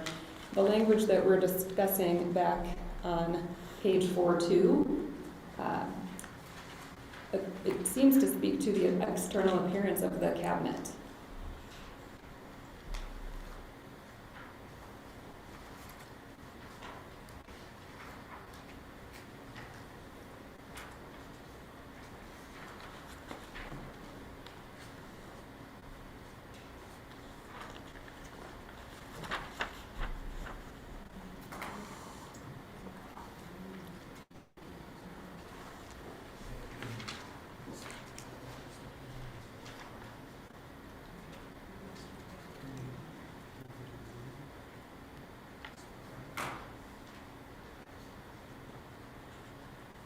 Good. Okay. So, moving on, I'm sorry, section 2A. So we actually, on a request, asked to have A through, I guess, all of section A, C, and D removed. And I think we'd like to really have a discussion about this. So, at the end of the day, section 2 is basically additional qualifiers to what a skill-based amusement game is in the state of Wyoming. And the statute, the definition in the statute covers it pretty good. We for sure appreciate and want the commission to have as much clarity as possible as you get applications and people are asking questions on what that is. There's, I guess, some interpretation questions on several of these, and I don't want to waste everybody's time by going through them, but there's, again, from looking at this from the outside looking in, I've watched and we've watched folks take some of these language items and construe them to actually be more unclear than create clarification. So I don't know what the direction, what exactly the direction is to go here, but what I would ask for, maybe suggest, President Director Moore, is maybe we take this portion and have a separate meeting and maybe get some smarter people than myself, like Katie and Mr. Kaler, involved and talk about kind of legal definitions and what the reality of some of those implications could possibly be.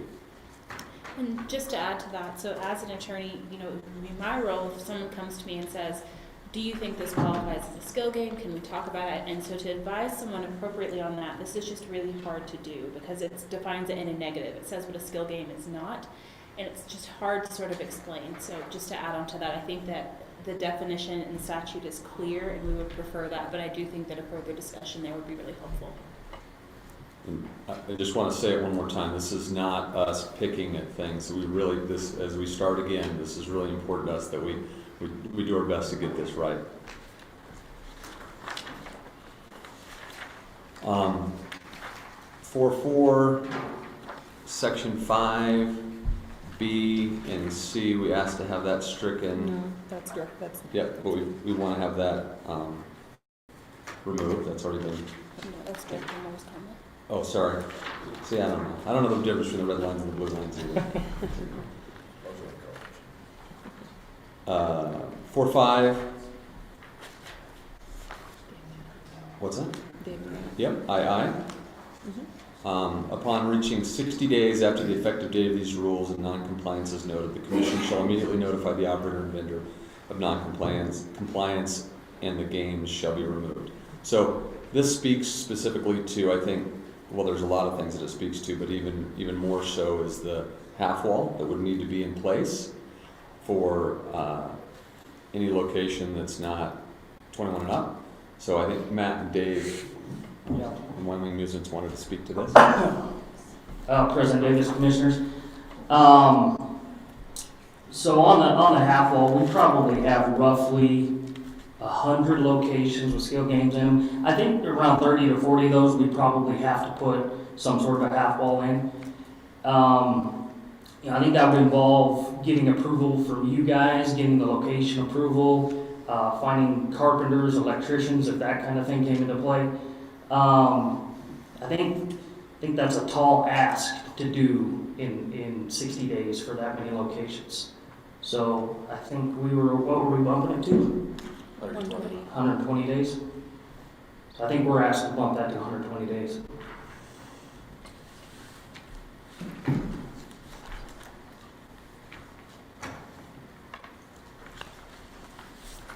So just to be clear, we're just asking for, once the rules are promulgated, to have 120 days to be in compliance. Correct, yeah. Okay. 4.6, A and B. This speaks to information about risks associated with excessive play, notification that underage gambling is a criminal offense. So I want to go back to, we're all about consumer protection, all these things. It's just, and this might be a nuanced conversation for some people, but we really don't feel like we're gambling. And just want it on the record. We appreciate the fact that you folks, we have to have some consumer protection in there. And I'm not sure if it exactly speaks to us, but we'll move on from there. So you want to switch out excessive play for excessive gambling? Is that what you said? No, so it talks about information about potential risks associated with excessive play and a direct link to the National Council of Problem Gambling, right? So I think at the end of the day, the issue we have here is that there's really not been any drive for consumer protections in skill games, if there needs to be. So anything with skill games is just kind of driven into that gambling, right? So it's driven to the National Council of Problem Gambling, right? So it's more about probably the nuance and that between us. I don't think we're asking for anything different there. We just wanted it noted. Our next edit is at the bottom of page 6 under BIII. And we're asking this language to be stricken. It says, audit all persons that conduct or participate in conducting skill-based amusement gaming, including those that have ceased gaming. So I would ask that it be stricken because, you know, when we requested this regulation, the statute, and once these rules are final, I believe they will adequately cover skill-based amusement games.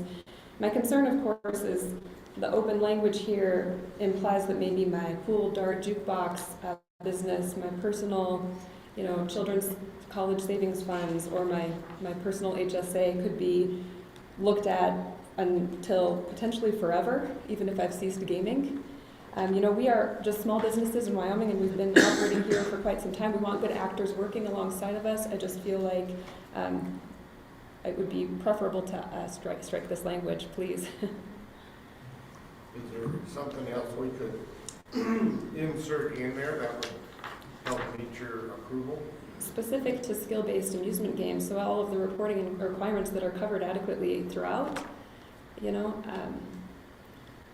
guess at the end of the day, I would pose the question to the commission is, what's the audit needed for? We're not conducting business in a manner where we're holding hundreds of thousands of millions of dollars of folks' funds for indeterminate times. This is all a cash-based business at the location. It goes back to, I feel like when we look at this is language that makes sense for sports wagering. This makes sense for maybe lottery folks. This makes sense for VGTs, video gaming terminal folks, things like that, where they're holding a large portion of the consumer's money that you want to make sure that audits are taking place. But again, I think we talked about the fact that this is one tool in our toolbox of amusement games that we offer to our locations, and we just don't feel like we fit in that same category.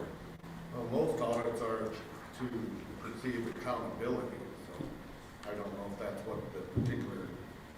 It's fair, and again, I think it goes back to what Mr. Gopian said previously, President, that every week we send a report to the commission every week we show the report that gives a full transparency of audit of every machine as well as tax payment.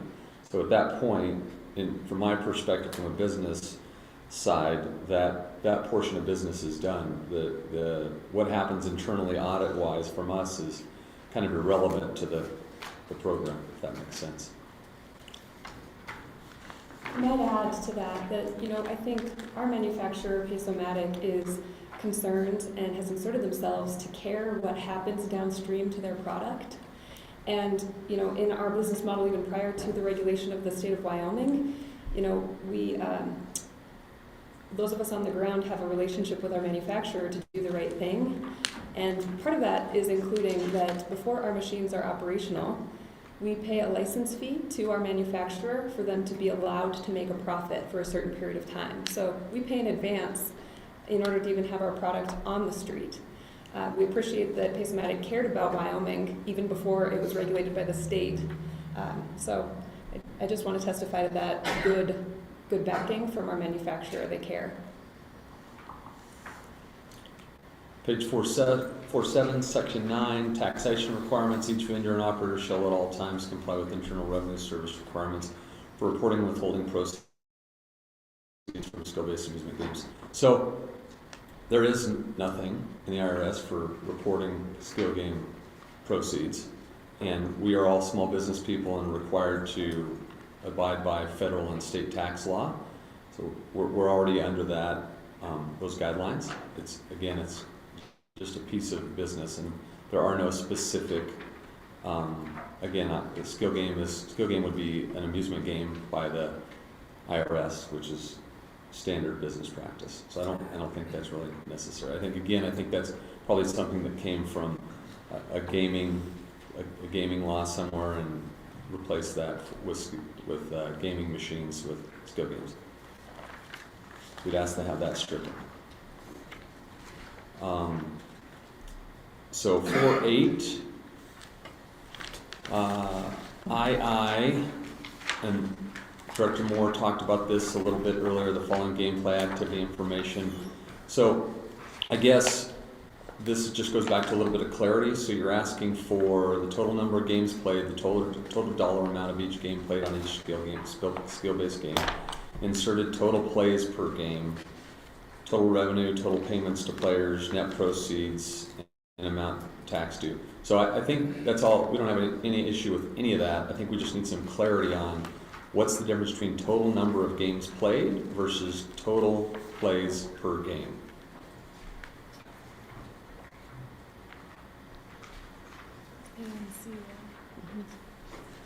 Yeah, A and C. Sorry, 4.8. I apologize. 4.8. 4.8. Yep, section 11, II. May not have jumped. Are you sleeping? So I apologize.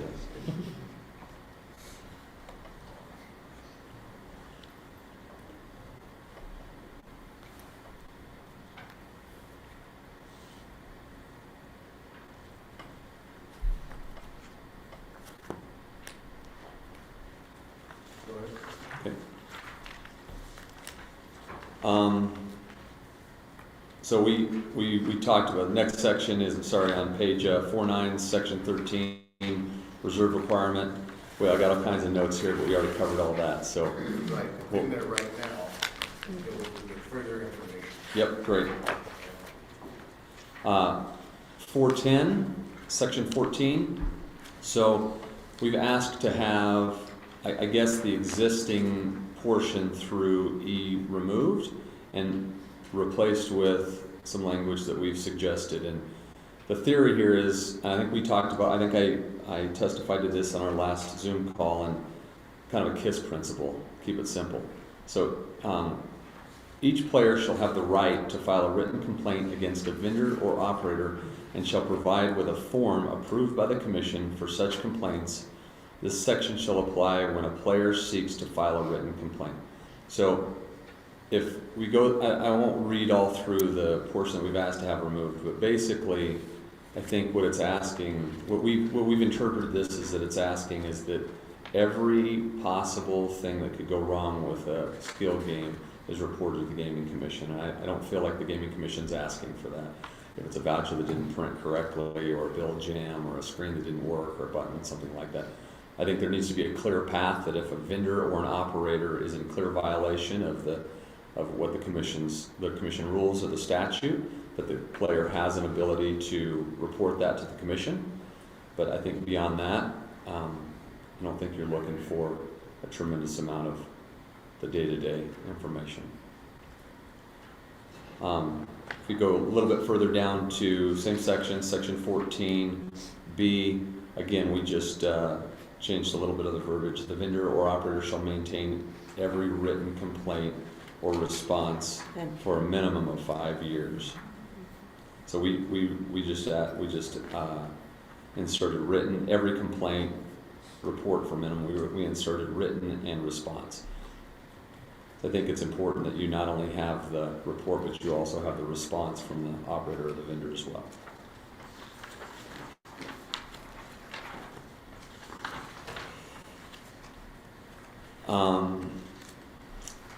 Let's see here, 5.1, section 1A, As it's presented today, all skill-based amusement games shall be submitted to a nationally recognized independent gaming laboratory approved by the Commission for certification testing.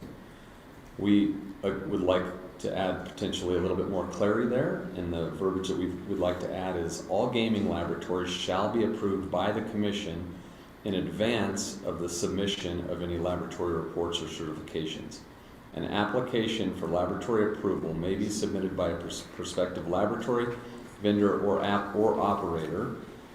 The application shall include a curriculum vitae for the laboratory in question, a written certification that the laboratory has no financial interest or conflicts under these rules, and any additional information requested in the written laboratory application prepared by the Commission. So I think, again, this is some lessons that we've learned as we've gone on through this over the years and learning this in different areas. A little bit more clarity there on what laboratory can be used, and it has to be approved by the Commission. I think there's an argument that can be made at some point. I don't think anybody in here wants to get in an argument on what a nationally recognized laboratory is, right? So, which we know we can litigate anything. So if it's an approved if it's a nationally recognized laboratory approved by the Commission, that kind of cleans it up. So again, just trying to give you a little bit more clarity there.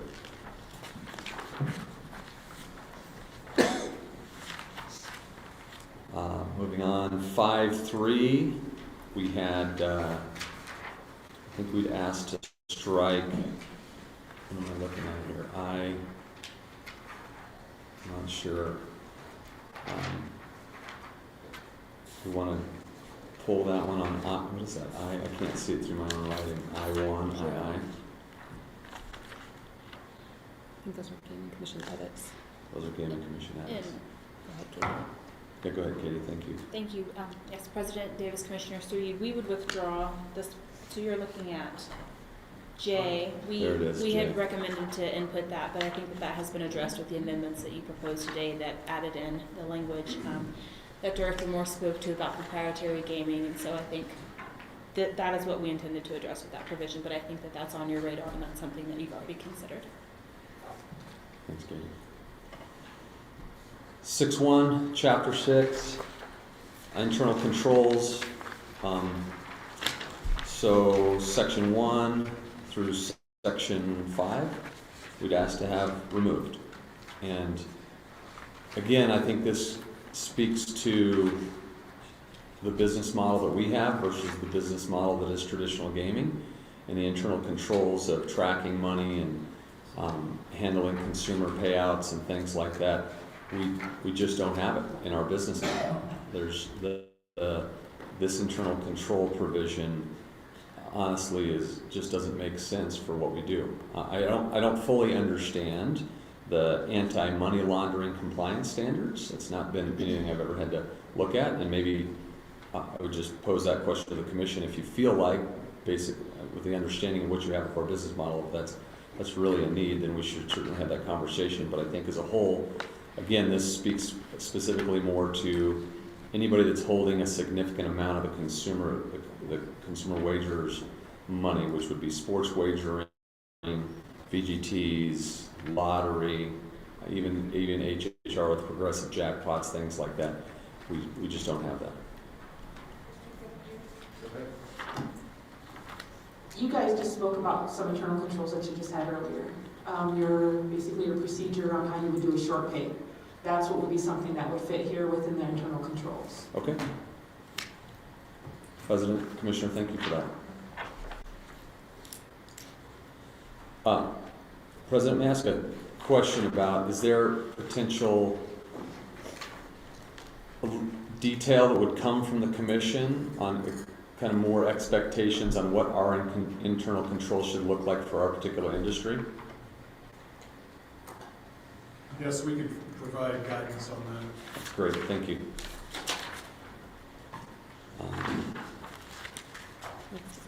Moving on to 6.3, Section 7, Financial Audits. Yes, President Davis, we would like to request that all of Section 7 be deleted. Again, similar testimony as earlier, we are small businesses, we're family businesses. I happen to be second generation, and we've been doing business here. And we came and asked for this regulation and specific oversight on skill-based amusement games that I think we're working towards together here. We already adhere to federal and state tax banking requirements. We also are in order to be able to operate, we apply and pay that $2,500 annual license fee as vendors. This cost would be a major additional cost. It would be 10 times the license fee at minimum. And again, I would just prefer that you would strike this language. And once again, you know, an audit has a reason, and that's control, accountability, so we can evaluate that. President Davis, commissioners, I think if we, and again, we want oversight, right? It's really important to us. And potentially there's some, again, more communication that could be had on this, and specifically what, again, understanding our business model a little differently than others. Maybe we could talk about this in a way that speaks specifically to the skill-based portion of our business versus our businesses as a whole, and kind of understanding what that risk level is. Again, as she said, as Leslie said, for a business of any of our size, you're probably looking at a $50,000 audit bill per year on something like this. It's pretty sizable, so you know. Yeah. Thank you.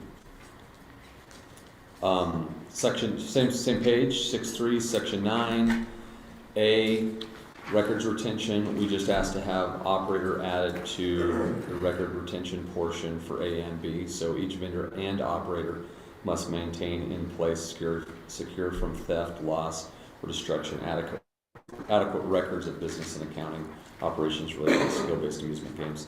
And then B is similar thing. So I just want to clarify that a little bit. In our business model, again, we are partners with the locations that we service.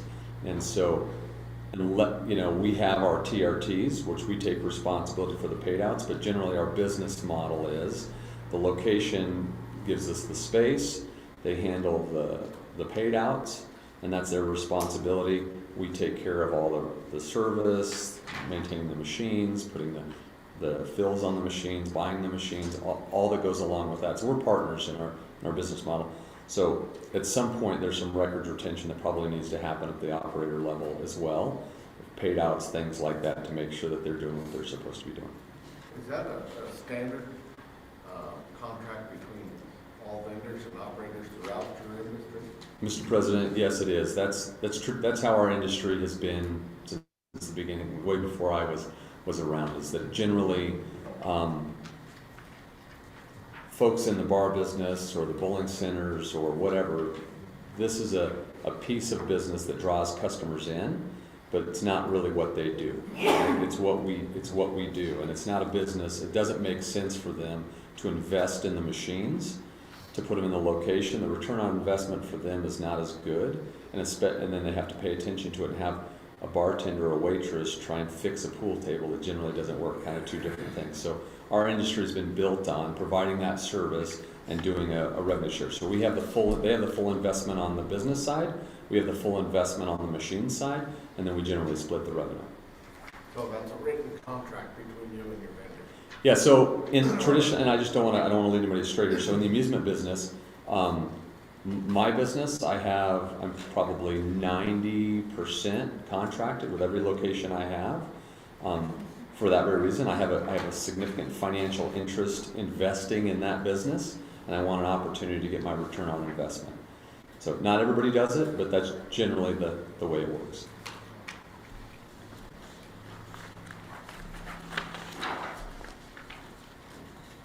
Let's see here.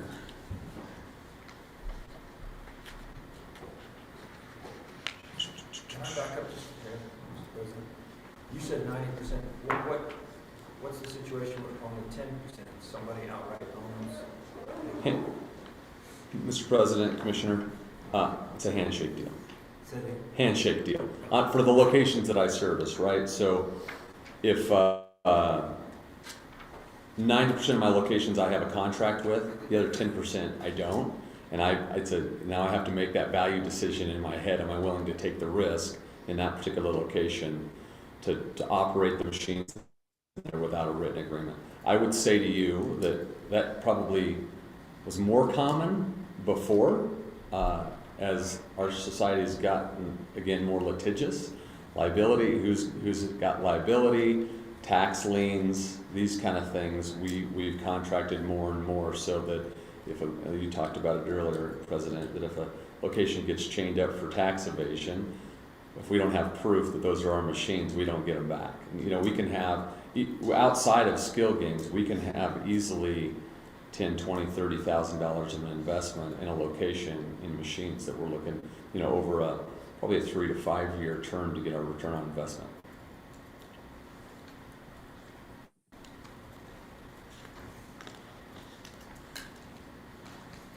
So we go to 6.4. We've got quite a few edits in here, so and I think this just goes back to asking for more specificity. So top of the page, records not less than 5 years. The records must include, but not limited to, and we asked to have, but not limited to, stricken.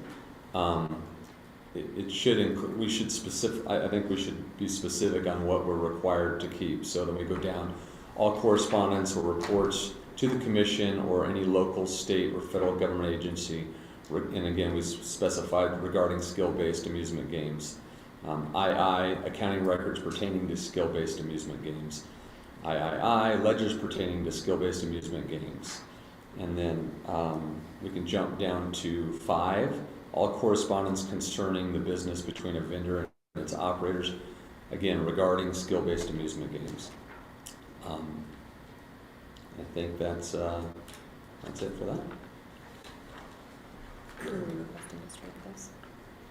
I think that was our language that we put in. That we asked for struck.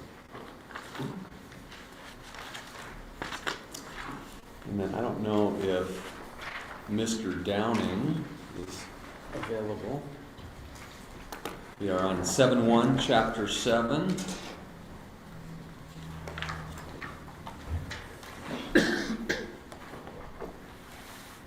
Mr. Chairman, members of the Commission, Jonathan Downing, on behalf of Cowboy Skull and Casematic.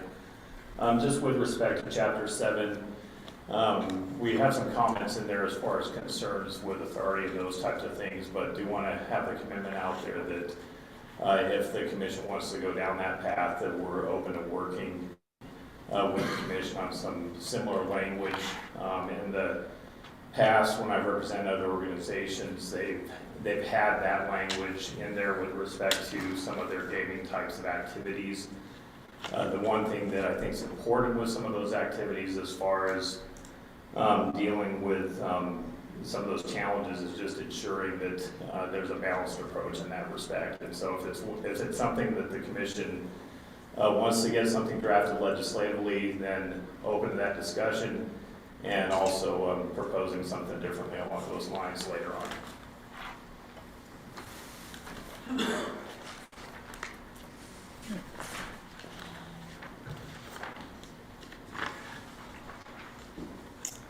Moving to 8.3, did I miss one?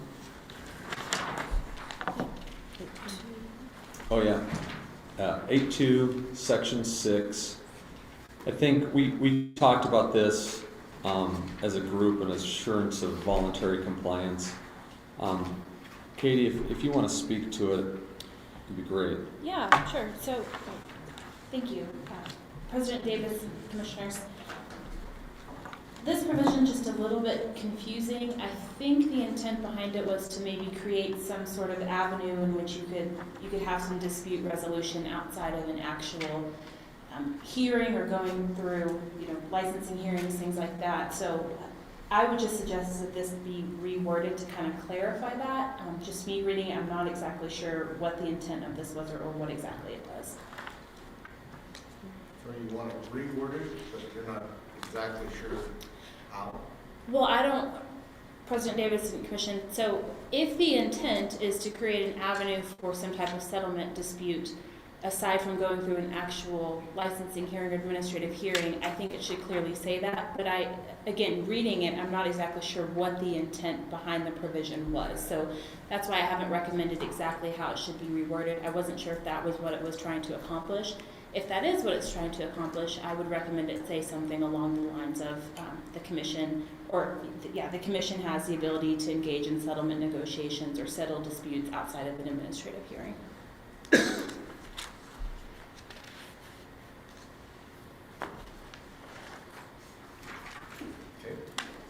8.3, Section 9. Katie, I'm going to hand it right back to you. Facts of criminal charge. Thank you, and President Davis and Commissioners. This one also, I believe the language is a little ambiguous. The state of Wyoming has moved away from the term moral turpitude. I think everybody sitting here, and especially Mr. Kaler and I, might disagree on how do you define moral turpitude.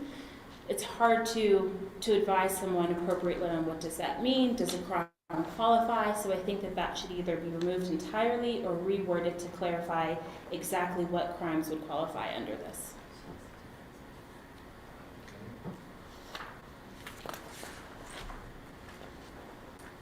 I think that's Commissioners? it those are our comments. We would stand for any questions or comments. President Davis, Commissioners, one more point, if it's okay. Oh, no, she said they're done.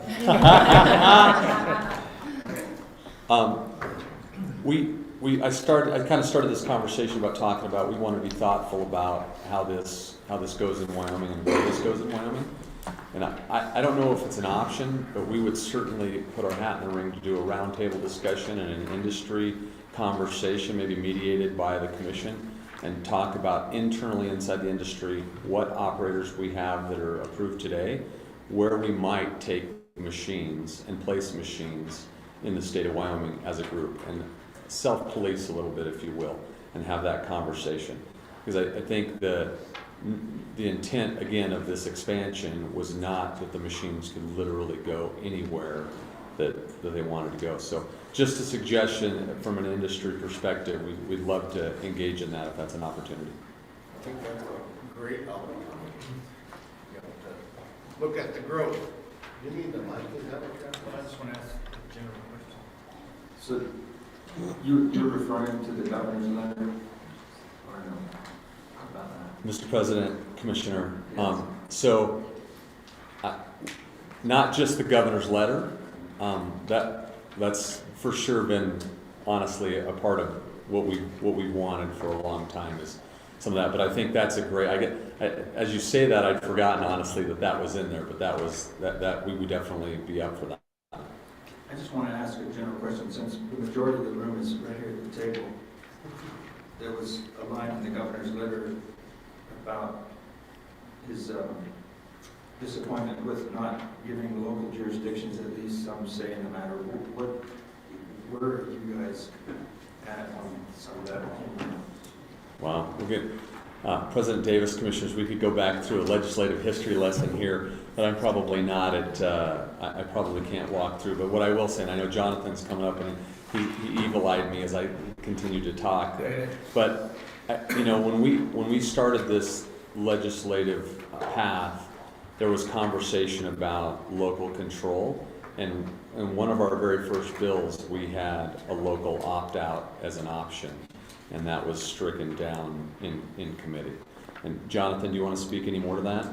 Would Mr. Chairman, Jonathan Downing, just to reiterate that is essentially what Mr. Pascal had said, but the discussion that occurred back in 20 and before then as far as local option, if there were to be another legislative approach on local option, then I expect that you would also see discussions on whether or not we should have a local option for other gaming interests that are out there, and specifically some of those that were approved by the legislature in the last 2 sessions, not including the 4 specials, the 2 specials. It's between 4 sessions of the legislature in the last 2 years. It's getting a little bit blurred together. However, the legislature has had the opportunity to act on local option every single time they've met. And I think we're plowing a little bit old ground there, but did appreciate that there was that discussion there, and if we do want to take a look at that legislatively as a state, then we need to take a look at it for everything. You know that for paramutual, that is part of the process, and it did fail in a county recently. I guess my concern is the bigger picture, if the other way. So if people start getting upset with it, then what happens 2 years down the road when things start unraveling? That's, I guess, my point of view. Mr. Chairman, thank you. And I'm aware of that situation with that county. With respect to the discussions that were in front of the legislature, there was discussion on local options, and at that time they decided not to go down that path. But from your perspective, you're okay with? If you're going to open up for one, then open it up for all.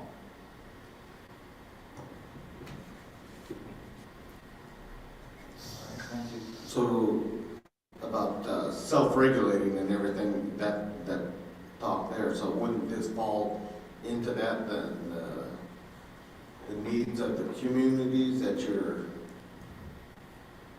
installing these machines in? Mr. Chairman, in terms of are you talking specifically skill or all gaming in Wyoming? Well, all gaming.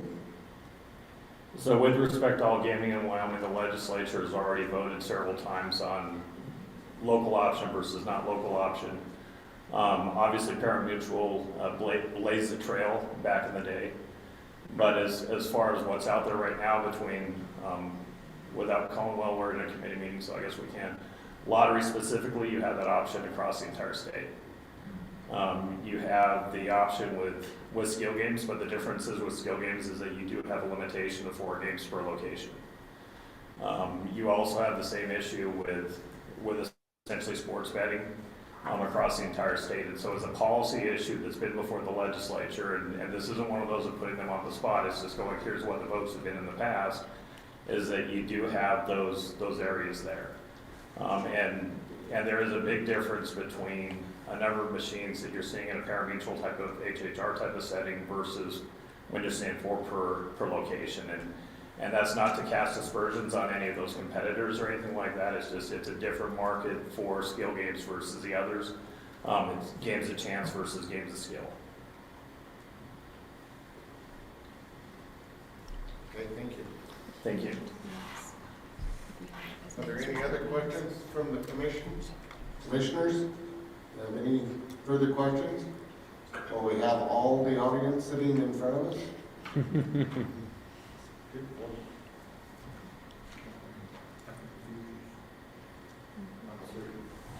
Thank you. Thank you. Look forward to working on down this process. Yes, sir. That's two.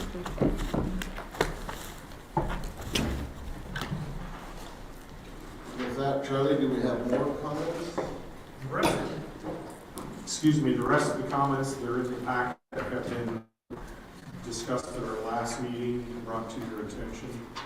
I don't know if there's anyone else in the room that is here representing any other game manufacturers, anybody else that would like to comment on the rules at this point?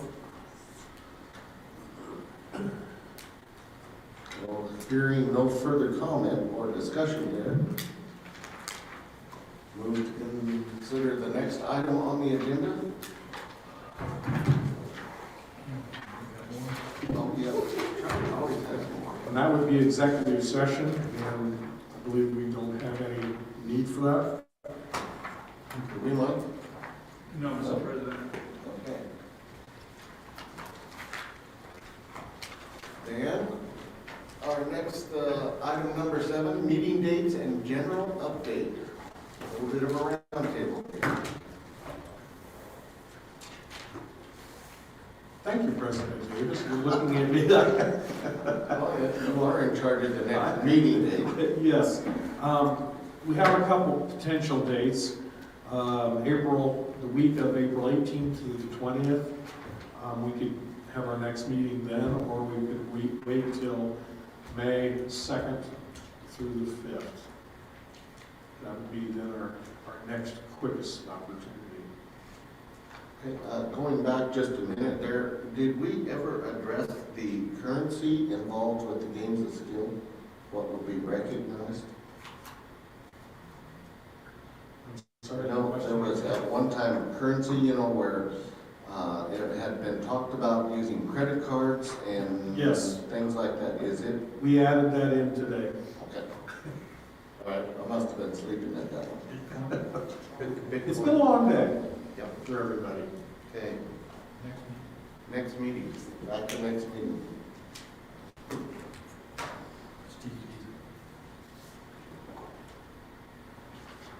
We do have a couple options, like I said, we have the week of April 18th and the 20th. We can set up a meeting at that point, or wait till May, the first week in May, I believe that is, the 2nd through the 5th would be another opportunity. Would some of that be determined on how fast we can get through these two? Correct. That is correct. Looking down there, Mike, what's your time frame? I think somebody said TBD. Well, certainly we'll work through these as fast as we can, but We're probably looking at our next meeting being in May. Okay. Yeah. To be determined, TBD, that's a new acronym. We will use that extensively here on the board. I'd recommend May, since we start training on the 22nd. Right. 22nd. Well, I will send out a request to you all to kind of look at May 2nd through the 5th and see if we can come up with something.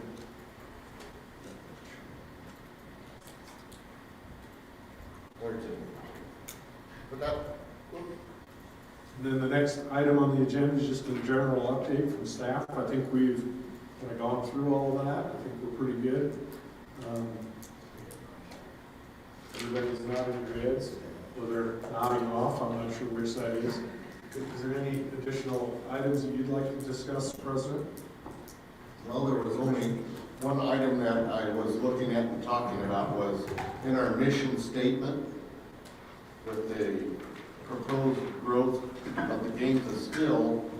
It sounds like we need to address not only the wagering public, but also the public as a whole, as we alluded to the regulating, as to what do we, the people, want our state to look like underneath this proposed growth.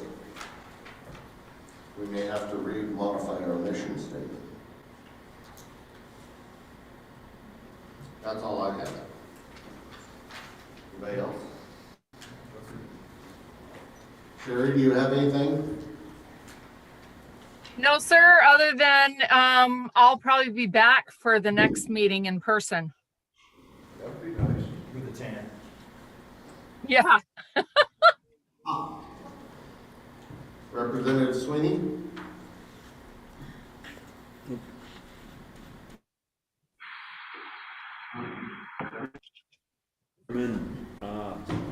So I had,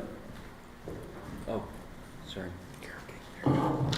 So during the lunch break, I looked at the management council's agenda. They have released the letters this morning. And on the revenue committee, just so I'm correct in the information that I gave you, and I brought a copy. Priority number 5, Gaming Commission. The committee will review gaming and the operations of the Gaming Commission. This topic will be a broad overview of the gaming in Wyoming and issues that need to be clarified as a result of the passage of bills authorizing skill-based amusement games and online sports wagering. This topic will also include consideration of whether it would be appropriate to house the Gaming Commission within the Department of Revenue, which is reportedly the structure used in several other states.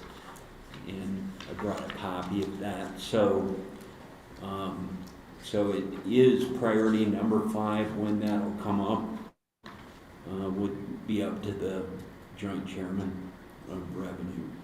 I also brought a copy of TRW's priorities, and nothing's mentioned about gaming.